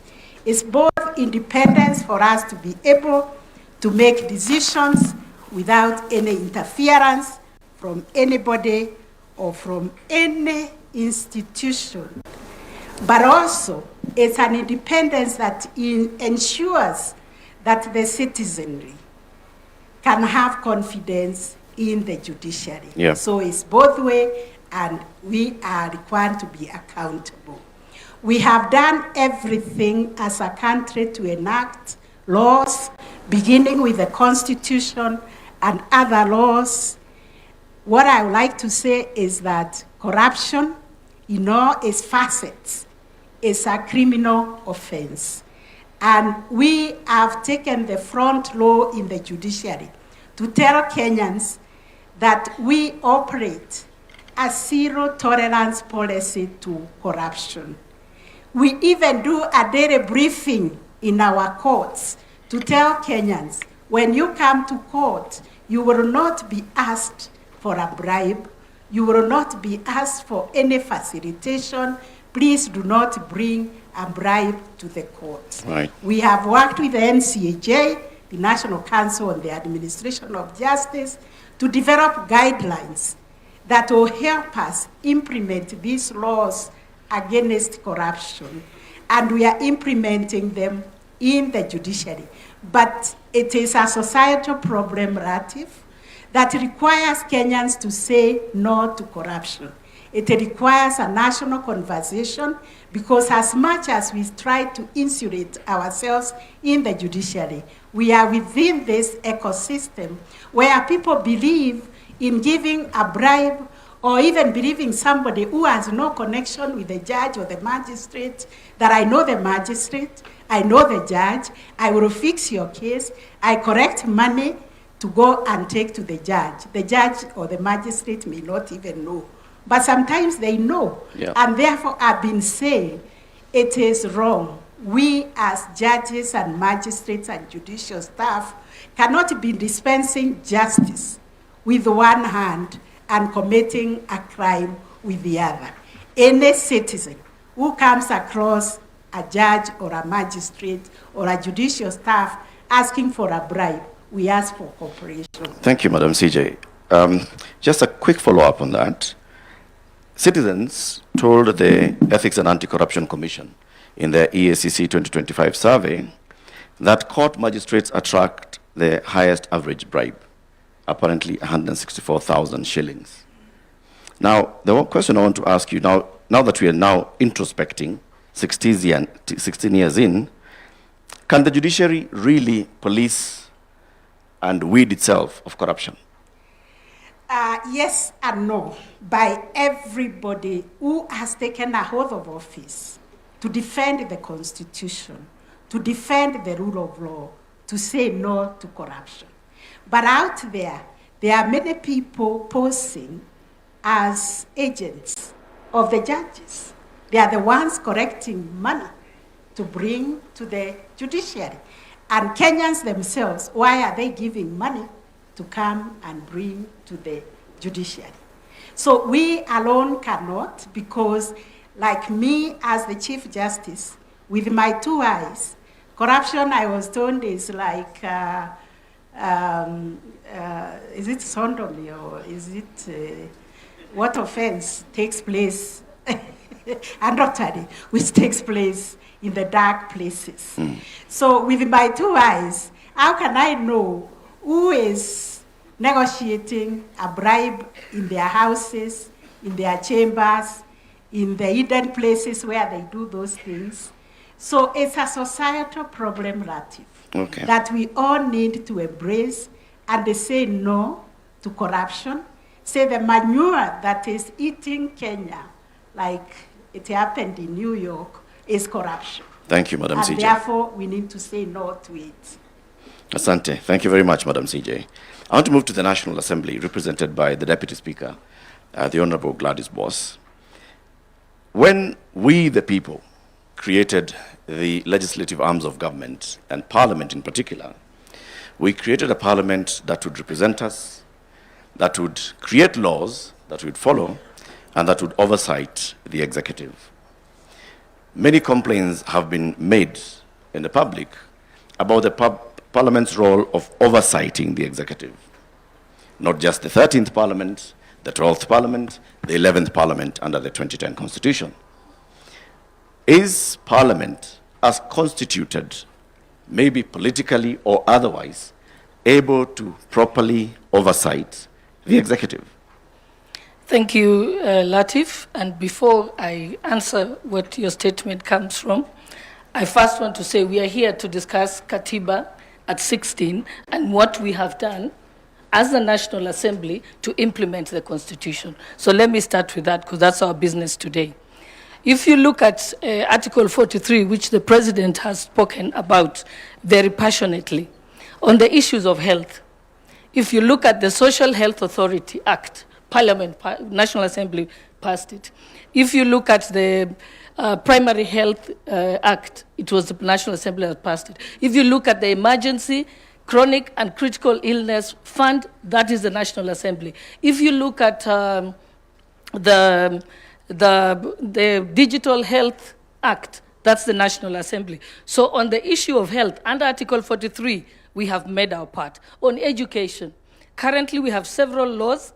We have already, just yesterday, we were debating the an amendment to the Basic Education Act, because again, that's a right. It's a socioeconomic right under Article 43. And further to that, there's more amendments that are going to the Higher Education Loans Board, the Tertiary Institutions Act, the Education Assessment Act, and so on. All those are ongoing. If you look at the right to water, again, we passed the National Water and Storage Authority Act, and that is already in place. If you look at the issue of housing, the Housing Levy Act was passed in Parliament. If you look at the changes that were made to our savings at the National Social Security Fund, again, that law was amended by Parliament to be able to allow an increased amount so that we can have increased savings in the country, so that we are not borrowing money from other countries, but we can borrow our own citizens' money. If you look at Social Security, on the money that is given to senior citizens by government, again, that took an act of Parliament. So we can categorically say that as the National Assembly, on the manifesto of the Ruto administration, we have been able to do our part. On the issue of the right to food, again, when you see some of the programs and some of the laws that we are passing, is to ensure that we are able to attain the issue of food security. The courts on many cases has castigated Parliament over public participation, and that's why the Public Participation Act is currently before the House and has gone to the Senate. Again, the National Infrastructure Fund, that's an act of Parliament. The National Sovereign Fund Act, that's from the National Assembly. The government-owned enterprises, that's also that. And just to tell you that Parliament is sensitive to the people, because we represent the people, and that's what the spirit of our Constitution says. When we had the crisis in the Strait of Hormuz, and the prices of fuel was going to go very high, immediately, in exactly one day, we sat until midnight and amended the Value-Added Tax Act to be able to bring the price of fuel to at least an acceptable level. So yes, Parliament is doing its part to be able to implement the Constitution. On the matters of oversight, every single day, when we are not sitting in plenary, we are calling to account the executive. I know that the Auditor General was here, and yes, you many times hear the voice of the Auditor General when she has audited a certain institution. Most of the time, it's announced publicly, even before it comes to Parliament. Remember, it does not end with the Auditor General. That report, the Auditor General must bring to the National Assembly, then the relevant committees review them, and then are able to give sanctions where required or give recommendations where required. In the past, Parliament was behind in about 6 or 7 years. But today I can confirm to you as chairperson of the Liaison Committee, the chairpersons have confirmed that Public Accounts Committee is now at 2024-2025 financial year. PIC, the same thing. So we have managed to review the reports. And the challenge had been before that there was only one committee dealing with it. After that, the PIC committee was split into thematic areas so that they can be able to work faster. We've deployed several staff to them to be able to do that. So yes, oversight is live and indeed. And today, we go on recess as Parliament, and people think that we go on holiday. Actually, every single committee is sitting for 3 straight weeks to complete their reports, because we are also alive to the fact that it's a year. So yes, I can confidently say that Parliament has done its job, continues to do, and and we have had continuous improvements. We recently had a state of Parliament report, and we're able to see that we've done this much, and we need to make certain changes. Like now we know the outstanding orders have to be changed so that we can have the Public Accounts Committee can be in four of them in thematic areas so that we can work faster for better oversight and accountability. Thank you. Thank you very much, Madam Deputy Speaker. And let's account for that. Parliament has passed legislation. The question is, has Parliament processed legislation or passed legislation? When it comes to executive oversight, is Parliament oversighting the executive, or is Parliament, for lack of a better word, tapping the executive on the back? Not or at on all. The wrist? I think, when you say that we are passing government bills, you must remember we have someone called the majority leader in Parliament.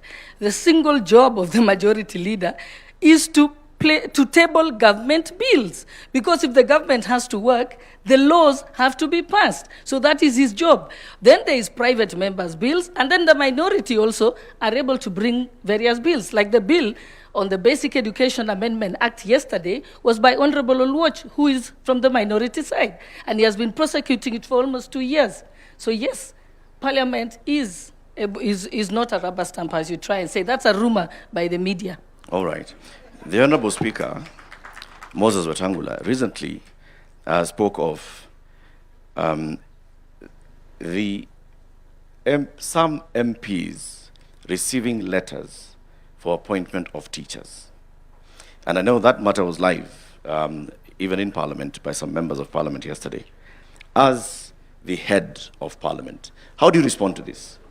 Is Parliament an extension of the executive? Okay, or the recruitment agency of the executive? Okay, Latif, let me remind you again politely that we're here to discuss and take stock of Katiba at 16. Indeed it is. And so I have not come here to discuss rumors that are out there.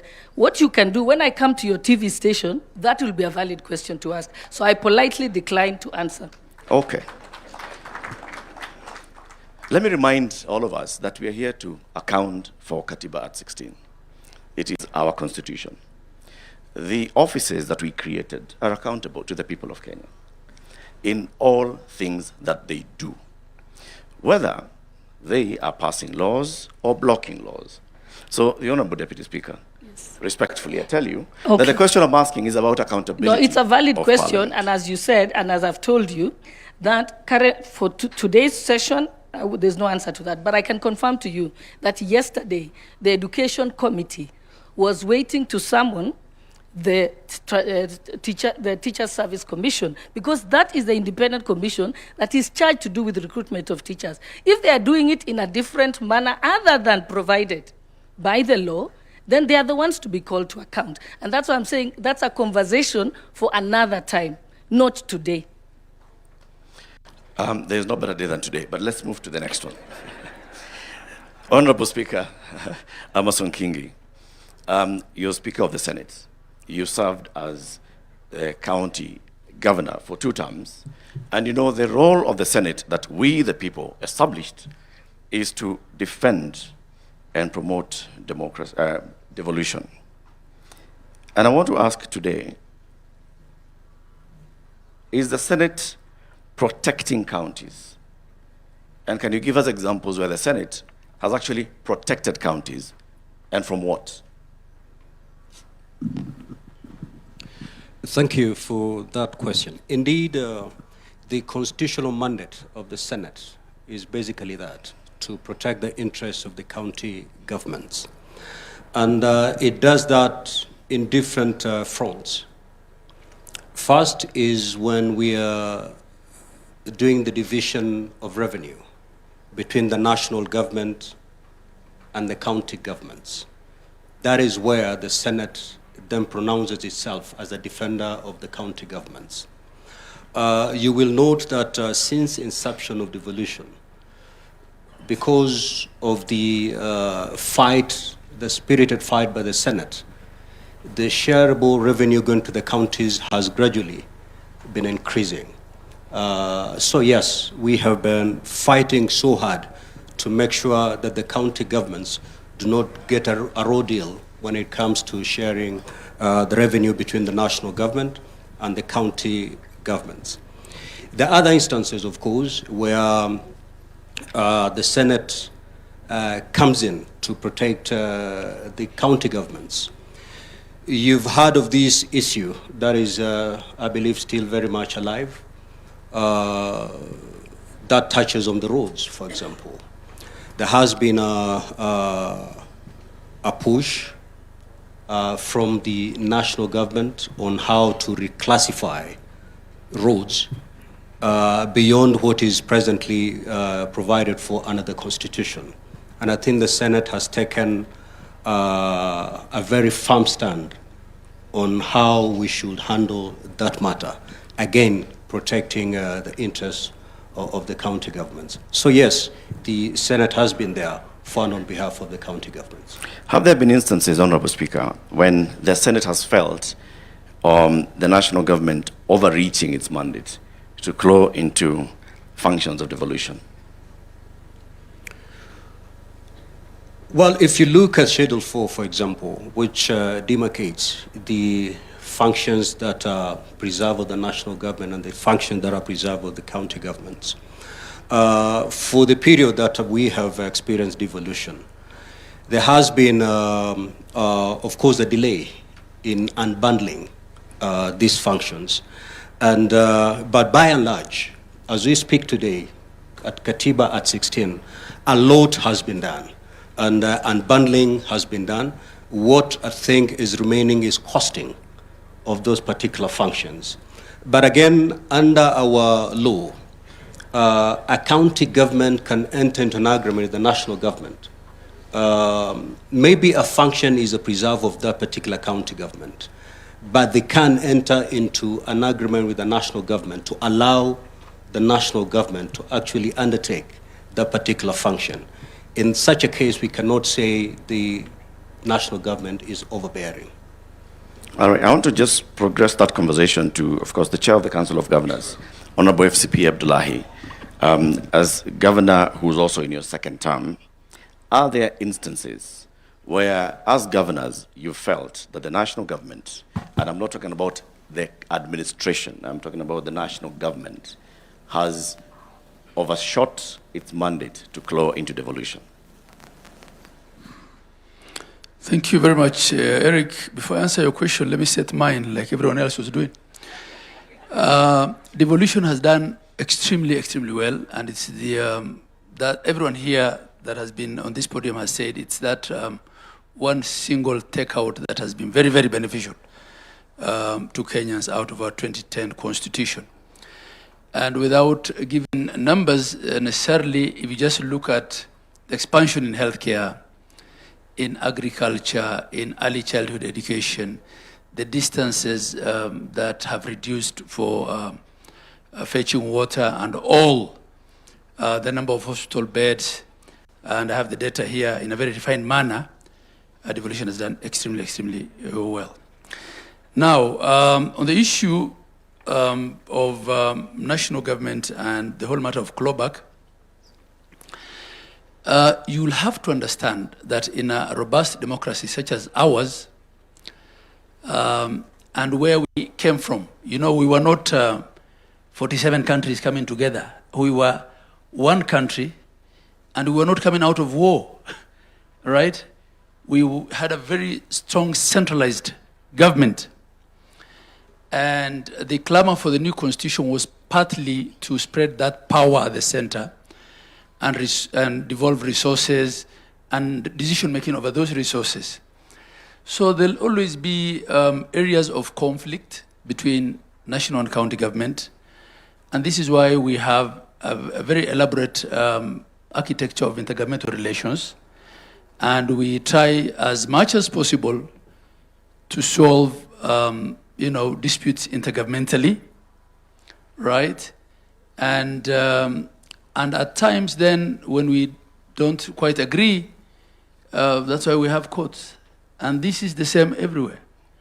I was just checking the number of cases that US states filed against the Trump government in the last 2 years. There are over 100. So this is normal. And two, clawback globally of decentralization, because devolution is a form of decentralization, doesn't really have to happen through change of law. It mostly happens through, administrative procedures, right? Bureaucrats, sometimes even middle-level bureaucrats at national government might send out circulars and do certain things which then impede or gridlock implementation by decentralized units.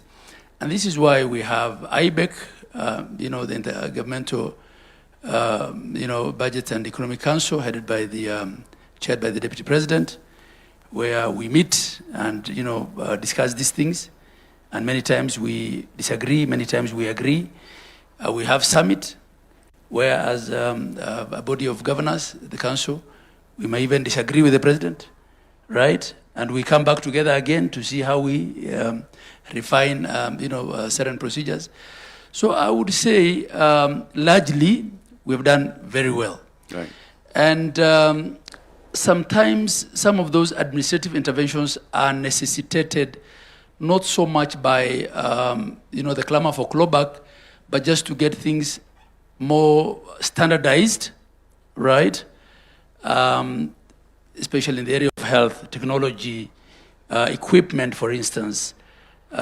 We might be quite protective of that space as governors, but again, when you look at what, for instance, the NESP, the National Equipment Support Program, has done, and sometimes we ask ourselves, could we have done this individually, as single counties? So clawback is something that we always, as governors, have to be wary of. But this is why then there are these elaborate arrangements of intergovernmental architecture. And this is why also sometimes we go to the Senate and tell the Senate, this is not acceptable to us. And the Senate, much as we have a lot of other differences on other things, still remains and is the key protector of counties, protecting counties against Big Brother, protecting counties against themselves. So this is part of the robust architectural framework that we have. We have over 42, I think by the last time I checked, intergovernmental partnership agreements between county and national government. And we take this through a lot of, legal procedure. We get, lawyers to look at them to see, how it could end, whether it is a clawback through the back door. And by the time we agree to sign those intergovernmental partnership agreements at a full council, then we are fairly confident that it's an arrangement that works for us. Of course, clawback is not only by national government, or the fear of clawback is not only with respect to the national government. Increasingly, it's also with the National Assembly.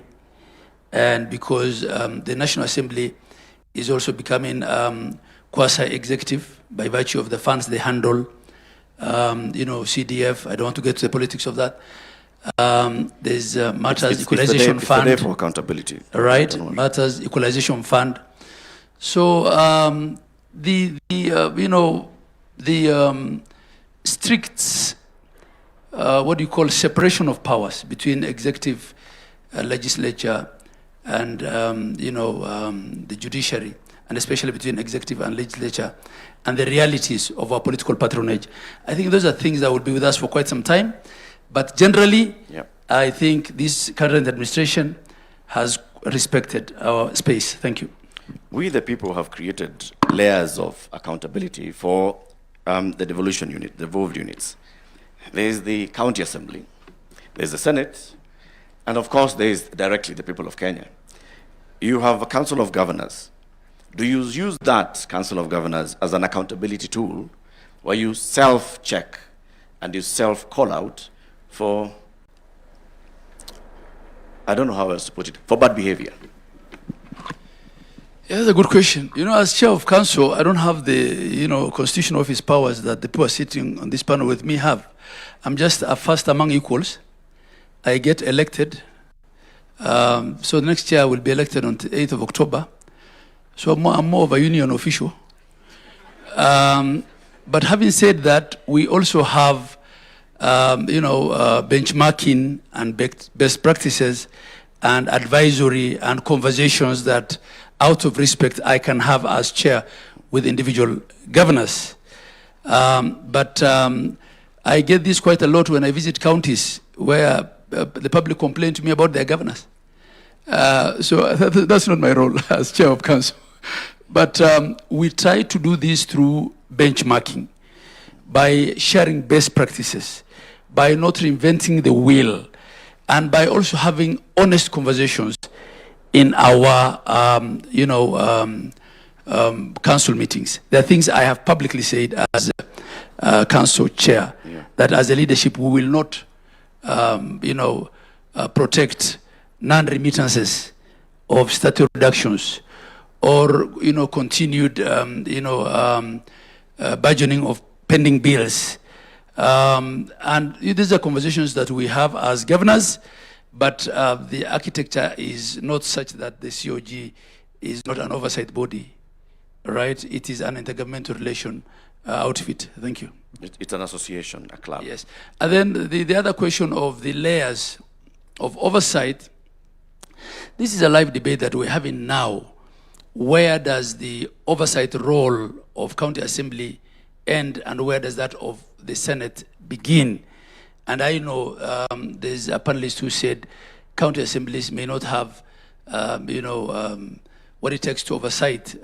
Yeah, I mean, it probably is. Then what are the requirements of being a county assembly member? Until very recently, the only positions that required any qualification was president and governor and their deputies. Everyone else could be elected with an ID. Now the courts have also said governors, like everybody else, need not have a degree. So those are debates that we have.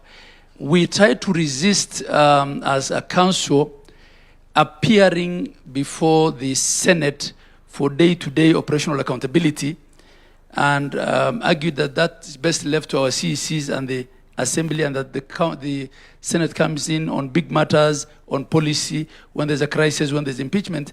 But the court disagreed with us, so we have to appear before Senate as governors, and at times get asked why a bean card in a facility 300 kilometers from where you are has not been signed. So, I mean, the interpretation of law is done by the courts. We stand guided by the decisions of court until such a time when that changes. Thank you. Thank you very much, Governor. Your Excellency and honorable panelists, you'll acknowledge that we are actually making reference to the supreme law of the land. And the fact that we actually have a supreme law of the land that is so well known by many people is a big gain, like we've all said. And the fact that we can have such a day to hold ourselves accountable for what we are doing with the office, the high office that we've been given, is also a big plus. I'd like to come final round as we conclude this panel to look at institution level and the Constitution. And I'll start with you, Honorable Deputy Speaker. You understand this Constitution very well. You participated in making of this Constitution well, as did the President and the Honorable Speaker and the Honorable Chief Justice, everybody. But looking at the Constitution as it is now, and the institution of Parliament as we have created it, are there aspects of the Constitution that we have not gotten to the full realization of, whose benefits we are not yet reaping from Parliament? And are there ways in which the Constitution ties your hands as representatives of the people? Thank you, Latif. When we take the oath of office, we swear to uphold and protect the Constitution. It's an obligation under Article 3 for every Kenyan, including yourself. You're bound to protect, uphold, and defend the Constitution. So that is something we must do. But as legislators, yes, there's ongoing discussions constantly. We have a committee on a Constitution Implementation Committee in Parliament. Its job is to constantly review various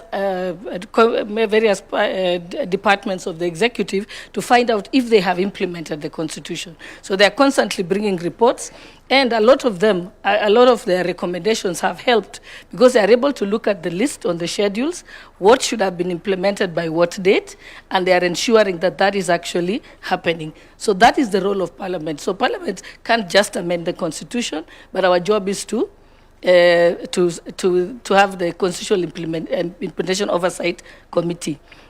But yes, there is also conversations in the Justice and Legal Affairs Committee.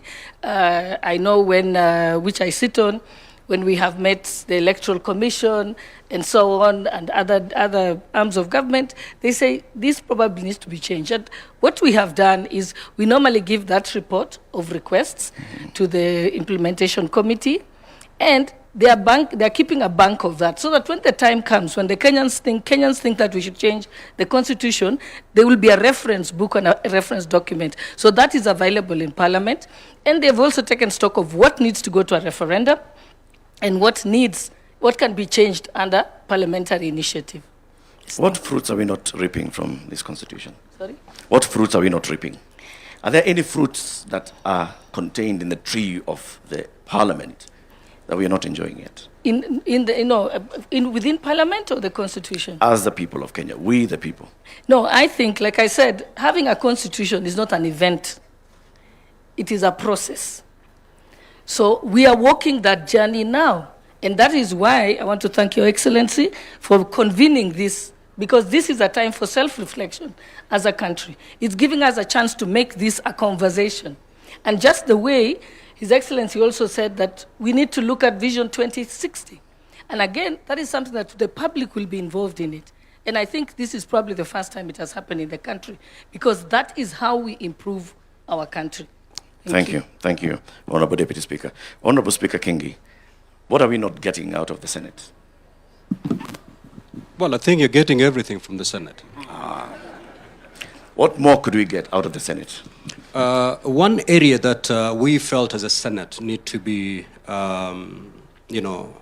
clarity ought to be brought to bear is the mandate of the Senate and the working relationship between the Senate and the National Assembly. And for this Parliament, the working relation has been pretty good because I and Senator Wetangula tend to agree on a number of issues. But take, for example, the last Parliament. The Speaker of the Senate and the Speaker of the National Assembly are not seeing eye to eye. So we do not want to see this based on personal relationship between the office holders. We need a clear law that will define how these two houses work. And that's why the Senate has come up with a constitutional amendment. One, to expand the mandate of the Senate, and two, to bring clarity on how we can work together with our sister house, the National Assembly. Thank you very much. I want to skip to Honorable Governor Abdullahi, and then we shall conclude with the Honorable Chief Justice and His Excellency the President. From our wordings and the spirit and letter of our Constitution, when we said we'd like to devolve power and to devolve some functions so that we have closer governance and closer decision-making to our people, in your experience in the last 10 years as governor, what are we not benefiting from yet from the devolution as envisaged in the Constitution? And what can we do to get there? Thank you. Eric, as I said, in many ways, devolution has done its bit to equalize this country. The kind of devolution we have is not one of political power in that sense, if I look at it rightly. It's one of economic devolution. It is of service delivery, the things that matter. Given our diversity also, it might have been the right thing to do, because I know countries next door where there is ethnic federalism and states sometimes fight. One state picks up arms against the neighboring state. I think it's good that we didn't go that way, and that what we devolved is basic services and resources and decision making over those resources. Of course, even for functions that are devolved, policy and standards are still with the national government. And the question of accountability, which what we are discussing here, especially with respect to fiscal management, at times also may limit how much you decentralize decisions with respect to resources.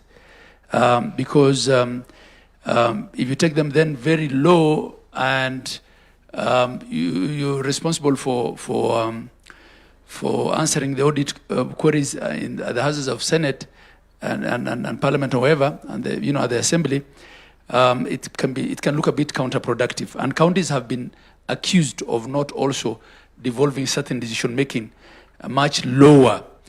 I think the other thing that I'll probably speak to is the nexus between county service delivery, county government enforcement, and enforcement generally, because the level of enforcement that our people know generally is uniformed enforcement. County askaris can only carry rungus. So at times, we may increasingly are seeing that bylaws made by counties may not get as much support in enforcement as national laws would. I think this is probably an area that we need to look at, and that probably also speaks to why the county policing authorities are not enforced up to now, because of resistance from police operations teams. So those are areas. How can we strengthen counties to have better enforcement? How can we require them to devolve their services further? Those are conversations that we can have. But generally, I think a lot has improved. As I said, our intergovernmental relations is much better today than when we started 13 years back, right? But overall, of course, expectations also shift. The expectations that there were in 2013 are not the same expectations. And a lot of times, a county's performance may be judged by what the loudest MP from that county said on the floor of the House, as opposed to actual reports by oversight authorities. This is part of our politics, which we have to deal with. Lastly, maybe to protect counties, I have a lot of respect for my brother Abdul Qadir Mohammed there, and I don't think I have the qualification to argue with him on matters legal. I'm a simple accountant, but I have disagreed bitterly with him on the question of impeachment, and as to whether impeachment is a political decision or a legal decision in a presidential system. And also, I might be clouded by the political realities of our counties. We have had a governor who was impeached before she formed her cabinet. And she kept being impeached until she was finally impeached, right? And had to go home. So I think the courts have some role in protecting, such governors, where for sociocultural reasons, probably people thought they made a mistake in electing so-and-so, and will get rid of so-and-so regardless. Yeah. So I think, it's not fair that you cannot recall a member of parliament for the first 24 months, and then you can't recall them for the last 12 months. But you can impeach a governor before they have formed government. Those are some of the things we need to look at. Thank you. Thank you. Thank you very much, Honorable Governor. I want to come to you, Honorable Chief Justice. Again, as we take stock of 16 years of our Constitution, as the third Chief Justice under this Constitution, and having served in the judiciary even before rising to the highest office in the judiciary, what do you think we could gain more from greater cooperation and interdependence with the other two arms of government? And so we'll start by saying what we are not getting. Thank you very much. Just like the Deputy Speaker, what I can say is that our mandate as the judiciary is always to breathe life and spirit to the Constitution as it is. And what I can say is that Kenyans have full confidence in our Constitution and in the institution of the judiciary because they keep bringing disputes to us. And judiciary has courageously interpreted the Constitution. I heard some of the panelists saying that the judiciary overreaches. When there is an issue of overreach, because also the jurisdiction is given to the courts by the very, very Constitution, that is why we have the hierarchy of courts. If you are dissatisfied with the decision from the magistrates, you can appeal in the High Court, Court of Appeal, and if the law allows, you can come all the way to the Supreme Court. Now, when it comes to challenges, we have many. For instance, the Constitution created the Judiciary Fund. And I'm surprised, Lati, if you did not ask the other colleagues what they are doing about corruption. Judiciary gets only 1% of the national, actually less than 1% of the national shareable budget. And when you ask about corruption, you should have asked, where does the other 99% of the shareable budget go? Good question. Are there corruption also in the ministries, in the procurement, in other things? Because you only zeroed in on judiciary. You should have asked the other question, because here people said we have huge poverty levels in our country.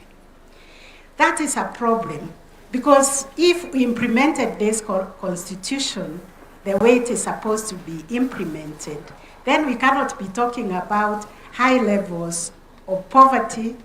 And even these people come to us in the judiciary, they need legal services, they need legal aid, and we see it. So because we live in this country, but we say this is our country.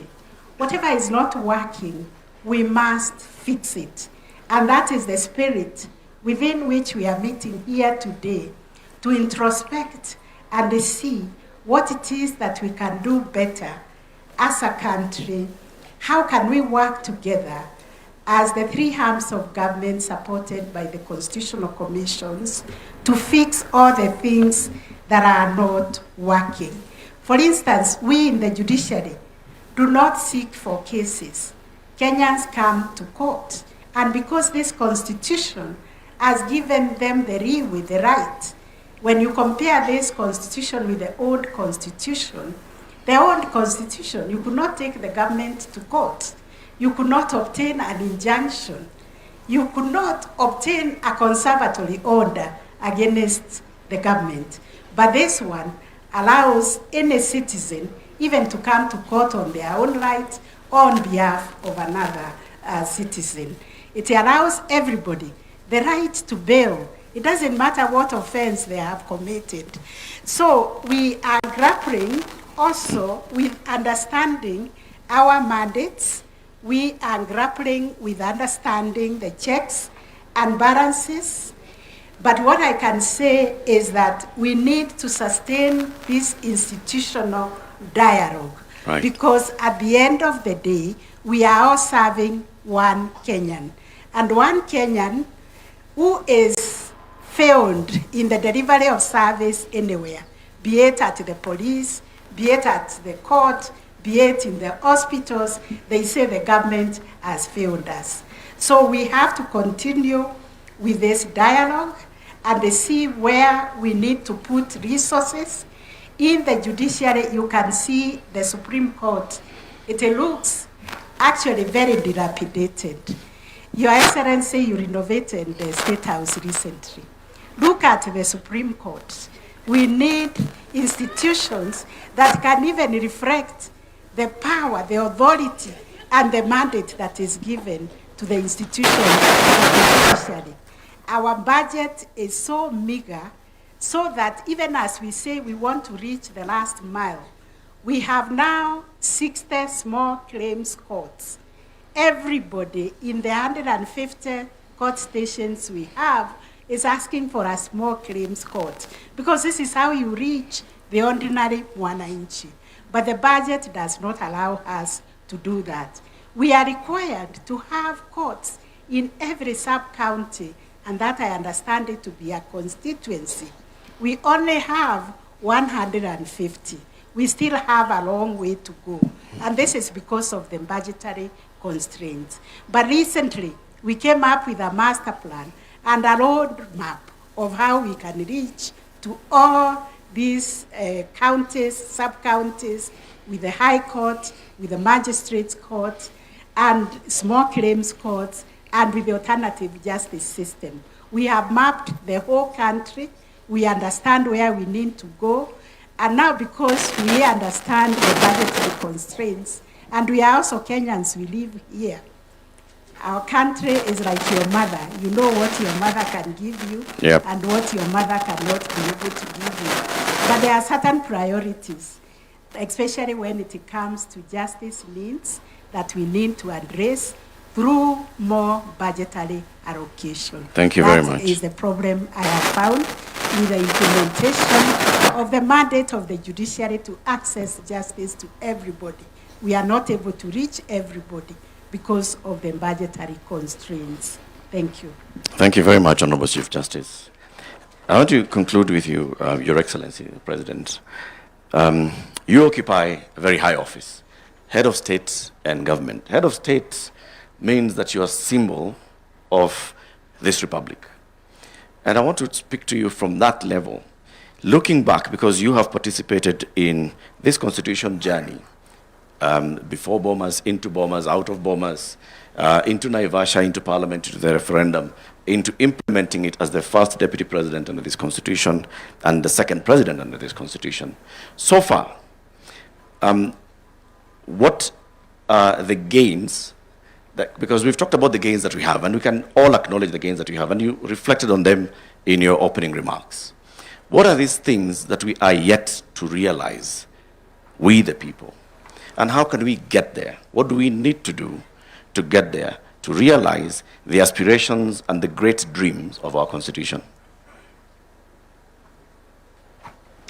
Thank you very much, Eric. And because I don't intend to make any further remarks, including what was listed as closing remarks, I will just finalize on my statement now so that we can bring this occasion to a close. First, let me say the following as I come to answer what you have asked me. That I'm very proud that we are able to sit down in the manner in which we have done and ask ourselves very candidly, very pointed, accountability questions. From what you have asked me about the matter of cabinet, to members of parliament on the letters, to Madam Chief Justice here, it just goes a long way in, putting in context the great country that we have, that we can stomach any inquiry into what we are doing as citizens and as leaders. The fact that, this occasion, the Katiba Day, when I thought about it, and I thought about this in the context of what you have said, I participated in Bomas. I participated in Naivasha. There was a Kilifi draft. I was the first deputy president under this constitution. And today I have the privilege to be the second president under this constitution. There is a journey that we have traveled as a country. And as head of state of this country today, I am very proud that this Katiba Day is not just another occasion. It's not just another celebration. It is a place where we call ourselves and ask ourselves difficult questions. Have we done what the Constitution expected of us? And why I am very proud about this moment is because I have managed to bring the country to a place where we can candidly ask ourselves questions. Last week, I was here in KICC on one of our primary subjects, that is universal health coverage. And I spent 5 hours the first day, 5 hours the second day, answering citizens, having an engagement with citizens. As president, that does not happen in ordinary circumstances. No other president has done what I have done. I have put myself at a place where I can be questioned and taken questions and answered. So I think this is a good place for us as a country, number one. Number two, we have made very good progress. As somebody who worked under the old constitution and the new constitution, I can proudly say, as others have said here, Mutava Mushimi, all the other good people, including Abdikadir and all the other people, that we have made progress.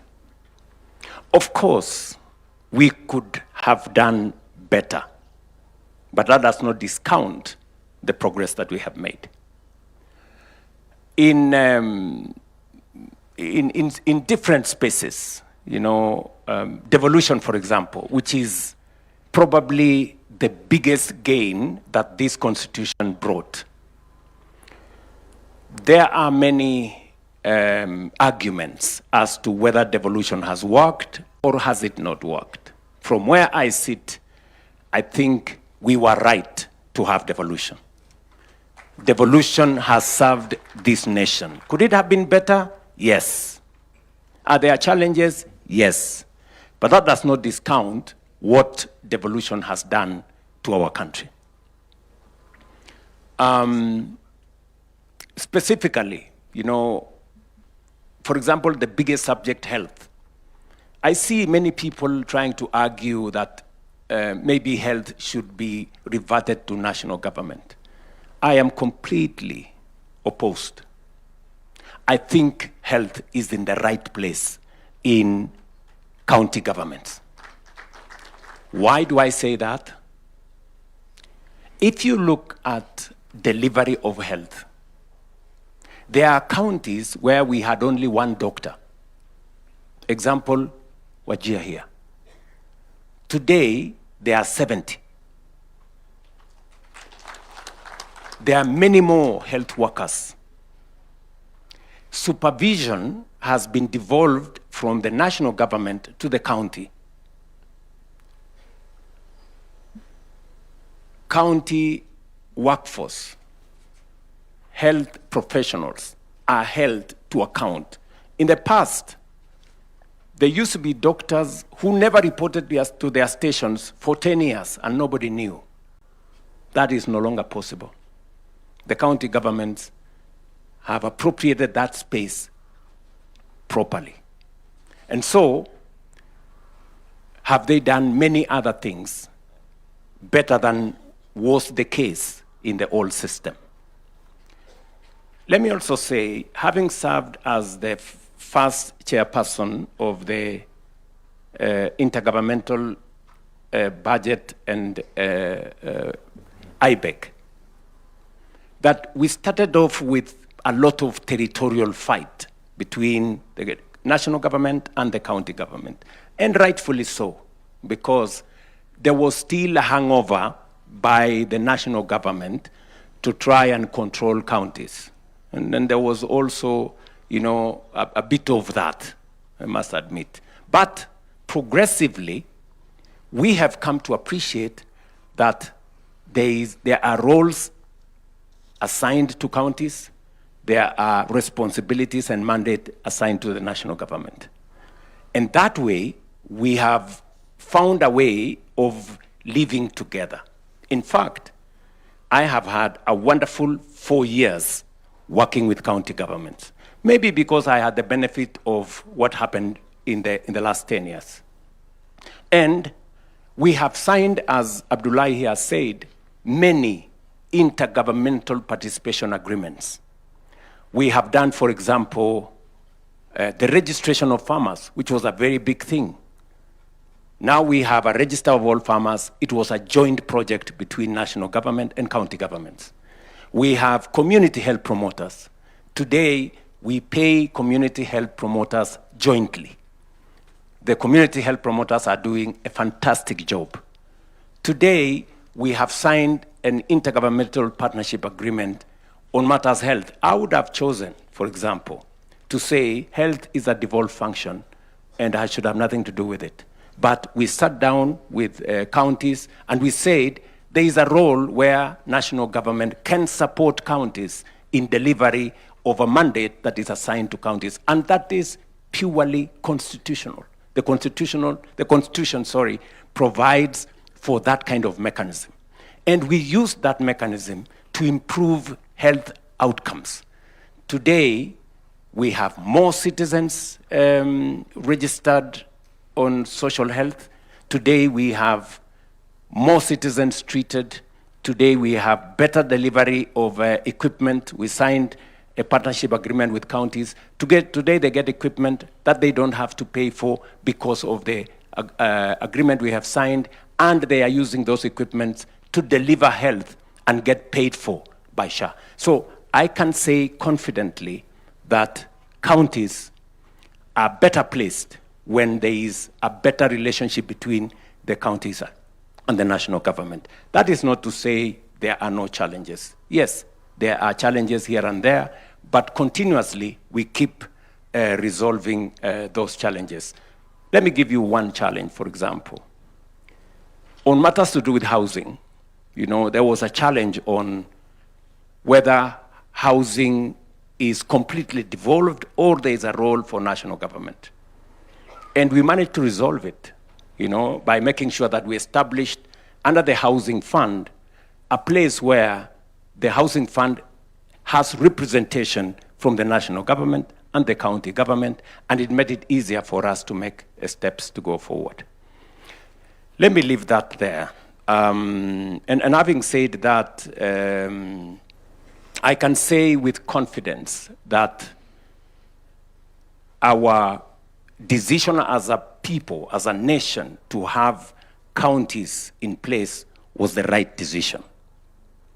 But I hear what Mutava Mushimi is saying. That is it too expensive? Can something be done about it?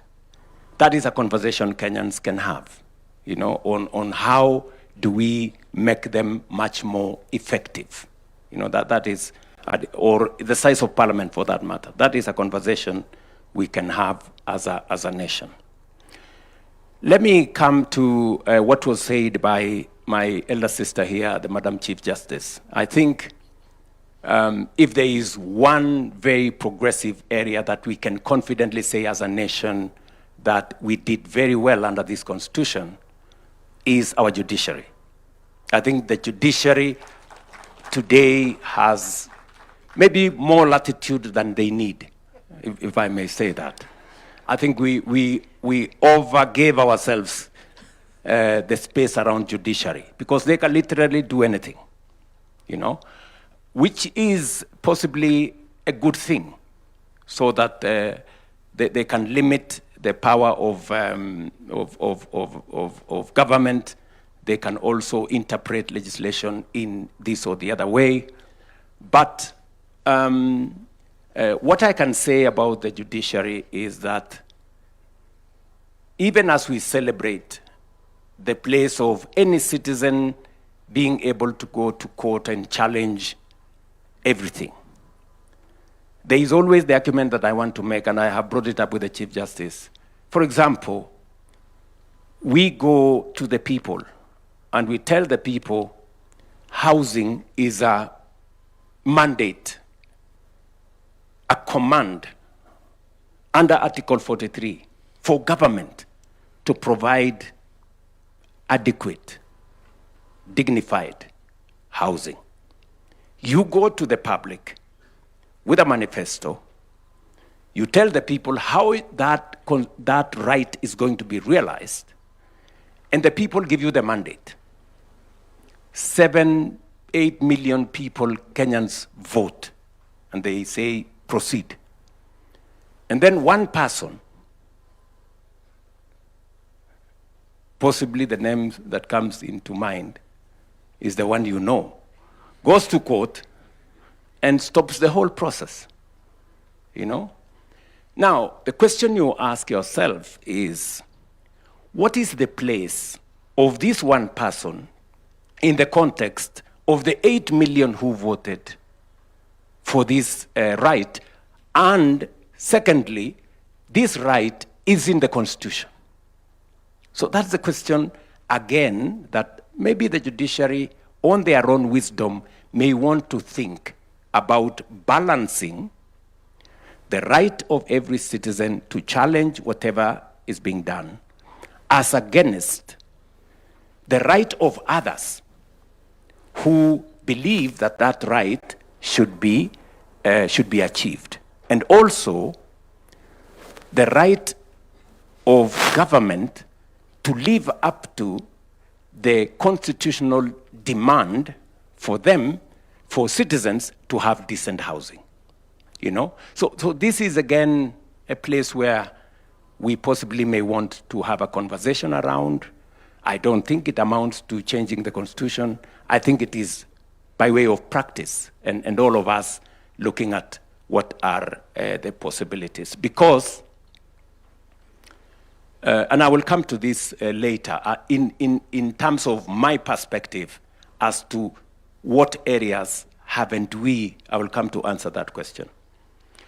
But having said that, I think I have had a wonderful relationship with the judiciary under my administration. They have cornered me in many places. They have brought down some of the things I wanted to do. But in some cases, they have made very useful proposals. You know, they have told us, for example, go and change the law so that it's not just those who are salaried who pay for housing, let all others pay. Very, very progressive, you know. They have also told us in other areas, maybe change the law so that you do this. So again, I cannot wholesome say they have done something that has stopped us. They've, in very many cases, enriched our, you know, proposal on how to get things done.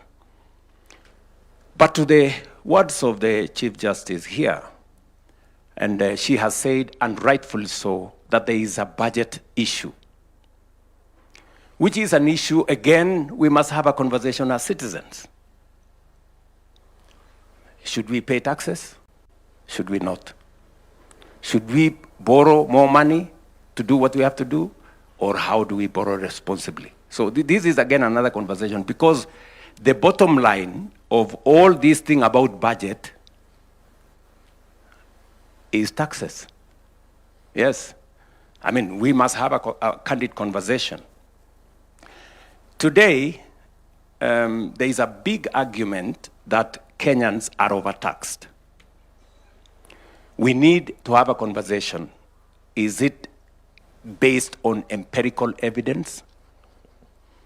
To my reflection, we are at 14, maybe 15%. Our taxes are 15% of GDP. The highest country, France, is 45% of GDP. They pay 45% of GDP. We pay 15%. South Africa pays 25% of GDP. So is the argument that we are overtaxing ourselves right, or is it not? And is it possible for us to provide for every service that we need without thinking of where we are going to raise the revenue for us to do that? This is, again, another conversation that speaks to what Mutaba Mushimi was saying as to affordability of government. But to my defense, I can say here that we have increased the budget for the judiciary from 18 billion when I came into office to 30 billion today. We have almost doubled the budget. That's the correct position. Under my administration, I think, together with the Judicial Service Commission, we have hired the highest number of judges any administration has hired.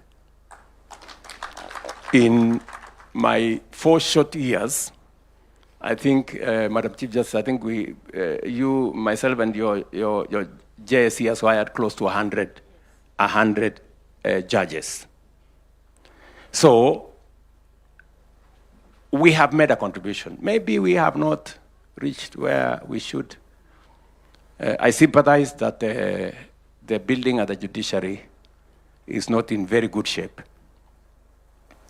But I don't know whether you really want to renovate, because you have to be ready for the consequences of renovation. The audit out there is very vicious. You know, you don't know how much shit I've gone through on lectures on whether it was the right thing to renovate the State House. I've tried to make argument that this place was leaking. This is the address of the people of Kenya, any citizen, but I don't know whether I've succeeded. So as you think about renovating and rebuilding judiciary, I will warn you that there will be consequences for that. But I guess you have the mettle for it. And I think with the new facility that we have negotiated with yourselves and the World Bank, we now have a facility of about 20 billion shillings to be able to rethink about how we can empower the judiciary to do more. I think we have done a couple of other things, including looking at the retirement benefits of judicial officers, their transport, and many other things, which I don't want to say. But I think we have tried to make a contribution in that direction. Let me say finally that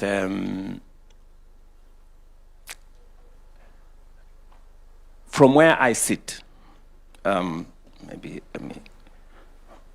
I should say from where I stand,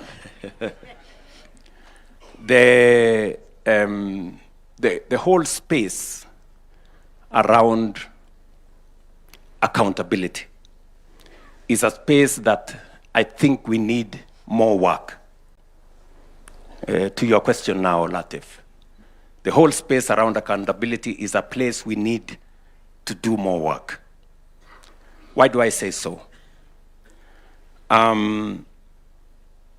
We have had arguments on who needs to prosecute. We have had issues raised by citizens on why the DPP enters, withdraws cases.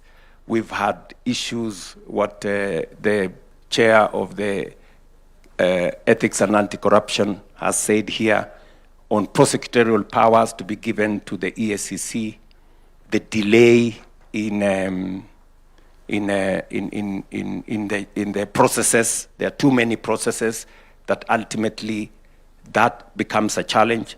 I think those are very valid. You know, even from where I sit, these are very valid proposals that we must internalize and do something about. But having said that, there is more that we can also do by way of prevention. And I remember making this statement before the last election. I said, in my administration, there will be no money to steal. And I meant it. And how have we stopped or prevented loss of public resources? Number one is what was said here by somebody, digitization. Just by digitizing government services and payment, we have significantly reduced transactions in cash that end up being areas of corruption. Today, I can confidently say we have eliminated paying for government services using cash. And this is to enhance accountability, traceability, and who pays what. We had 1,000 plus government pay bills. all in shady places. Today we have one. And the Treasury can see all government payments and where it is going. Number two, we have implemented what we call Treasury Single Account. Treasury Single Account enables government to see how much money we have in which places and how much idle money there is in government. We used to go to borrow using the instruments that we have, and most of the time we borrowed money which we had, you know? And sometimes we went to the market to borrow our own money. And it was not very intelligent. I don't want to say it was foolish. So we have eliminated that, and John Buddy is here, and we have made huge savings just by making sure that we have all our money with our visibility. Number three, and by the way, this single treasury account was a conversation that was there for almost 15 years, but there was no courage to implement it because there were people benefiting from these dark places. Number three, we have implemented what we call electronic EGP, electronic government, electronic procurement. We've made the whole procurement of government services transparent. John Buddy was telling me an item, say for example a pen, procured by government on 17th floor was different price procured by another ministry on 10th floor. That is no longer possible because we have standardized procurement. We know how much it costs, and every government entity pays the same for the same service or for the same commodities or other procurement products. Again, we are possibly saving up to 10% of all our procurement just by making e-procurement possible. I can tell you, we've gone through hell trying to implement this. The amount of requests we've been asked to excuse, or you know, our issues are very urgent, or you know, these issues are very sensitive, or these issues. But I want to thank John Buddy, he has said no. And we are forcing everybody to go through the mill. We've also done one thing, which Abdikadir will tell you how difficult it is to do. The issue of the government-owned enterprises law. This man, Abdikadir, came with it, I think 15 years ago, 13 years ago. But it was not possible to implement it.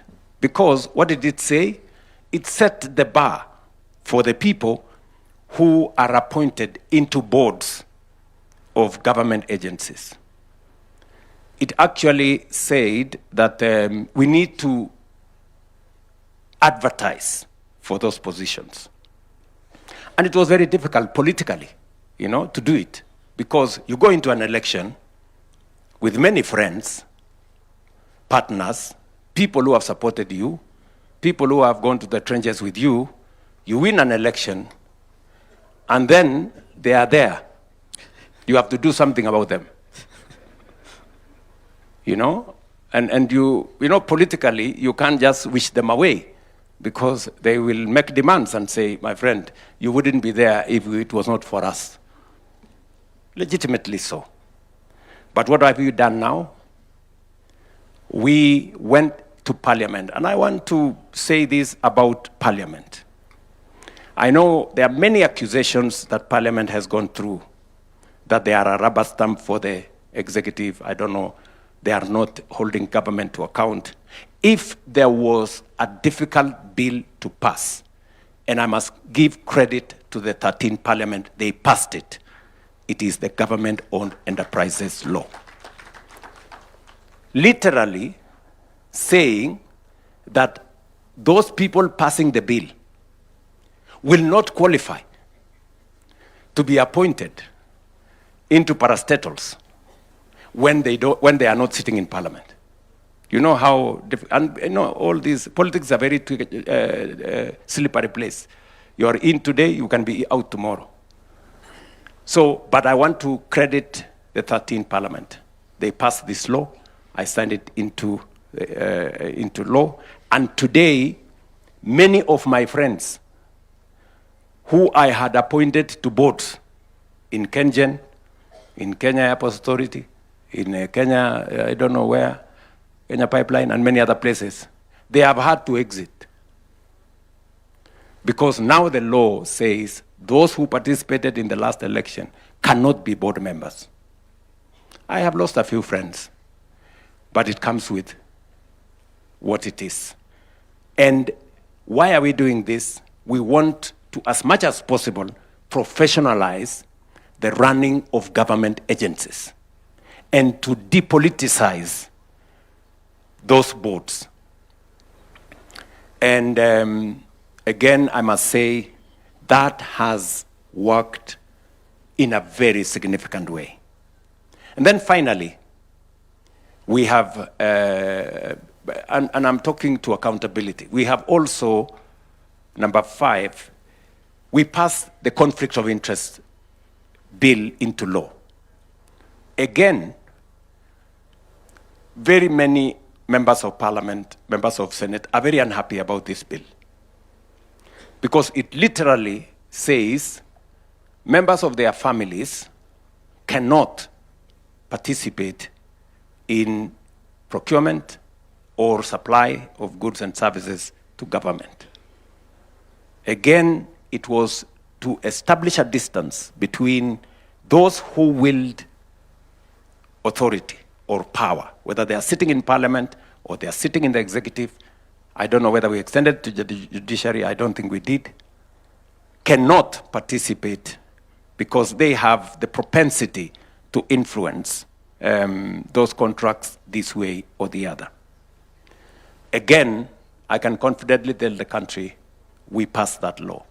And we are progressively, pushing corruption to the limits, even as we do the other things. You remember it was said here earlier, what about the ethics part? What about what other, apart from prosecution and all this, are there other things being done to deal with corruption? This is part of it. And we've worked with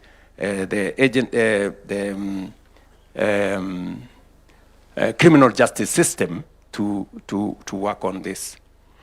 And then allow me to say 2 final things, which, speaking to what the other panelists have said, I agree entirely with the assessment of Mutava Mushimi on the subject of us having and what we are doing about poor people in our country. There is a message that Mutava Mushimi is saying, that those of us in positions of responsibility, myself and these great people and all of you seated here, which we cannot lose focus on. What are we doing about equity? How are we working to make sure that every citizen has meaning in Kenya? It's okay, for us to defend our salaries, for us to demonstrate, ask for more salaries, but what about the people who have no salary? What about the people who have no jobs? What about the poor people? This is something that we must pay attention to. There are some people, and I'm afraid to say this, that believe that there are citizens who are born to be poor. I think that is tragic. Because I hear arguments when I was pushing for the housing levy.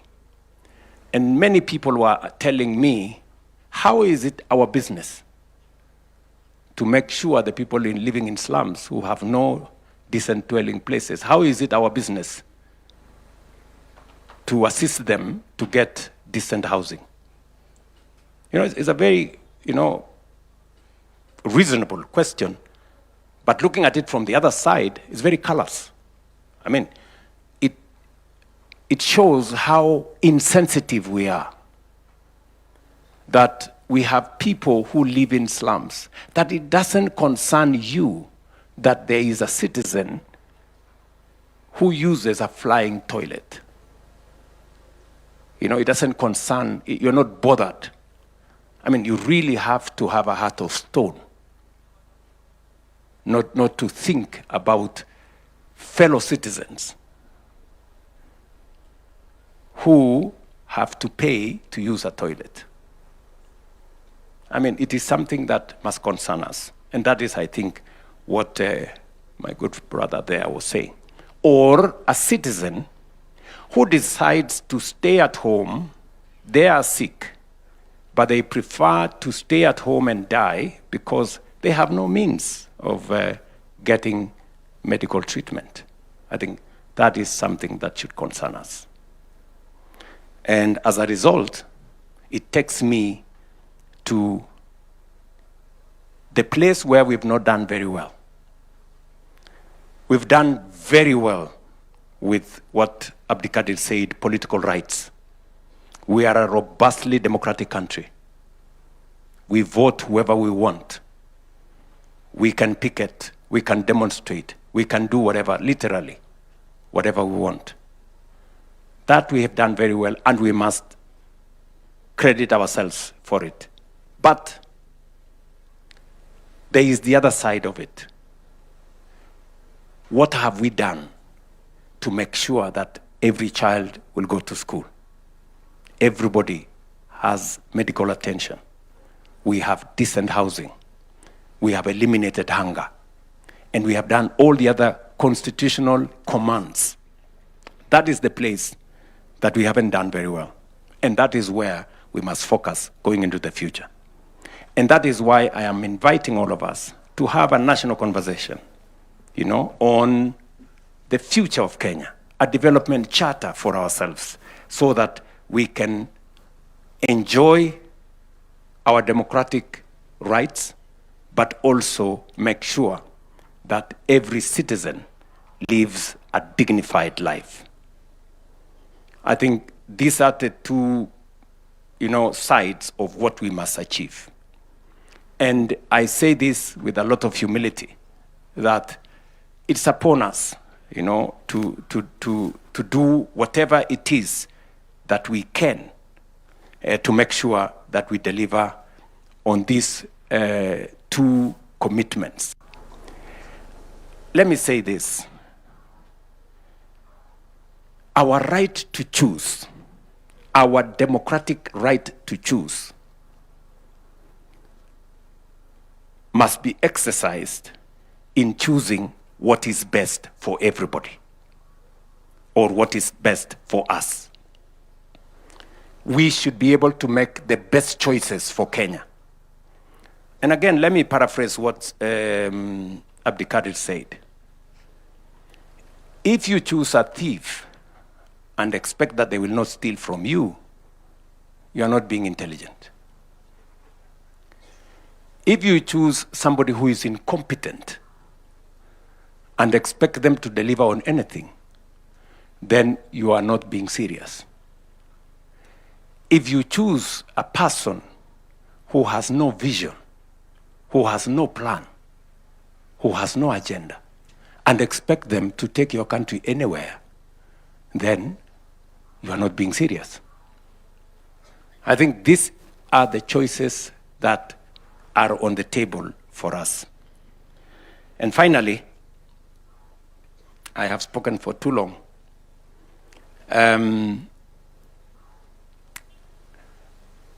Why I like this meeting, and it is good that we are talking about our constitution in a forum like this, that intellectuals are present, is that Mutava Mushimi can say some of the things politicians cannot say. And Abdikadir can say some of the things politicians cannot say. And my good bishop can also say some of the things that are difficult for politicians to say. But they must be said. So this is a good forum for us to engage without defending ourselves that much. And finally, I think we need to do more. We have gaps in matters to do with our gender equity. I think we can do something about the two-thirds gender rule. And I think I can do something about making the, not just the two-thirds gender rule, but also the constitutionality of our cabinet. I think that is a space that even me, I have some homework to do on matters to do with gender and all that. If I was given an opportunity, I would try to mitigate my situation by saying, at least I have the first ever Attorney General who is a woman, whom I have appointed.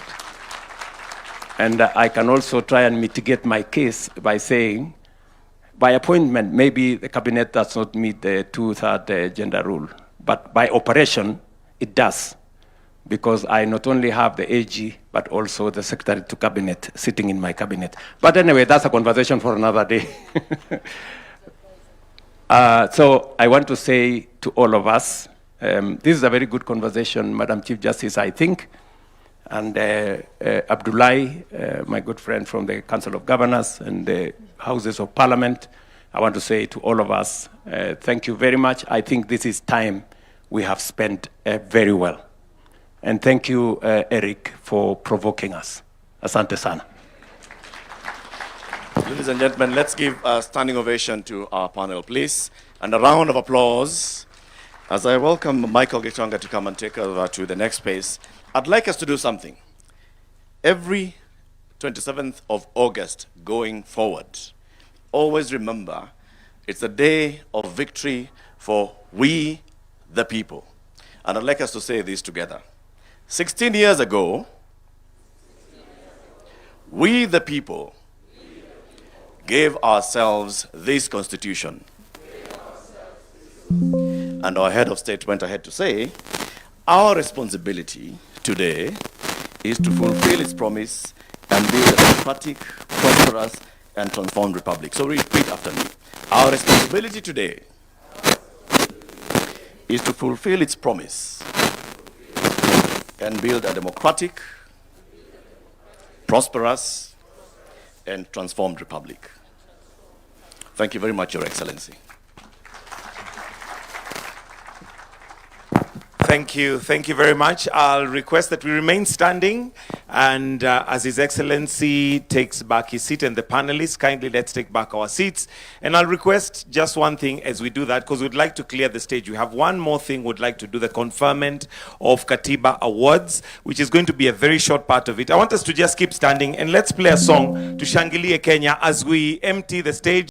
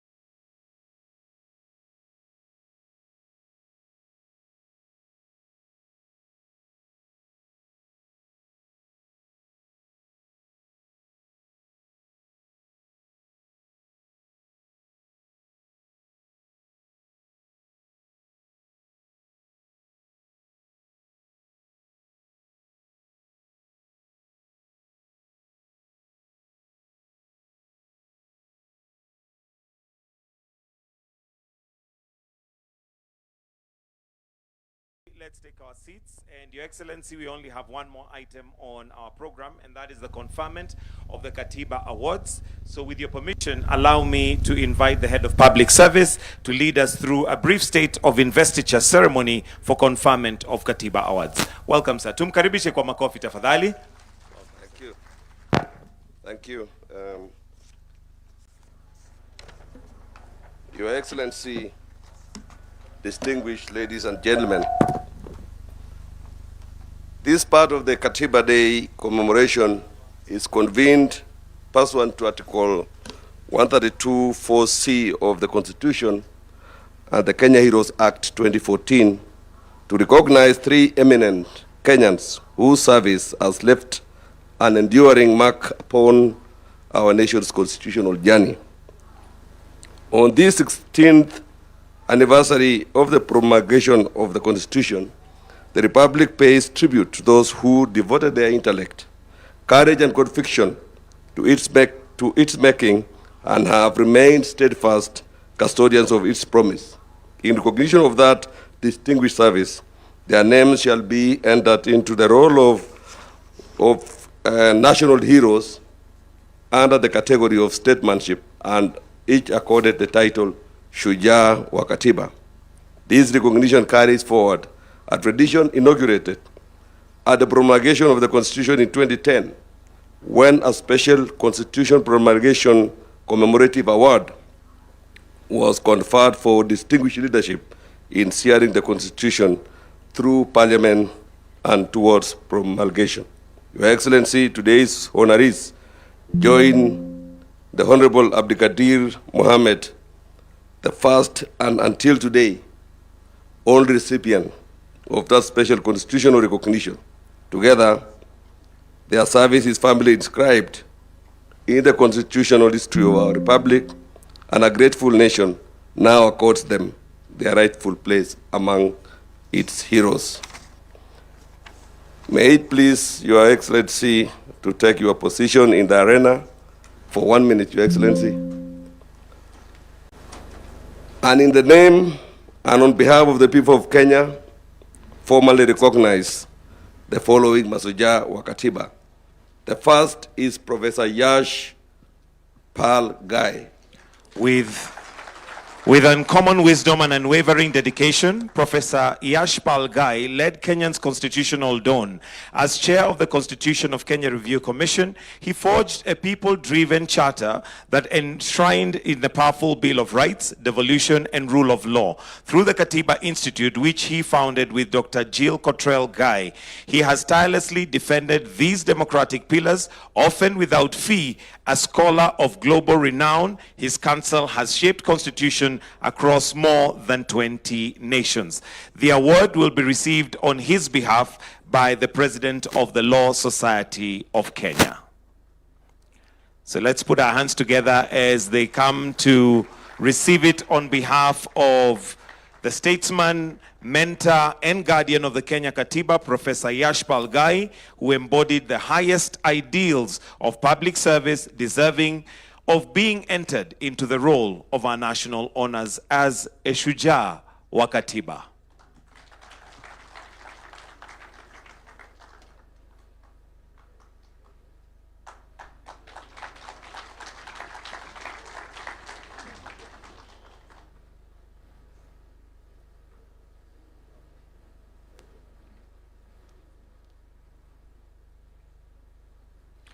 Thank you. Thank you. The second person to receive this award is the Honorable Dr. Willie Mutunga, Senior Counsel. With fearless principle and lifelong commitment to justice, Dr. Willie Mutunga stood at the vanguard of Kenya's democratic transformation.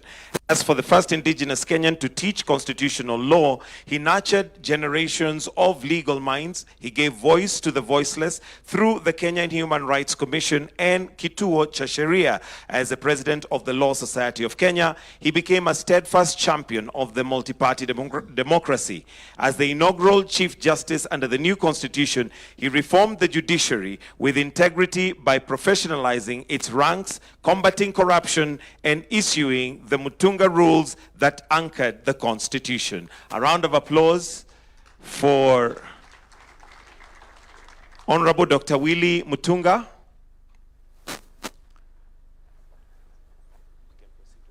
Perhaps we'll proceed to the next one, maybe a member of the judiciary, perhaps to receive it on his behalf. Honorable Chief Justice Martha Koome to receive it on his behalf. A round of applause, please.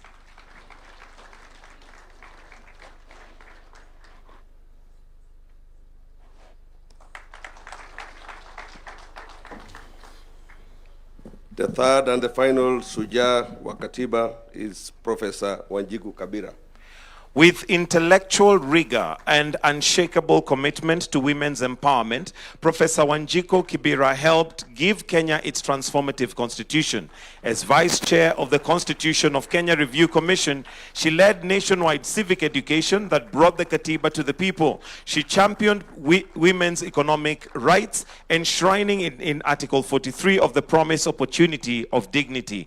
As a professor and founder of the University of Nairobi's African Women Studies Center, she cultivated generations of women's leaders and now shapes the nation. Scholar, advocate, and architect of equality, Professor Wanjiku Kibira stands as a beacon of justice and progress. For her immense contribution, she is entered into the role of national heroes of Shujaa wa Katiba.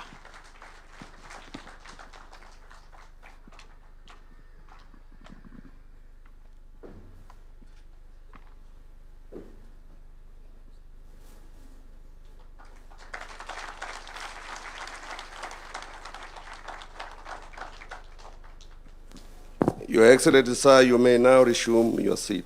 Thank you.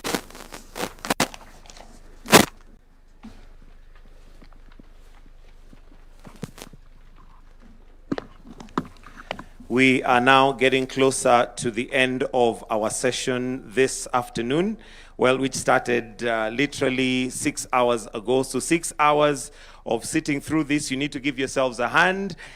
Also as Mashujaa wa Katiba for that protection of the Katiba. Your Excellency, sir, it is now time for us to retreat of the instruments of state. So I'll request that we be upstanding as we retreat the instruments of state. I invite the band to give us the song as we now withdraw the instruments of power that are here before us.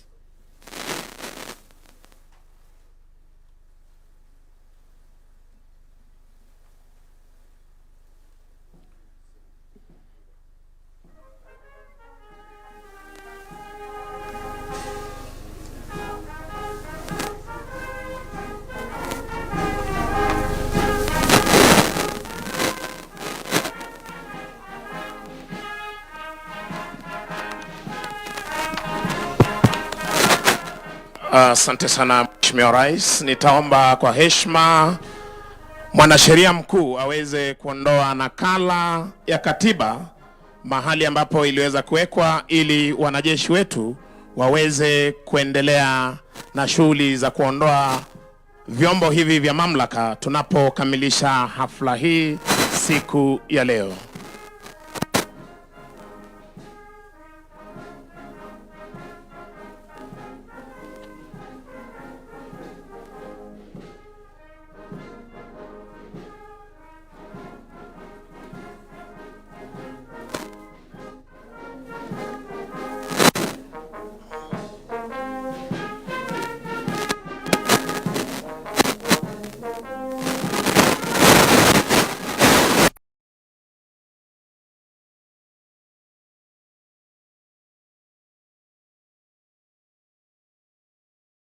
Weza kujiuliza ni kwa nini katiba ya Kenya inaondolewa na mwanasheria mkuu. Kenya ni nchi ambayo inatawala ama utawala wake ni wa kiraia. Ndiposa vyombo vyote vya mamlaka ambavyo vimesalia vinaletwa na kuondolewa na majeshi ya Kenya. Chini yake Regimental Sergeant Major Warrant Officer 1 Kiprono, wanajeshi hawa wakiweza kuchukua nafasi zao kuondoa vyombo hivi vya mamlaka.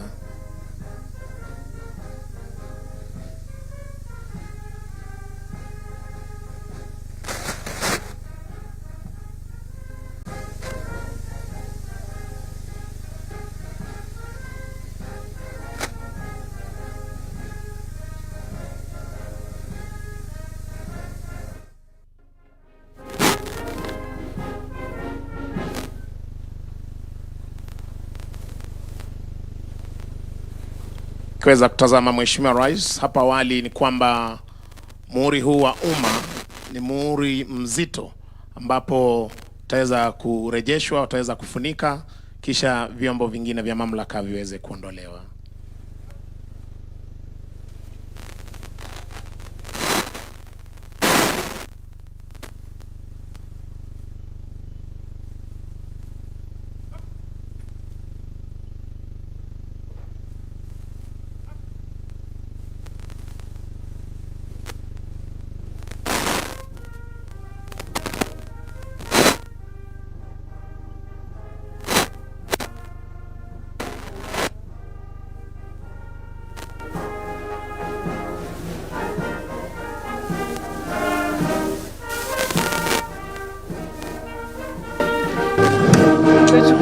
Asante bendi yetu, asante bendi. Mheshimiwa Rais, nitaomba kwa heshima tubaki tukiwa tumesimama kwa wimbo wa taifa, wimbo wa Jumuiya ya Afrika Mashariki, kisha baada ya hapo atatupa itifaki ya kufumukana sehemu hii.